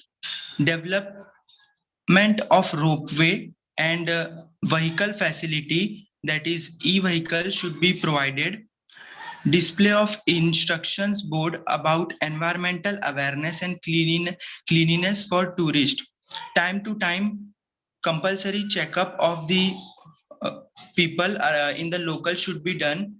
Plantation and plant conservation should be done in the area. What is the role of ecotourism in sustainable development? Help in community development by providing the alternative source of livelihood to local people. Its aims is to conserve resource, especially biologically adverse and maintain sustainable use of resource. It brings ecological experience to travelers, conserve ecological environment and gain economic benefits. Environmental education program is part of the ecotourism package. Things we can do at individual level. We can always reduce our carbon footprint and keep a check of our carbon footprint by using carbon footprint calculators which are available online. We can also manage our waste and apply the 4 R's, that is refuse, reuse, reduce and recycle. We may adopt for responsible traveling. We may go for public transport and may reduce our flights. Eco-friendly activities and green energy should be promoted. We may be respectful to wildlife and nature. These are some mobile apps and link of some important website that would be helpful to provide awareness and more knowledge about the environment. So what we can conclude? Ecotourism plays an important role in developing sustainable tourism through culture and nature preservation. Also, tourist behavior is an integral part in relation of sustainable development. Also, we may understand that sustainable development is no longer a choice, but a necessity. These are my references and image courtesy. And thank you for listening to me.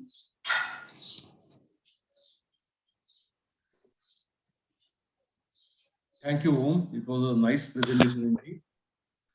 You have covered almost all the points properly with respect to sustainable development and ecotourism, and how ecotourism or how the environment and ecotourism are interrelated. Maintaining, I mean, conservation of the environment, conservation of biodiversity, and ecotourism.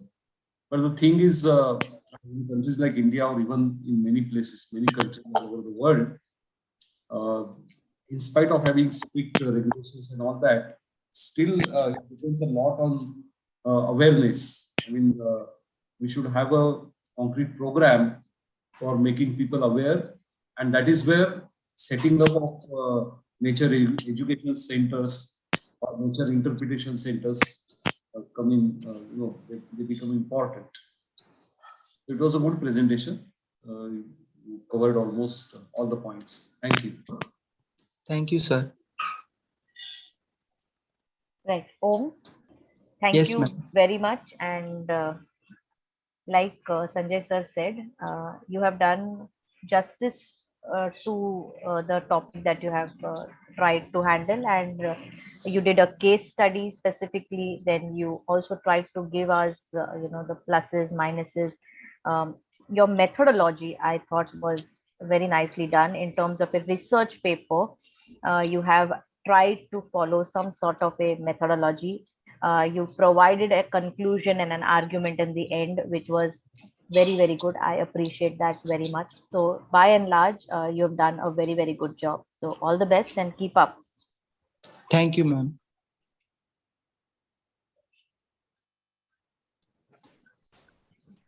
Next participant is Avinash Kumar. Yes, ma'am. It's your host now. You can share your screen.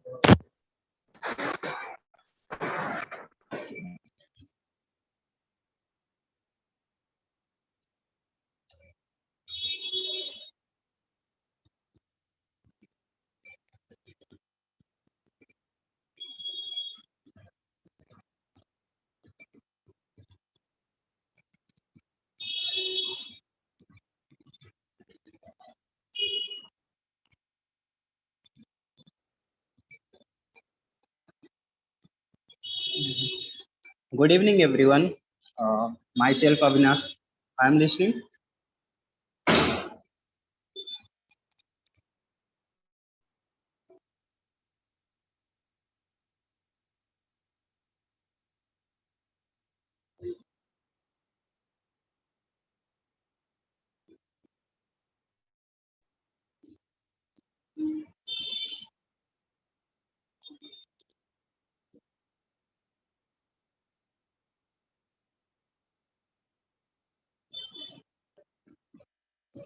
Hello.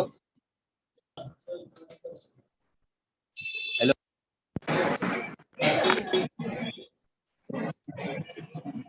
Hello. Yes, Avinash, you're audible. Good evening, everyone. Myself, Avinash Kumar Rai. I am an F5BSc student of RJ College, Ghatkopar. My topic of representation is ecotourism potential and possibilities. These are the introduction part of my topic. Ecotourism is a type of tourism that is founded primarily on a specific interest in natural history of a region. The concept emerged out of the eco-development and sustainable development literature of the 1970s and 1980s and has generated a significant amount of interest and controversy. There are several issues that limit its ability to impart positive change in society. Like sometimes it's more conjunctive forms of tourism, like fishing and hunting, the inability of local population to control their scales and extent of development in their own region, the profit motive, uh, potentials of ecotourism, provide positive experience for both visitors and hosts, build environmental and cultural awareness and respect, provide economic benefits to the locals. Most tourists are willing to pay for conservation through donation, park entrance fee, and tips for guides. With ecotourism, income is earned from preserving the rainforest. Deforestation is discouraged as it is determined to income from tourists. Limits the maximum number of tourists, raises awareness of nature conservation, avoids industrialization as a source of revenue, community-based ecotourism, educate through interaction with locals and natures, eco-certificate to ensure tourists no business is credible, learn to balance environment with development, implement policies conscious of native species and preservation efforts. Uh, these are the potentials of ecotourism in the short way, like willingness of community to participate, market demand, sites and infrastructure, socio-economic linkage to biodiversity conservation, tourism impact, etc. Possibilities of the ecotourism.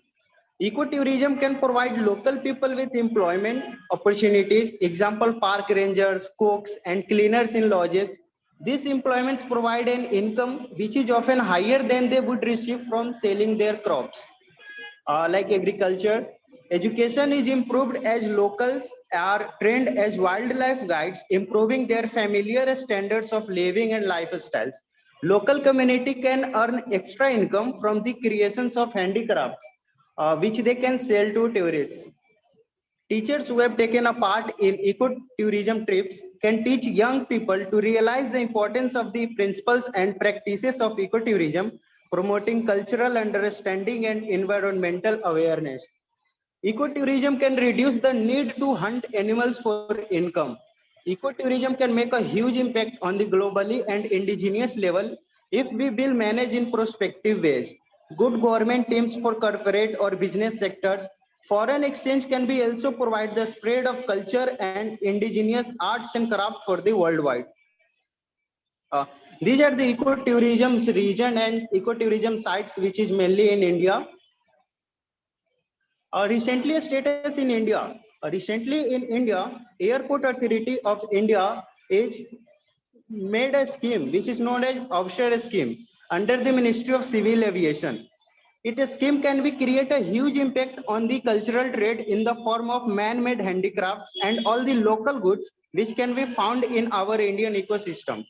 Ecotourism can perform a big role in cultural trade.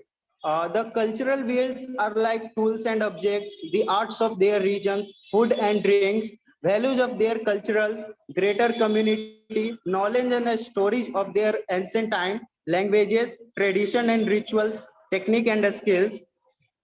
These are my references. Thank you, everyone.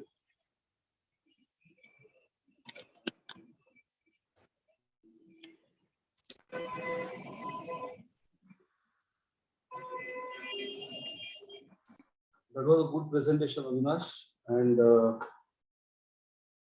you have mentioned some very important aspects of ecotourism. And yes, this Avsar initiative is taking shape. Already there are international airports in India which are the work which is done by these artisans, and using all these developments are sustainable. Whatever displays that they have made, Yes, that is good. One thing which I wanted to ask you, when we talk about ecotourism for sustainable development, how do you look at the potential of ecotourism for sustainable development? I mean, can ecotourism promote sustainable development? Yes, sir. Ecotourism produce sustainable development. How does it promote? How does it promote sustainable development? Sir, in the forms of cultural trade and many ecotourism sites that foreigners and any of the outer sites people are come to visit, and they pay up payments for that, and many funding are comes from the governmental organizations for that. Okay. Okay, good. Avinash? Yes, ma'am. Yeah, thank you for your presentation, and indeed a nicely done presentation. I just had one query. So when we talk about, local communities benefiting from ecotourism, and you talked about that in one of your slides, apart from, of course, they getting, jobs, actual jobs where they can work, etc.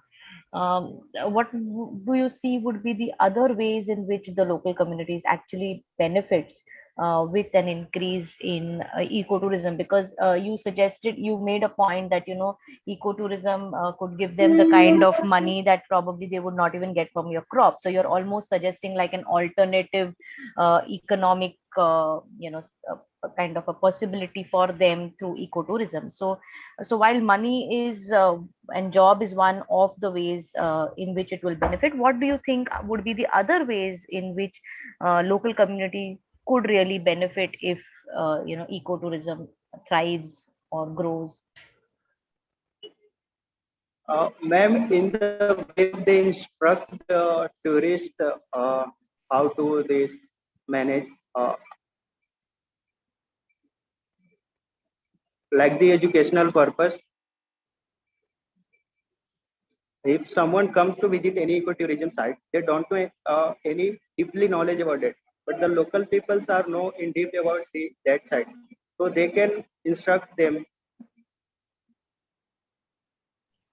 Okay तो या तो मुझे यही कहना था कि basically जो ये नॉलेज प्रैक्टिसेस होते हैं ये हमारे इकोसिस्टम में रहते हैं और वहां पर जो लोग रहते हैं ये उनकी प्रॉपर्टी होती है, ये जो इंटेलेक्चुअल प्रॉपर्टी है वो उनकी प्रॉपर्टी होती है, but there is most of an appropriation. So आपने अच्छा लीड दिया कि जो लोग वहां रहते हैं, जो उनका कल्चर है, जो उनकी संस्कृति है, वो खुद अब उसके लीडर बन सकते हैं, वो खुद उस संस्कृति को, कल्चर को, अपने नॉलेज को लोगों तक पहुंचा सकते हैं। And in many ways I think उनका जो नॉलेज का जो अब तक अप्रोप्रिएशन हो रहा था वो एक तरीके से बंद हो सकता है, क्योंकि वो खुद उसके प्लकार्ड होल्डर्स बन सकते हैं। So that is what I wanted to get from you. So thank you Avinash.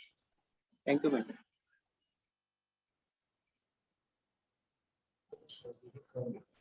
Next participant is Kajal Gupta.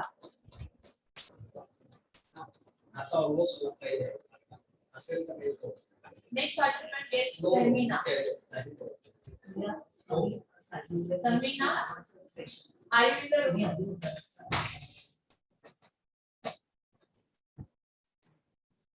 Next participant is Ravi Pal.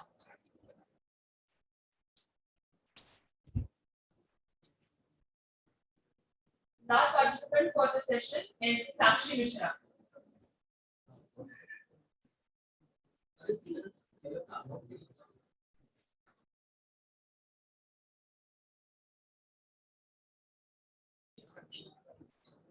Is there any participant in the room who are not presented?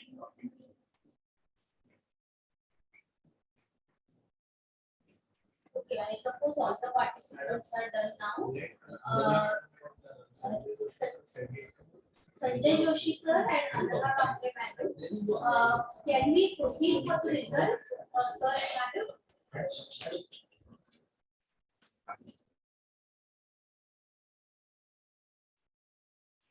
Ananda madam and Sanjay sir. Actually, Yes. yes. Yeah. Actually, if we could get a minute to discuss, Yes. Sanjay sir Yeah, and myself. please give me some time. Yeah. Sir, just listen to me. This is the latest development, and now what we have decided, like both of you send us the report. Okay.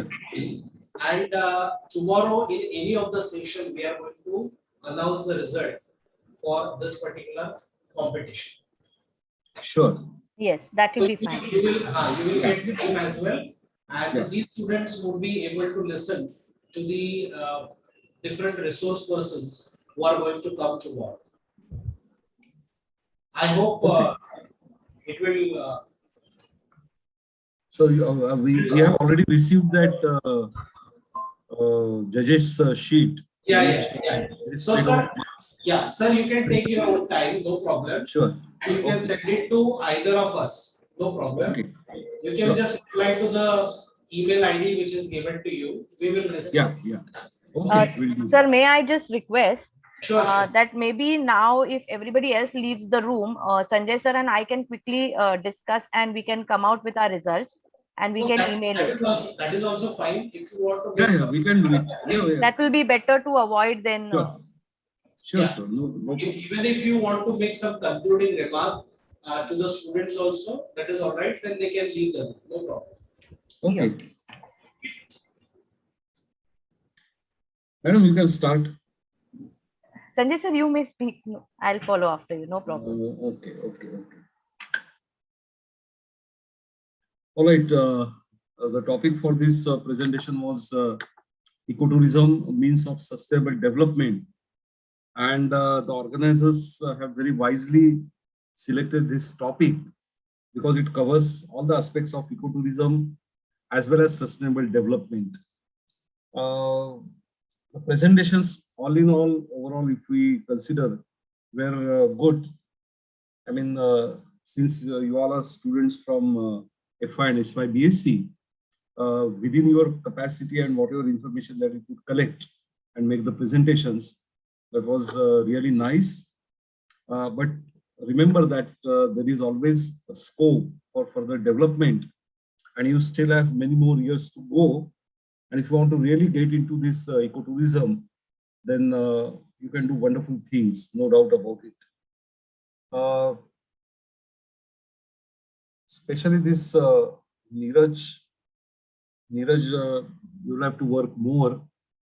Your concept was clear that we could make out, लेकिन थोड़ा और ज़्यादा कोशिश करनी चाहिए थोड़ा improvement के लिए. There is scope for improvement.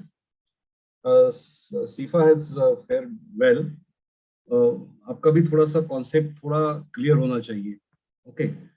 बाकी overall presentations were good enough. And whenever you make the presentation, one more thing I would like to make at this point. जब भी आप लोग presentation बनाते हो ना, PowerPoint के लिए slides बनाते हो, तो उसमें information जो रहती है text, that should be minimum. Okay. In some presentations, I could see that the entire slide was full of text material. Okay, don't do that. You try to reduce it. हर एक जो भी आप कहना चाहते हो उसका एक summary, एक gist उसमें आना चाहिए. And while talking, you can explain it. Okay, so keep this in mind in future. Whenever you are making the presentation, उसमें text कम होना चाहिए. It should be more pictorial. Of course, you have done it in that part. Many of you have included good pictures and photographs also. And about the photographs also, I could see that your photographs were mostly downloaded directly from Google. So we are talking about ecotourism in India, and I could see the photographs of the people from other countries and all that. So try to get the photographs, good photographs, relevant to your topic. You are talking about ecotourism in India, so stick to that. Okay. Okay. Thank you very much for this opportunity. I really enjoyed evaluating your presentations. Thank you. Right. So at the outset, thank you to RJ College for inviting me and giving me this opportunity. It is always a pleasure to come back to college, even though it is in the online mode. But it is always very, very exciting to come back to college and be associated with college. So this is a very interesting theme that has been selected for this webinar on ecotourism and sustainable development. Indeed, it is something one needs to talk about. One needs to really, give it a serious thinking because very often when, and this is true even when I talk about heritage tourism with my students, when you talk about these two kind of different phenomena, and when you connect tourism to it, there is always some sort of a challenge. There is always some sort of a question which keeps coming into our mind, and that problematization is very important. And so you all are now, of course, you all are very young, you all are in your first year, second years, and you all have a long way to go. But when you are preparing a research paper, you need to start with a research question that, what exactly I want to say in my paper, and what is the manner in which I'm going to go. So, some of these papers, for example, Om Yadav, for example, had a very clear idea as to what he wanted to say, what he wanted to conclude, and what is the final point that he wanted to drill. So this is very, very important. And secondly, when you all frame the titles, that is again very important. Your title should be reflective of the paper that you're reading. Your title should give a glimpse of what we have to, what we will listen to in your paper, or what you hope to write in your paper. So how you frame your title. So these are little things which you must keep in mind. Sources is very important. Of course, some of you did in the end show references. One person in references just wrote images from Google. That is not how you cite sources, even if they are pictures. So these are little things which you all should learn from now, because these will help you out in the long run. I was hoping somebody will make a point that we have UNESCO has listed 7 natural heritage sites in India, but none of you all talked about it. But when you try to make a historical background, or when you all are taking a kind of a glance of ecotourism, one needs to make a mention of these prominent laurels or prominent feathers that have come even in our caps in this whole process. Of course, all of you have done very, very well. It was very interesting to listen to you all. And I'm sure as you all go ahead, you all will, develop better and make better presentations. But all the very best to each of you. Thank you so much.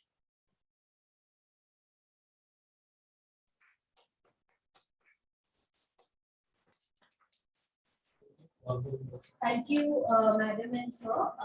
I express my sincere gratitude to both of you for your gracious presence and also for guiding our students on today's occasion. I'm sure that students will immensely benefit from your guidance. I also thank our college authorities for giving this platform to our students for presentation. Thank you so much, everybody. Tomorrow also we are going to have wonderful sessions and discussions. So tomorrow we will meet up at 10 o'clock. So everybody, please be there. Okay, we are taking photographs. So can you all please switch on your cameras? All participants and also our judges, teachers, everybody, please switch on your cameras.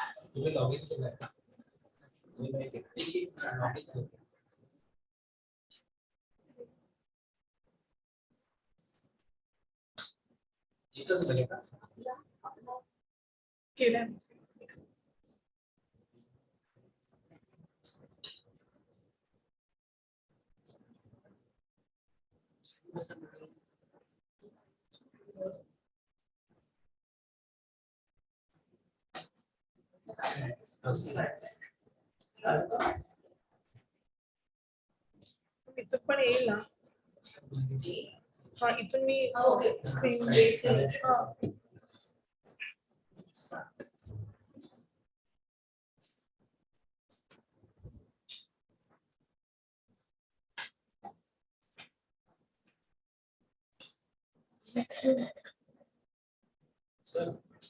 Sir क्या आप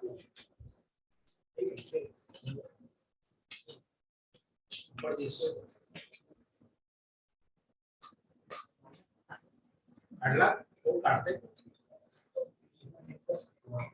अमृता से चीज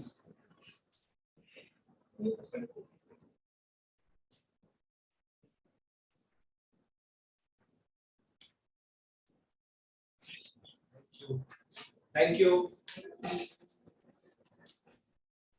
Sanjay Joshi sir and Adhika madam, both of you can join tomorrow. Yes. Thank you, Anil sir. Definitely. Thank you. All students are also requested to join at 10 o'clock tomorrow. The link is posted, will be posted in Telegram again. Yes. In the Telegram group. And the results can be announced in any of the sessions, 3 sessions. Sanjay Joshi sir. Yes, sir. Tomorrow is a panel discussion as well. So, if possible, Okay. you can join, and we would certainly look forward to you to have some questions related to ecotourism. Okay. What time it is? Ecotourism and the Kudarshi. Adhika madam, from social perspective, if you can ask few questions. Definitely. Sure. And in case you are not able, if suppose you are busy, you can send the questions on your behalf. We can definitely ask. Okay, sure. And all dear students, tomorrow 1 to 2 o'clock is a panel discussion related to entrepreneurship in ecotourism. So especially this young generation, you all must look forward to have the insight about this particular aspect. So listen to all the experts. They are from different locations. One is from Goa, the other one is from the remote Konkan, one is from Mumbai, and one is from, I guess, Kerala. So definitely going to be wonderful sessions. You all are invited. Right from the morning, 10 o'clock, these are the sessions. And don't miss the panel. Thank you so much. All the students, please fill up your attendance and also feedback.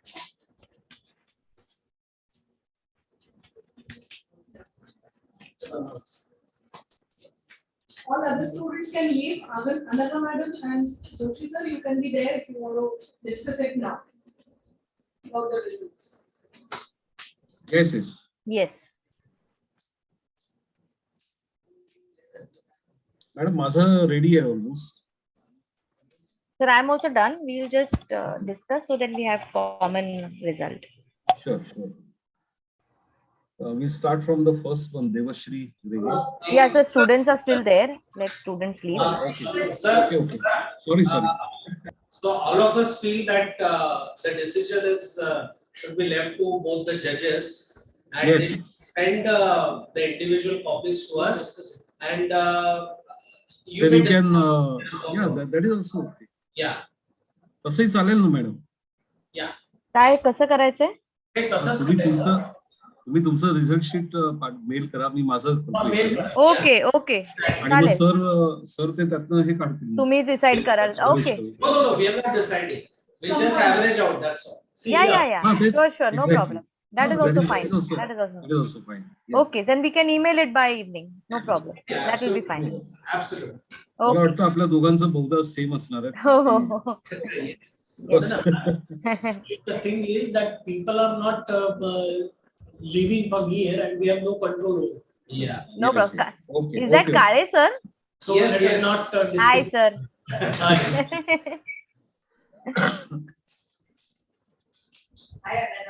Hi, hello, ma'am. दिसत नाही तुम्ही. Hi, Another. Yes, hi. So nice. Conference room मध्ये बसलोय. काय कळतंय मला ते. I am so jealous. We miss you always, you know that. Yes. Thank you so much. खूप मजा आली. Thank you. छान वाटलं खरंच ओव्हरऑल.